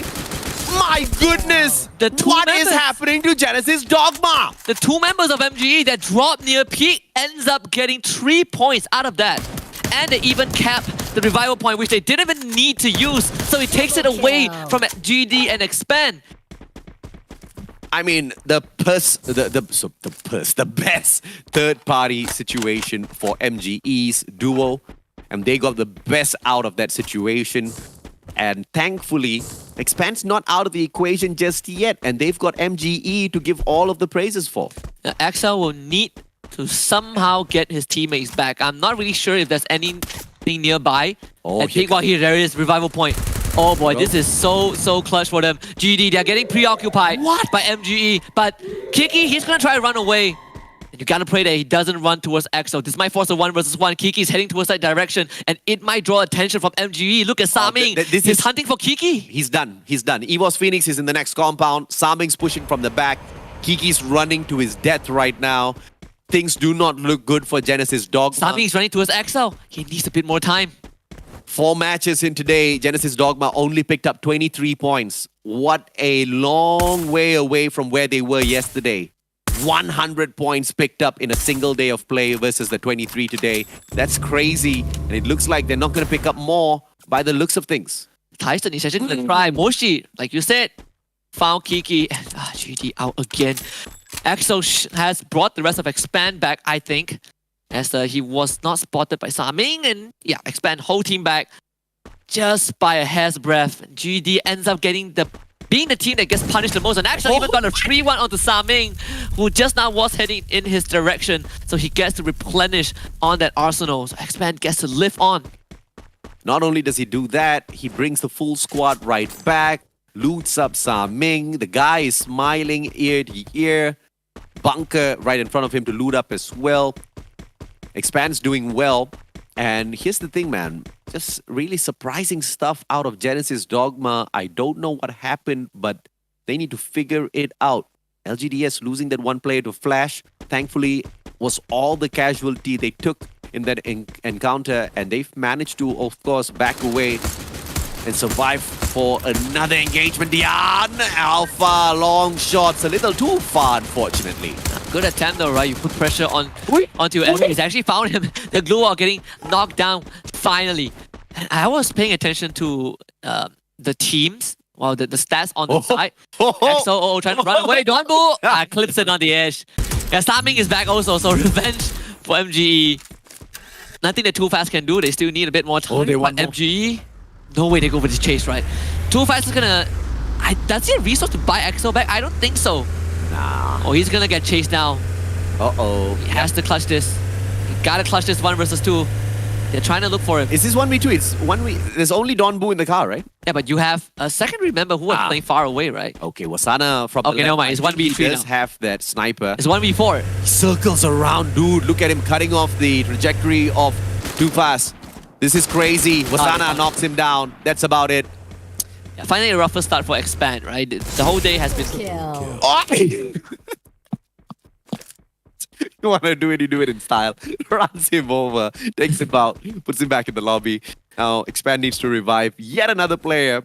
Quite a rough start. But I have to say, Genesis Dogma and their downfall was mainly because they could not separate their ego from their strategy. They met Expand at peak, they got annihilated, and they just wanted to go back in there for that ego challenge, so confident that they can take the fight. Unfortunately, just luck wasn't on their side. Yeah, they did kind of beat Expand, right? But it was Magic Esports who had to spoil it all. Expand are in a rough spot. There is a revival point, there is a vending machine, but they are in the blue. And even if they revive the rest of the squad, they will have to go through MGE. Yeah. This is an inevitability. I was looking at Farang earlier on. Uh-huh. They had they Where's Farang? lost 3 members already. There's still 1 guy left. But I can't seem to see where this last Don't guy tell is. me. Where is he? Don't tell me. Don't tell me Farang's out. No, they're not out. They have 1 more guy left. Where? Good question. I don't know. I can't see him. Is he in the toilet or something? Is he out of the map? No. There's no way he's out of the map. Where is he hiding? This guy is so good at hiding. We can't see him on the radar. Even production says they don't know where this guy is. Production's like, yes, he's still alive, but we don't know where he is. Where's this Farang guy? That's the biggest mystery of the... I'm just glad he's alive. Yeah, because they I'm really glad. need to recover. Oh, wait. MGD is still going for the booyah, man. Honestly, mystery of the day. Where did is Farang go? It's like Dora the Explorer. Can you tell me where is the last guy of Farang? Finding what? Finding Waldo? Is it Finding Nemo? Spotting Waldo? Whatever. I'm so old. That game was so old. I could never find Waldo. No. Can't find the last guy from Farang. I'm failing at life at this point. Don't worry, I think Farang is having a rougher time. Farang is having a way rougher time than you are, actually. Yeah, they're last, okay? Fair enough. MG is having a ball out there, 6 eliminations. And after hopping off of Next Terra, where they did manage to recover, I guess that has given them enough confidence to really run around, in fact, drive around, looking for more eliminations. This reminds me of an old inside joke that we always had. If you start crashing, then there should be an in-game driving license system, right? Your license gets revoked if you crash. MG is just pissed at Expand for some reason, and they just want to go on an all-out hunting mission. I hope they don't see EXO. That is the saving grace. They're gonna use a UAV in the opposite direction. I mean, Expand. Yeah, again, they have to take on MG one way or the other. This is unavoidable. But EXO might be able to give them some good info though, because he's caught in the middle, and MG, they saw a separate team. Team Flash was running at them. And finally, we found the last man, which is Jembao. He's gonna bring the rest of his team back. And EXO found Kraven. That is the perfect scenario. Cobra did get sniped. Cobra's out. Axel's still alive. Oh, he got... What? He tanked the blue zone, so I mean there's nothing that he could do. You know, it was like what, 4 damage per second? It's quite a hefty number to tank. Saming right in front, Donbu. Trogon in hand. Trying to look for, I think that was where Excel was. So you kind of loot up the members of Expand just a little bit. He was there while he got taken out. These guys are so fast. They are. You have a gridlock here between 2E, GRC, and also SBTC. Well, that's a Vigo to work with, but GRC, they can watch out for both SBTC and Eagle Esports. I guess the players just feel bad for us that we've been screaming non-stop. They're taking their own sweet time to rotate around. I mean, it's not that easy to play fast for 5. Oh my god, Liam, what are you doing? This took away close to 100 of his own HP. took down Neo. Cluster outside. Han backs away from it. Artemis drops by. It's going to be the Mag 7 in 18D's hands. He hops on out. It's the ice grenade that tags him up. But 1v2. No. Raz goes down. Leave. Not you again. did it upstairs once and you did it twice. Not like this, Liam. With the RGS 50, blows out 100 of his HP and then uses the frag grenade and takes himself out. Oh boy, GRC not having a good time at all. And they just lost 18 deer as well. SPTC only paying the price of 1. The last man for GRC, Fires. AWM and an Uzi, micro Uzi in hand. It's not the best weapon for this exchange. GRC out in 10th place. Joining GD and Expand gets wiped out by LGDS of all teams. And this is the opportunity for EVOS Phoenix for sure now to overtake Expand. And Eagle Esports. And Eagle Esports, yeah. And still the opportunity for LGDS to get their booyah. Oh, yes. Come on, LGDS. Just give me a miracle play. They have been making it consistently to top 4, top 5. Yes. That is progress. And this is their map. This is their map. 67% win rate out of 5 rounds. Our top 3 rate out of 5 rounds. SPDC better watch out. They better not cry. They better not bow. I'm telling you why. They're not ready for this. Look at them. Phoenix coming to down. They're backing off. They are running for the hills. Oh, 2 E's there as well. Oh my. SPTs. Oh, good one. They popped the spray. No nade's gonna touch them now. Jonah pops it as well. Everybody's on it, pop. Just disarming all the frag grenades, but EVOS Phoenix just has numbers. SBTC, they have 2 members on the outskirts as well. A good glue wall from Get High to block that high lob. That Eagle Esports is watching this unfold completely. That nade, Get High into the shack. Artemis getting taken up by Queen of 9. And that also alerts EVOS Phoenix to a third party within this area. Farang coming in from behind. We might see a 4-way fight. Show me a miracle play. And so far, I mean, Steffi has just been the perfect disabler of all of those nades. I just love that, man, because at one point those grenades were just getting a little bit out of hand. Then you had these guns that could double up as grenade launchers as well, which just messed up so many situations. LGDS just wiped out Flash. LGDS, this is their time, bro. This is their time, LGDS. Come on. I'm going to send all of my good vibes to LGDS. All right, here comes Farang. Don't do it again. It's flaming car. I'm getting flashbacks from what they did yesterday on day 1. They don't know hand is dead. Oh my god. And they got shot by Dian from Eagle Esports. Again, right? 4-way fight. It's Eagle Esports having a field day. And they're in the circle as well. This is inevitable. Queen of 9 getting Jembao. Oh god, Farang. This is the second time. They tried to go for an aggressive play, but they got caught off guard. You can see SPTC, they have Tyson and Neo on the outskirts. EVOS Phoenix, they are just chilling. They are just letting all of this unfold. I've seen Farang play a million times now already. And I can tell you, something is unfortunately off with this team. They bring their car right into that wall. They barely do nothing outside. They get knocked down. The second guy just stands out there like a sitting duck. Stands whilst he's sitting. Riptide Rhythm fires. That one goes down as Tyson gets knocked out. And MGE joins the fray. Oh, EVOS Phoenix, you better watch out, baby. You may be Santa Claus, but MGE, they are the one and only Scrooge. Here to spoil your party. Don Boo from down below. Alif takes Neo out of the equation. That's 1 point for Farang. But the more important question is, will EVOS Phoenix survive MGE, the ones who are on fire with 9 eliminations so far? They're gonna just camp in the ground floor, but look at Jonah! Oh my goodness, what an absolute madman! Complete lunacy from Jonah to do that play without any single backup. Silver lining is, you can say, well guys, they're all there, but Magic Esports, they got a man advantage for free. EVOS Phoenix are effectively trapped on the second floor, AG.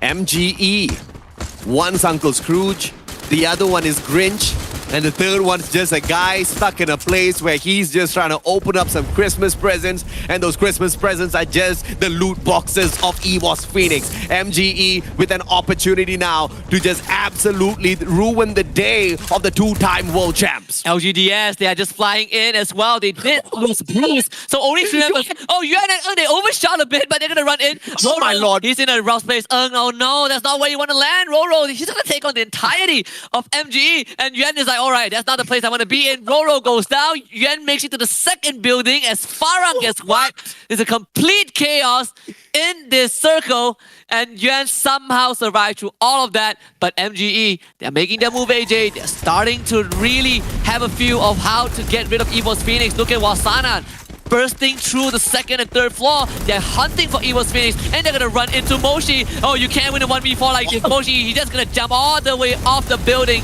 MGE knows that they've had Evo's Phoenix by the neck. Someone buy Farang some coffee, man. Yuan just walked in there and got a free point off of them. That's just unheard of. Alpha, they're showing up, they're wiping 2E. Alpha just did the unthinkable to the Vietnam squad. And now MGE continues to take on Evo's Phoenix. They both get knocked by the blue zone already. Keeping the team in the run. Yuan somehow finds himself in the midst of it. MGE still have two more. Wasana and Donbu, they're still standing. Donbu down thanks to Get High. Charge Buster is Get High, the last man standing for Evo's Phoenix against Wasana, and Wasana is a boss in that situation. And Alpha is going up! Alpha does it! OMEA! Middle East and Africa on the board, baby! I was expecting a miracle from LGDS, but out of nowhere, out of absolutely nowhere, comes a miracle play. Mommy, Daddy, this is Christmas. 8 eliminations also. This is not a slow round for Alpha. They fought their way to the end. And they really needed this, right? Alpha was having a very rough day. They were at the bottom at one point, matching up with Farang in terms of score. But I mean, Middle East and Africa, if you're watching this right now, I think this is a good moment. It's not enough to put Alpha at the top, but it is enough to give Alpha the confidence that they need moving into the rest of the group stage. Legitimately, this is the funniest lobby at FFSI so far, especially towards that final circle. Everybody was joining in the fight. LGDS, they wanted to join the fray, but they always shoot the circle, and then they get punished. Yuan steps in, meets the final player from the side of Farang, says hello, claims that 1 point. My goodness, this was a lobby full of laughs for me, and Alpha with just the top dogs at the end of it. It is just absolutely hilarious, and I thought the winner out of all of this would be Eagle Esports because they didn't have to do much, right? Yeah. And then Alpha shows up and wipes them. I mean, talk about a shocker. This is my lobby. This lobby, I live for lobbies like this. It's my kind of FreeFire game. This is my kind of game. Like hands down, my kind of game. All right. What is there to say about this game? I love it, bro. I love it. I mean, the twists and turns at every single bend. Something crazy was happening. Someone was going down. Someone else was showing up. Some third party comes along. Alpha turns into the top alpha dog. Oh yes, mauls everyone and gets the booyah. Evo's Phoenix at one point was also, I don't know what the comms were, but Jonah running to the first floor just like that, I think it's a bit of a lunatic move. But it is Jonah though. It is Jonah. But the problem is they didn't know who was downstairs. But they know that someone was downstairs. Yeah. They thought maybe it was like a guy from Farang or whatever, you know. Jonah can sneeze and he'll eliminate the whole of Farang. Alright, but Alpha, talk about Alpha. Wants to remind everybody that Alpha is still a thing from here and they want to rise up to the top. It's a good way to do it because at the moment, they're unfortunately at the bottom. And also, this is a round where they got the booyah. They got, 8 eliminations. So 20 points for Alpha. Compared to their average performance, this is definitely a one-up.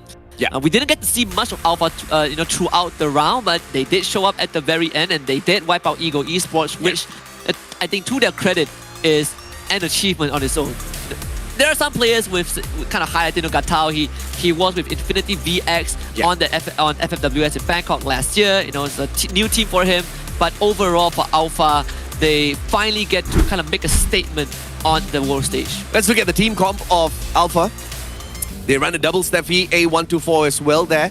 Can see how Gatal disabled the whole team of 2E earlier. as well as the Skylar with the Riptide Rhythm.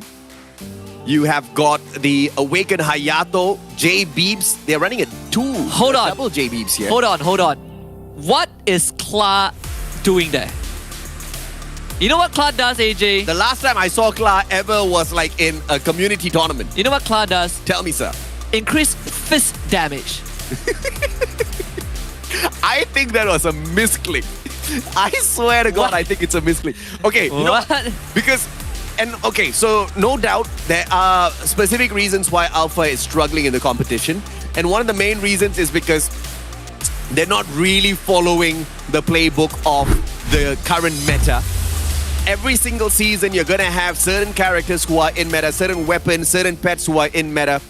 He got the pet right, but yeah, Kla is just not the. There are 60 characters, AJ. Almost 60 characters. Kla should be at number 60th.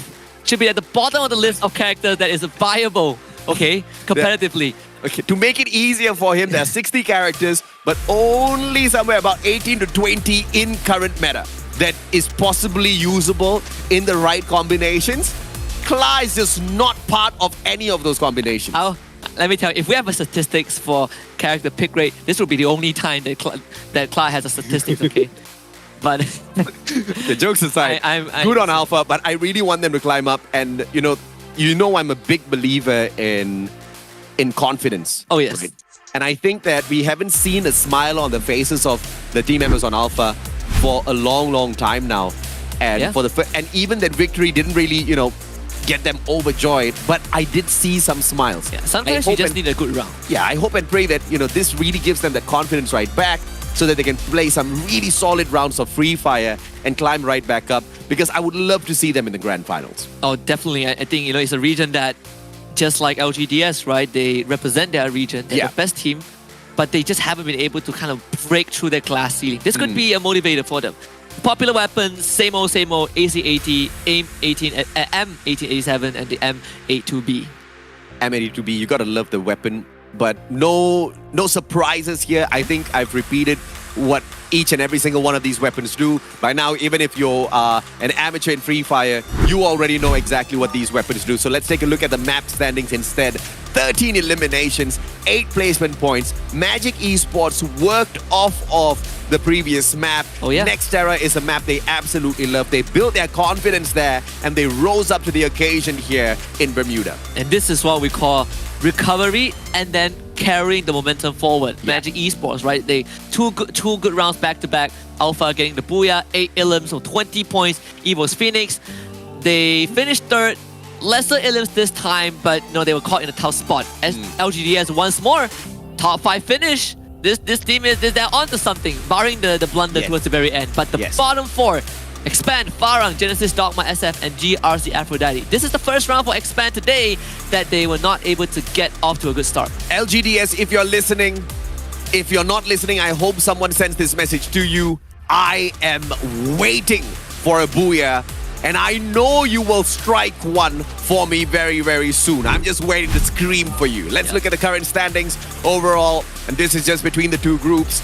At the moment, EVOS Phoenix, as anticipated, has taken over that #1 spot. 76 total points from 40 eliminations and 36 placement points. 2 Booyahs from today. Eagle Esports sneaks into the second place with a total of 74, and an equalizing 74 points is Expand in the third spot. If they did not play passive the previous round and clunk out this one, they could have definitely fought for that #1 spot with the one and only 2-time world champs. And to be fair, they were hot dropped by Genesis Dogma, right? It was a rougher round. So Expand, one bad round today. I think it's okay. They had a pretty good run so far, and they are still tied for second with 74 points. That's 4 points more than what they achieved throughout the entirety of day 2. So it is an upgrade for Expand. Magic Esports also still maintaining that spot over SBTC. LGDS pretty close to SBTC, just a 4-point differential.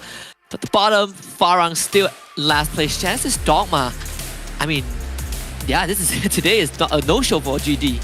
It's a no-show for GD? You want to talk about Farang? But we talked about Farang, right?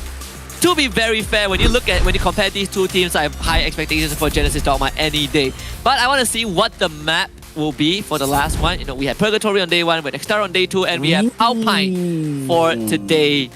I'm not complaining. This was the same map that got Expand the championship title for MCPS. Maybe it is the boost that Expand needs.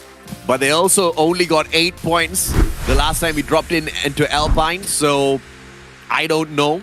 But Genesis Dogma, I truly see where you're coming from, because they had, I mean, nothing short of a breakout introduction. But the only reason why we had high expectations for them was because of that breakout day. Do remember, the amount of points they have right now is only a quarter of what they achieved yesterday. Yeah. That is crazy.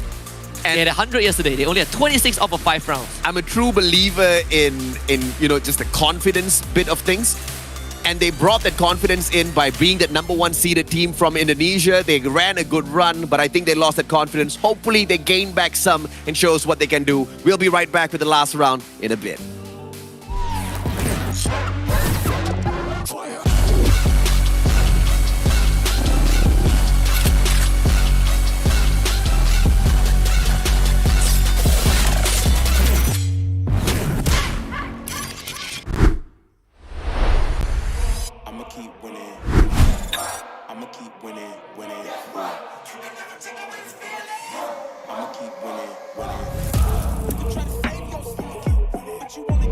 Đây là lần đầu tiên Eagle Esports bước ra trên quốc tế.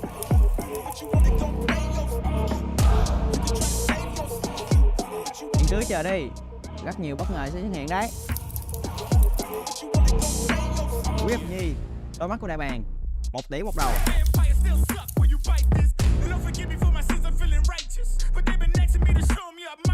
Điểm mạnh của mình là thấy nó hỗn là cũng yếu.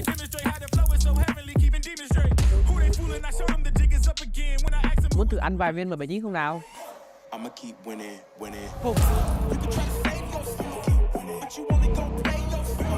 Nhào hết vô đây, Iya gót không ngán một ai.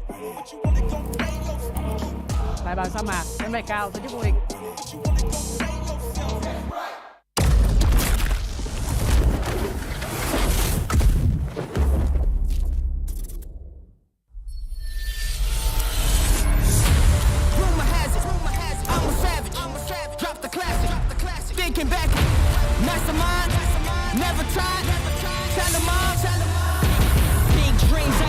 Dreams since like baby, I've been joining forces with the likes of an A-team. Jumping off of buildings used to be so stimulating. Now I'm reaching new heights, I'ma need the off-white. Play with the fire, you get burned. All of my struggles became lessons well learned. Cause one day we gon' make it out this earth, where's your worth? I'm sick of your talking, you got the wrong one. I'm taking your king and I leave him broken. If I am in second, it's after no one. Just give me a second to let him know. I'm the living legend, lethal weapon, master, minor, big time.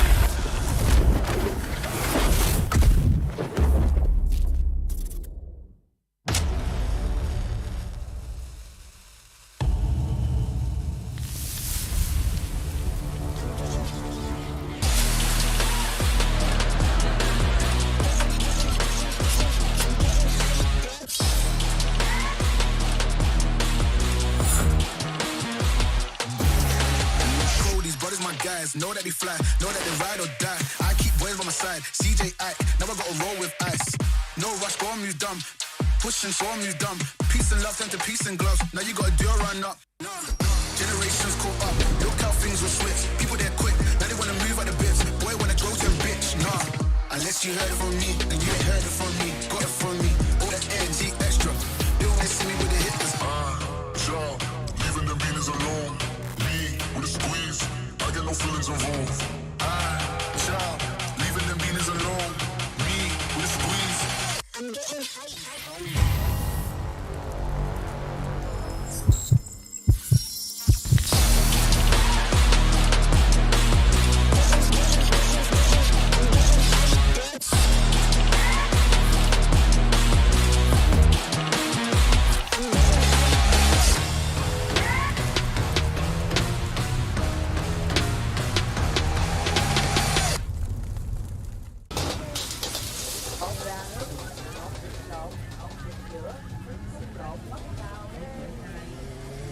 Cho một lẩu Thái anh ơi. Yeah. gas.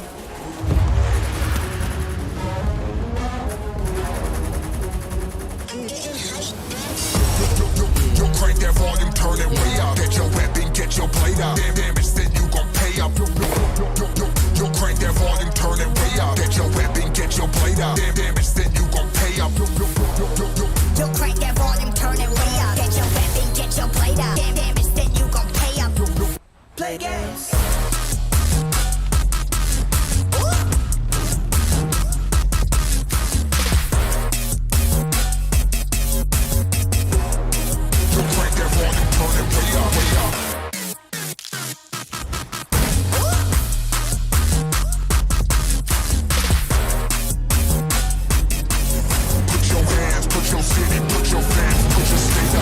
Play games.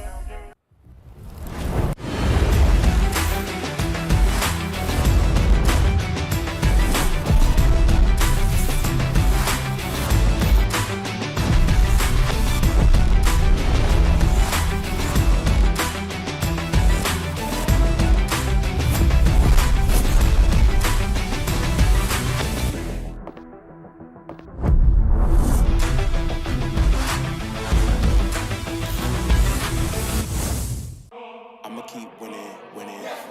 I'ma keep winning, winning. I'ma keep winning, winning.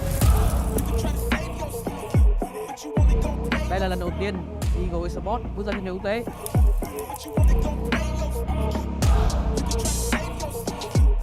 Những thứ chờ đi, rất nhiều bất ngờ sẽ xuất hiện đấy. Quyết Nhi, đôi mắt của đại bàng, 1 tỷ một đầu.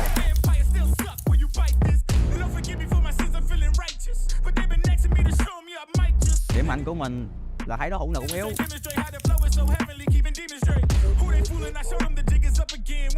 Muốn thử ăn vài viên M79 không nào? I'ma keep winning, winning. Nhào hết vô đây, Iagot không ngán một ai. Tại bàn sa mạc, em bay cao, tổ chức vô địch.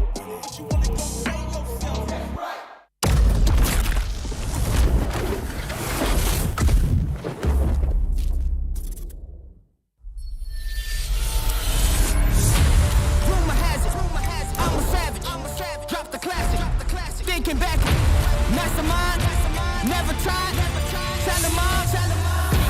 Big dreams, I got big dreams since like baby.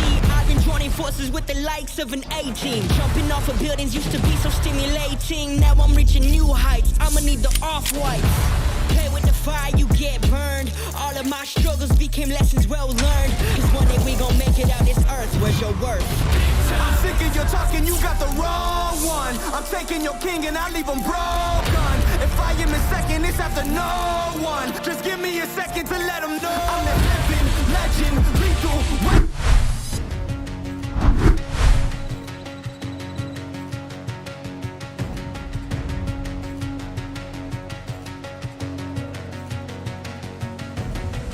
There's something in his eyes.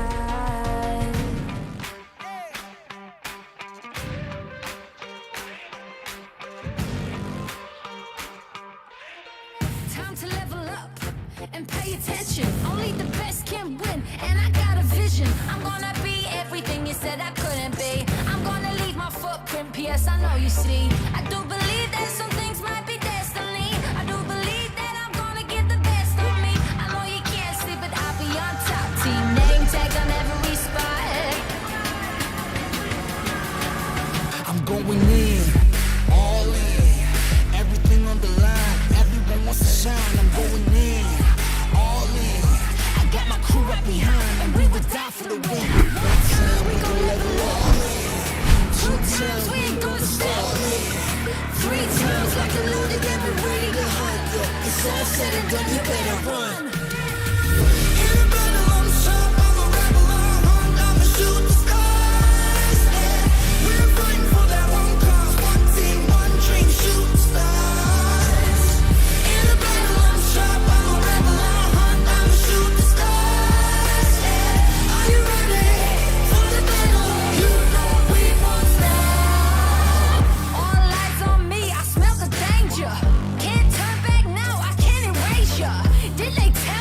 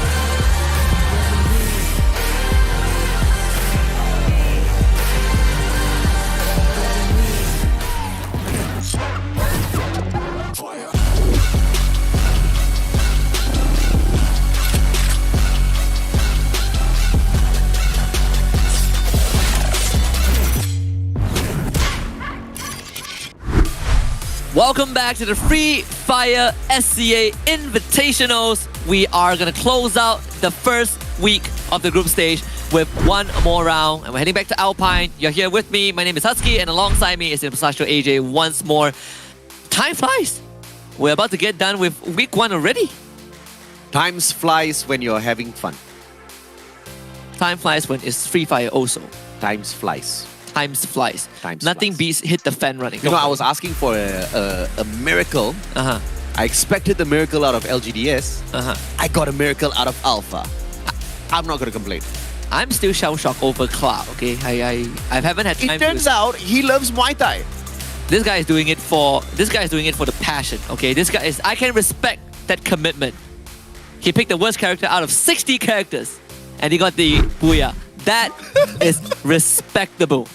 I love the fact that he at least was trying to go for a melee takedown, okay? Not with the scythe, no.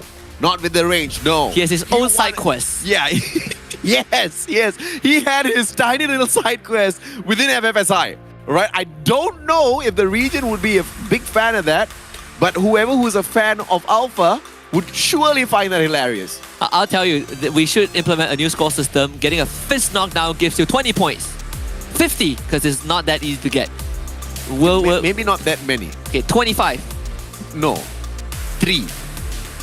That's just 2 less. It's not worth it, okay? See, not worth it? Yeah, that's my statement for bringing Clark in. It's not worth it.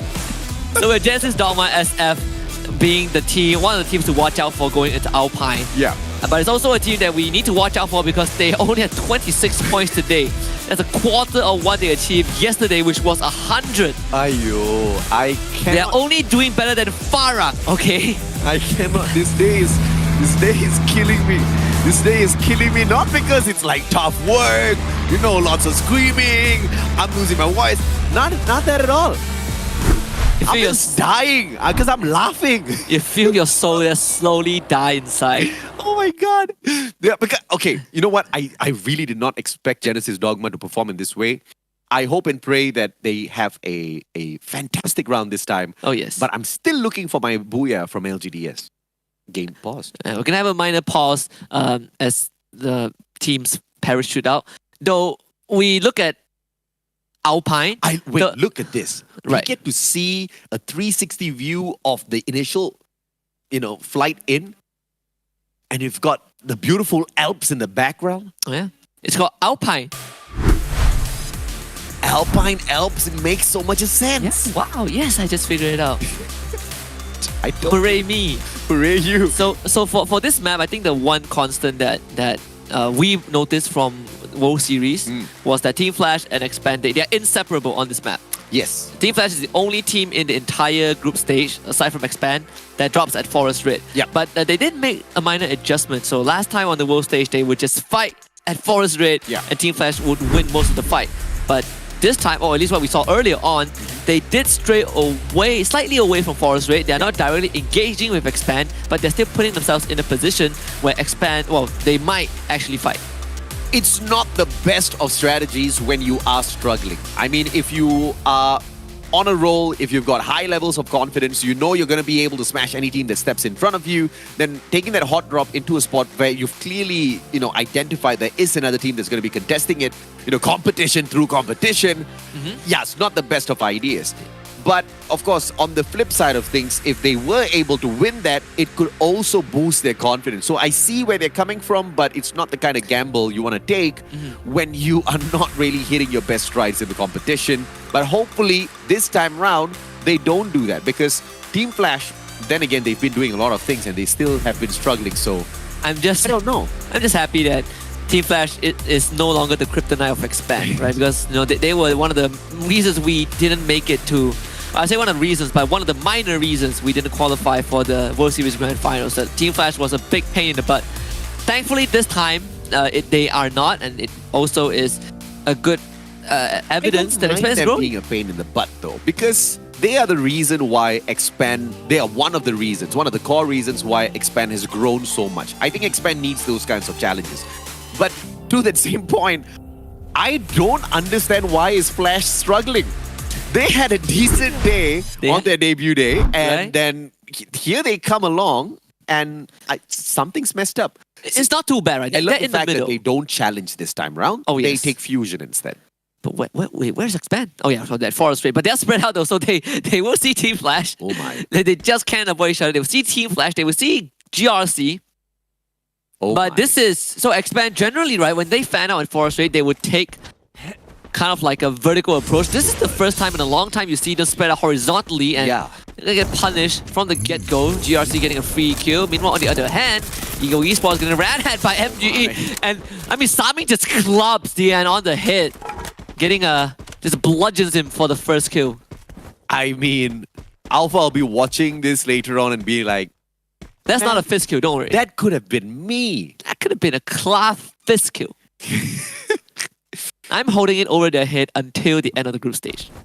GRC, they're on fire, but it's only because of that one nasty elimination. But let's see if or not they can get more as MGE circles around, hunting down 2E. GRC finds Q of 9. That's a big one. That is a big one. 2E is one of the top 3 teams in the top 3 spot right now. So if they get knocked out here, good chance that Expand can overtake them, that SBTC might have a chance to squeeze into top 3.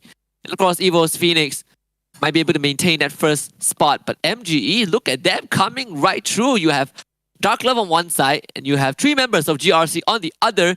MGE are fanning out immediately to take on GRC, but Donbu, I'm not sure if he knows that Dark Love is there. Dark Love just needs to shut up, not make a sound, just stay put, and maybe get the jump on Donbu. Oh?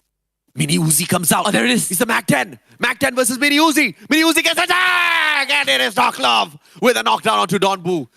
Praise the Lord. Unlucky for Magic Esports. These are those few situations where there is a third party that ruins your plans, and Magic Esports, they're backing up. They're like, all right, we cannot do this. They have a vending machine and a revival point there, so it's not too much was lost, but it is considered a minor setback for a team like MGE who wants to play aggressive. And 2E is playing for the #1 spot. I mean, them getting taken out super prematurely is not really the way I want to see the day go for them. Let's see if or not they can recover from this unfortunate situation. MGE, on the other hand, they back away after losing that one guy. 18 Deer trying to see if he can find Dark Love and bring some light into his life. He is completely pinned down. Some of you guys watching wondering why are we calling Dark Love? Because that's how you pronounce his name. Yeah. Dark Love is Dark Love. It is, it is. Wait till you see the FW names, right? It's very interesting. It's like learning a new language. Because, you know, some of their IGNs are in their native tongue, right? Yeah. So, you know, it's just going to take a while to get used to for new viewers. Dark Love is the last guy in this lobby from 2E. There's a good chance that 2E might finish in 11th spot, honestly. Learning a knock, okay. Ramai getting the drop onto Flash. I told you, man, it's that confidence gameplay coming on through. Remind gets it. Elimination comes on through. Team Flash. And it looks like Bloody is gonna jump right back in. And Alpha says, 1 elimination point's more than enough, but you're running the wrong way though, Alpha.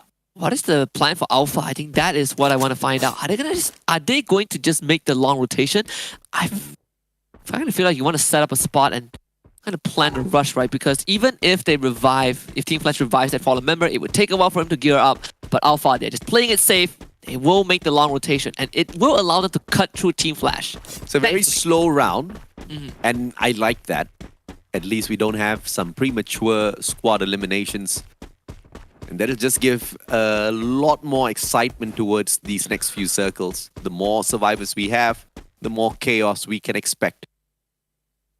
GRC reviving the whole team, and you have Iza God is going to hold this compound. 1v1 against 18 Deer. Ras is joining very fast. Iza God drops the glue wall, double glue wall, blocking the line of sight, but he's still getting pressured. Backup provided from behind. 18 Deer, they really want to try and break through this glue wall, and they will do that, but Iza God puts up another one. They even use the Homer drone just to find him, but it is so hard to do with Izagot, especially when you have suppressive fire from 2E from behind. Izagot now turns the corner, tries to go for the challenge, but it might be a bad choice. And again, Raz gets taken out. Izagot come on, taking advantage of the reload. Backup coming through for GRC. Izagot still alive. This guy is taking it to the next level. 18 there, looks for him. Izagon, Pico gets the second job. Fire, can he close it out? Darklove shows up. Fire can't get the job done. The time turner protecting Izagon. GRC, they fall flat. Izagon. Izagon! He's a god of glue walls. He's a god of dancing around. But I tell you, mechanical gameplay from Izagon. Now I understand the name. Oh my god, that is one of the few best individual performance. That's a highlight reel right there. That is 100% a highlight. This guy, just tenacity. You also have to give props to, I believe it's DN. They were supporting him from behind. It's either DN or Darklove. They were supporting him from behind, but to hold on to that position, we've seen that example, right? In one of the rounds today where it was, I believe, Darklove and Queen of Night. It's not easy to hold a 1v2 even with support fire. And this guy pulled it off. Q of Night, he started off having a good day, but then started dropping like as if he didn't want to play anymore. Of course, not intentionally. His luck is just not on his side. His positioning is a tad bit off. He needs to be alive and kicking in order to back up these players on the side of 2E if they want to get another booyah for themselves. Once again, 2E is looking for the #1 finisher by the end of the day. Yeah, they got off to a rough start in this round also, and they ended up winning the fight against GRC. Oh, Magic Esports. There's an opportunity right in front of them. X-Roy. He put up the glue wall, so Magic Esports now knows there's someone there from Expand. I think there is an opportunity here for Expand to backcool. No, there's no compounds defensively for him to play around with. So X-Roy really needs to play this AWM shot well. If he's got the Raphael, Saming's going to pay a high price for this. Yeah, also using that supply crate just to help him out. He has a grenade launcher. Oh, nice one. Yeah, he's just going to use the launch pad to get away. Not worth it to challenge MGE. But I think that puts them outside of the circle, so they will have to eventually start moving. MGE decides to continue inwards. MGE hasn't been all that too bad. 59 points out of the 5 rounds. I think that was it's a decent day for MGE. It is a decent day. SBTC, on the other hand, they're going to drive into Farang at Sunside. The vehicle already set ablaze, but SBTC able to set up a temporary fortress, having a boulder to help them and a couple of glue walls as well. Farang putting on the suppressive fire, but SBTC has Neo on the side. He might be able to catch Farang off guard. But thankfully, you have Aleph who can play that role for FRG. I don't think Neo has got the right gun to get the D done. Oh no, he does. He does? He does. Let's see if he can poke his nose in here and help out the rest of his team members. People like Tyson, they just need to bait out the members of Farang first before Neo can strike.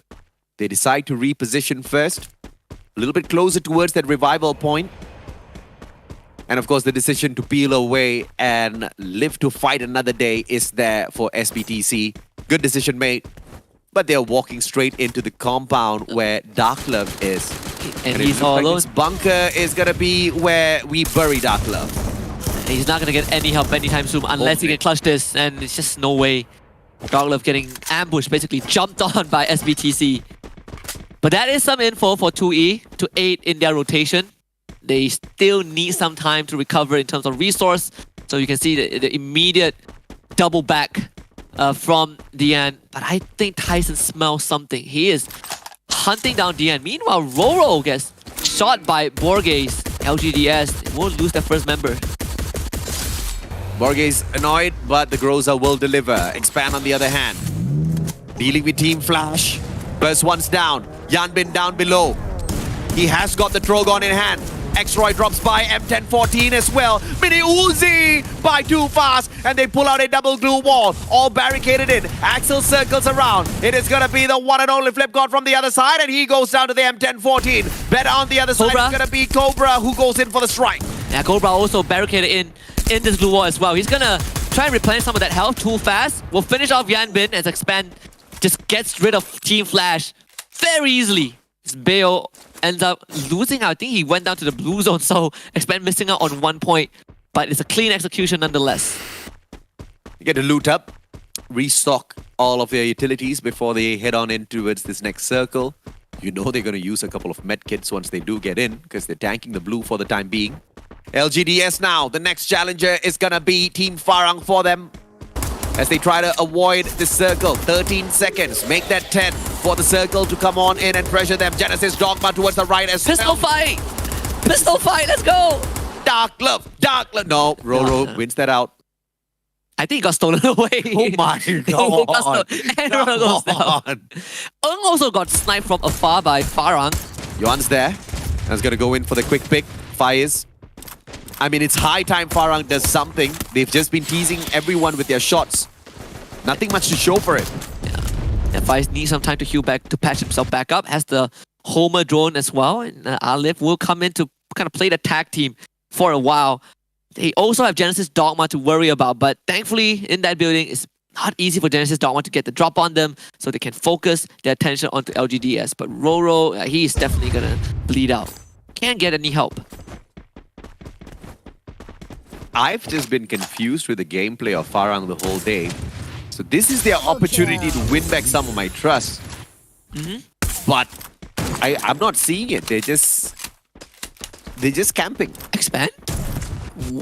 Oh, there it is. Oh, too fast. He actually flew in. Grenade launcher in hand, but he is caught in a rough spot. Evil's Phoenix get high on the ground. Too fast, actually getting knocked off screen. Also, can they extract too fast? So he's gonna drop down. Extroy is there. Smart play. But expand. But they get circle. They're gonna get circle. MGE is just gonna go for the kill. Too fast gets brought back up. Oh, goes down again. Extroy. He's able to get rid of Wasana. But MGE looking to overwhelm Extroy. And Craven gets knocked down. Extroy doing massive work. He needs a bit more to keep expanding the run. And MGE, that using a lot of that resources, but thankfully they're able to down Extroy, keeping themselves in the game as Evo's Phoenix gets rid of, I believe, Alpha. LGDS also gets wiped. Alpha's long gone, but they left a gift for someone. Evo's Phoenix received it. Not too happy with that, but they've got tons of medkit on themselves. Patch themselves right back up. Farang from across, needing to deal with SPTC as well as Genesis Dogma. Nothing much to worry about Genesis Dogma as they have been struggling throughout the whole day. SPTC, on the other hand, will be a little hungry. Axel right back in. Question is, can they bring back the rest of their team members? He just got taken out. Roy as well as Too Fast. Fires goes down. Genesis Dogma now. Oh my goodness, everything's crumbling down for Farang. Borges, he's gonna get pushed, but the glue wall will keep Jesbu in the blue zone, so he's tanking that extra damage from the blue. The members of GD are not too healthy as well. Look at Alif, he is down in the red. Kiki gets knocked down. Alif, it's a great escape. Makes it through. The blue zone is not gonna catch up with him. He will have an advantage right now. Borges tanking the blue. Alif just needs to somehow stay alive, but he can't get out. There's an ice grenade right in front of him. Alif ends up perishing. Just did not have the health to hold on. Smart play by Borges to throw the campfire and then patch himself up with the med kit. There's like 3,000 IQ plays right there. Expand. I saw them on the screen moments ago, but then they disappeared. Potential that they have already gotten taken out. Dion down on the ground. And it looks like GRC is fine and dandy. Borges rotating long way around. What is the guy thinking? Oh, is he looking for a pincer? I mean, the western side of the circle is pretty much open. Big UAV by SBTC. That is going to spot out so many opposing members. It's going to start to push GRC into the circle as well. Evo's Phoenix are at the center, but you also have Magic Esports. Oh my look God, at Borges! Borges ran outside of the circle, tanked the blue, brought the whole of Genesis Dogma right back into the game. But they still don't have resources to work with, right? This could be free points for the teams that are already in the circle. GRC Liam getting pressured as well. Evo's Phoenix. They're going to drop on the roof on the side of GD. But what, we have nothing. They are going to get sniped. It's free pickings. Wasana found 2 of them. MGE. Oh, they're going to be very happy with this one. Shooting fish in a barrel. They're even going to just use the launch pad to confirm the final kill. Yeah, Craven. He has the knife out. He's ready to kind of slice the members of GD apart. At least Borges got the team 1 extra placement point. Another team got taken out before them. Then, of course, they went down like flies, but I guess every point matters. Wasana circles around, get high, down on the ground as well. Moshi from down below. Don Woo strikes! It's gonna be the grenade launcher, Jonah! He pops the spray, and it looks like Steffi saves the day once again. SBTC on the outside of the building as well. They will need to start moving in because the circle is not within It's not containing them. SBTC now making that rush. MGE, they have the roof, they can keep SBTC away. Donbu being a nuisance with that grenade launcher. As Neo, he's already out of this. Han also needs to try and run through, but Donbu will not stay around for any longer. GRC out in 4th place. MGE has 17 eliminations, AJ. They might break the record in this final round. Jonah not doing well. Mochi on the ground, already has a shotgun, but MGE, they're holding such a tough spot for anyone to break through. And it looks like MGE might be in the best place to get this booyah for themselves. Jonah, what a knock onto Artemis. Takes him down clean. Wasana, ice grenade, but it will be the spray of Steffi used once again. Ice grenade is going to be absolutely useless in a situation like that, and already uses the timing to back away. Circle still going to be protecting Jonah as well as already. It is going to be the one and only Donbu charging up that nade. Nade gets sent in, but gets bounced right back from those glue walls, and the rest of his team members already still does go down though, and MGE with a solid booyah to climb up the leaderboard. The second team to achieve 32 points in one round. The first one, I believe, was by Genesis Dogma SF yesterday? Yes. And Magic Esports is the second team. No records broken today, but they definitely match the performance. The first 3 rounds, mediocre at best for MGE. They even had 1 round where they were the first team to get wiped out. But the second half of day 3, MGE came online. I mean, game 2 and 3, MGE collectively picked up 7 points. The round where they got taken out in the 11th spot, they had 2 eliminations first, but who cares? Because that was a really flat round.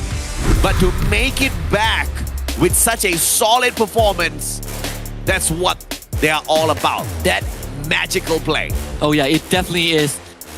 You can call it magic. It could be. It's definitely more than just magic. It's the recovery, right? I think this would be a term that gets thrown on broadcast very often for the rest of FFSI. It's just how you bounce back from bad rounds. Oh yeah.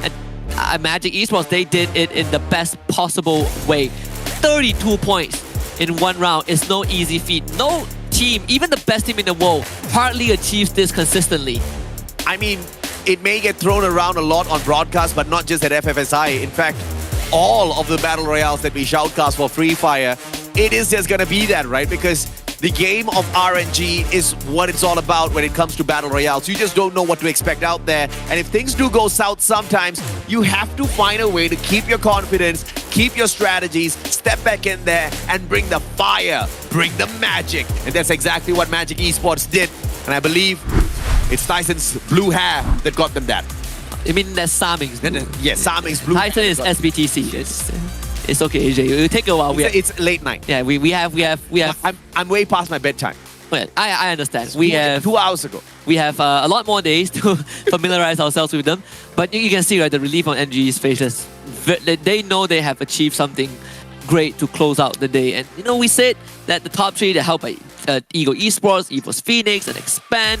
While 2 of the teams didn't really have a great round. EVOS Phoenix finished 2nd, so they most likely will still stay in 1st. But for Magic Esports, they have a great chance to shoot up the current standing and even on the overall standing as a result of that.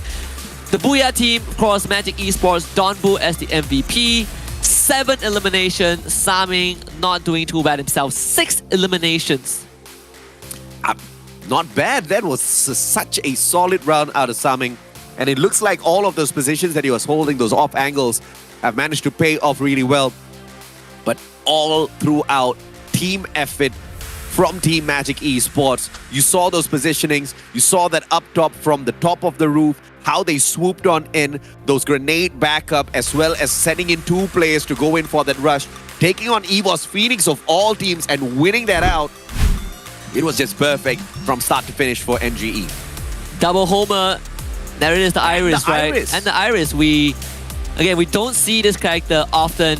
Hardly, right? You get replaced by Steffi, you get replaced by Chrono, you get replaced by Homer. So Iris has always kind of been the 5th character in a lot of these compositions. I think the only one that was featured was Luca's feature on day 1. And that's pretty much it.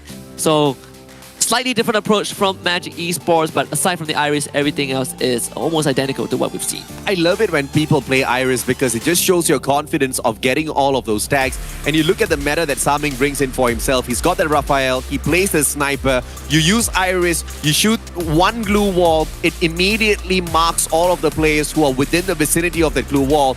If they are behind the glue wall, you don't even need the M82B. Having Iris will allow you to penetrate that glue wall and damage any of the players that you've already marked with Iris's skill. So that is a beautiful, beautiful way to just set things up for your opponents, for yourselves, especially in the final circle where everybody wants to barricade themselves in those open grounds. But it's also understandable why people just choose characters like Skylar. Right? Why do I need to mark the glue wall when I can just break it with glue wall melters, with Riptide Rhythm? But with that being said, MGE, they've done something that they're comfortable with, and it worked out. Donbu is the MVP with that grenade launcher in hand towards the end. On top of the roof as well, it made it very hard for SBTC to run through. It crippled Evo's Phoenix before that final encounter, and it just gave MGE such an edge to finally get the booyah. At the end of the day, it is gonna be how you work your confidence back up after having some rough rounds out there. And MGE will stand testament to that, picking up 2 points from, I believe, the third game and bouncing right back up to have such a massive, not record-breaking, but record-equaling round for themselves. Good on Magic Esports. And for them to make it back up the leaderboard, I believe it's going to put them in the crosshairs of that second spot by the looks of things. And that for Magic Esports is good enough, right? Because off of that booyah, it means that they have 2 booyah so far in the group stage. Yeah. Performance, again, recovery is very, very impressive. I like good performance, but what I like more is how you bounce back. Is if you finish strong, and MG did that with the AC80, the Max 7, and the Power Foul.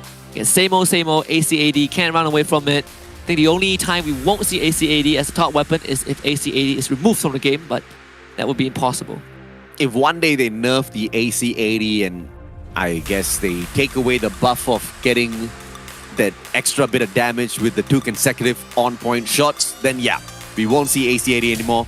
But then that's what FreeFire is all about, right? The AC80 is going to be here for a long, long time. Unless they just want to change the meta around and just disable all snipers. But bring back Vector Akimbo, Yeah. Bring back double shotgun. Yeah. You know what? Fist fight. Bring back Kala. That's what I want to see. Actually, 31 points for Magic Esports. Wait, is it 31? Yeah, it's 31 points for Magic Esports. I thought it's 32. Maybe the last member of Evo's Phoenix just perished to the blue. Regardless, 31 points, still massive for MGE. Evo's Phoenix, 17 is second. SBTC also doing a great job at recovering on the second half of today's matches. GRC Aphrodite, good pickup, good recovery considering how the day has gone for them. Absolutely right. Eagle Esports they were very close to expand earlier. In fact, they were the exact same score of 74, but them scoring 9 and expand getting just 6 for themselves will guarantee that they stay above expand. Genesis Dogma finally jumping back into, I guess, picking up a few more points in comparison to some of those previous rounds.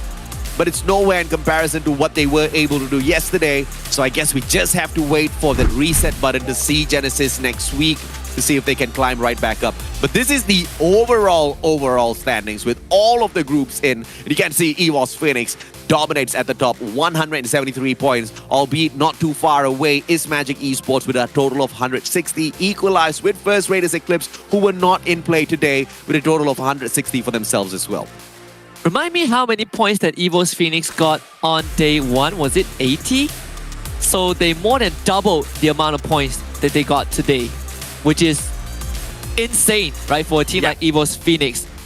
I would say, this is a team that they had some bad rounds, but when they come alive, man, see them in the first place, it doesn't feel like a surprising result at all. Magic Esports tying up with First Raiders Eclipse.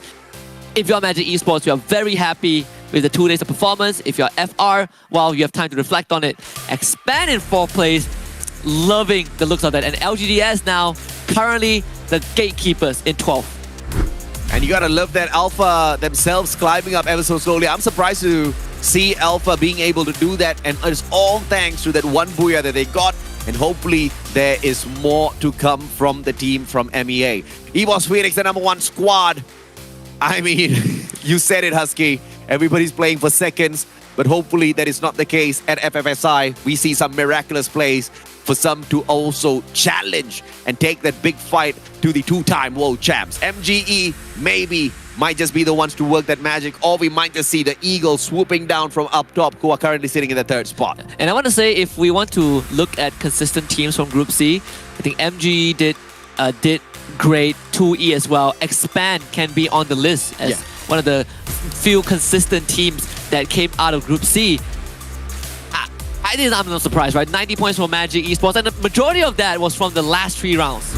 And the surprising thing is, the best map for all 3 teams is Alpine. Oh yeah, it is. EVOS Phoenix got a booyah on Alpine, and they got second just now.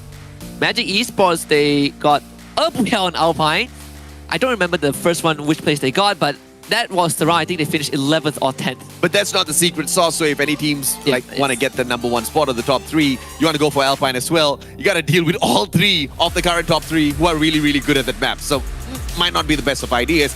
Focus on a different map. Well, that's the end for the first week of the group stage, but we have week number 2 coming up next Friday until Sunday, so we'll see them at there, to see which 2 teams, 12 teams, make it to the grand finals. Good night and goodbye.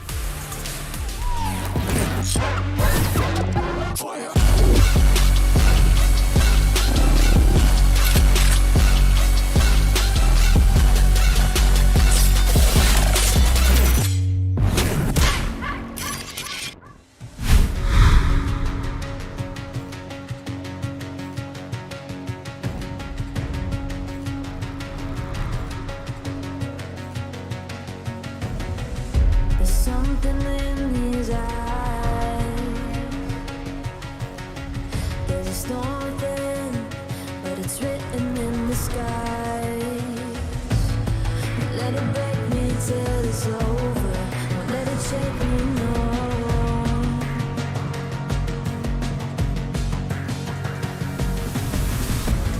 Won't let it make me go under. Won't let it make me go under.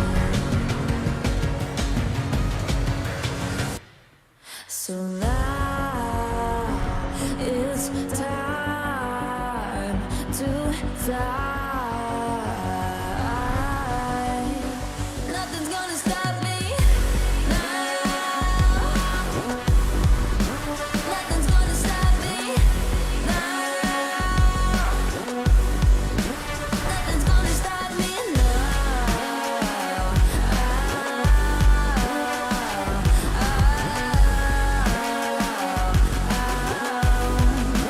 Nothing's gonna stop me. No one will ever get left behind. A million more before I've tried. Let it break me till it's over.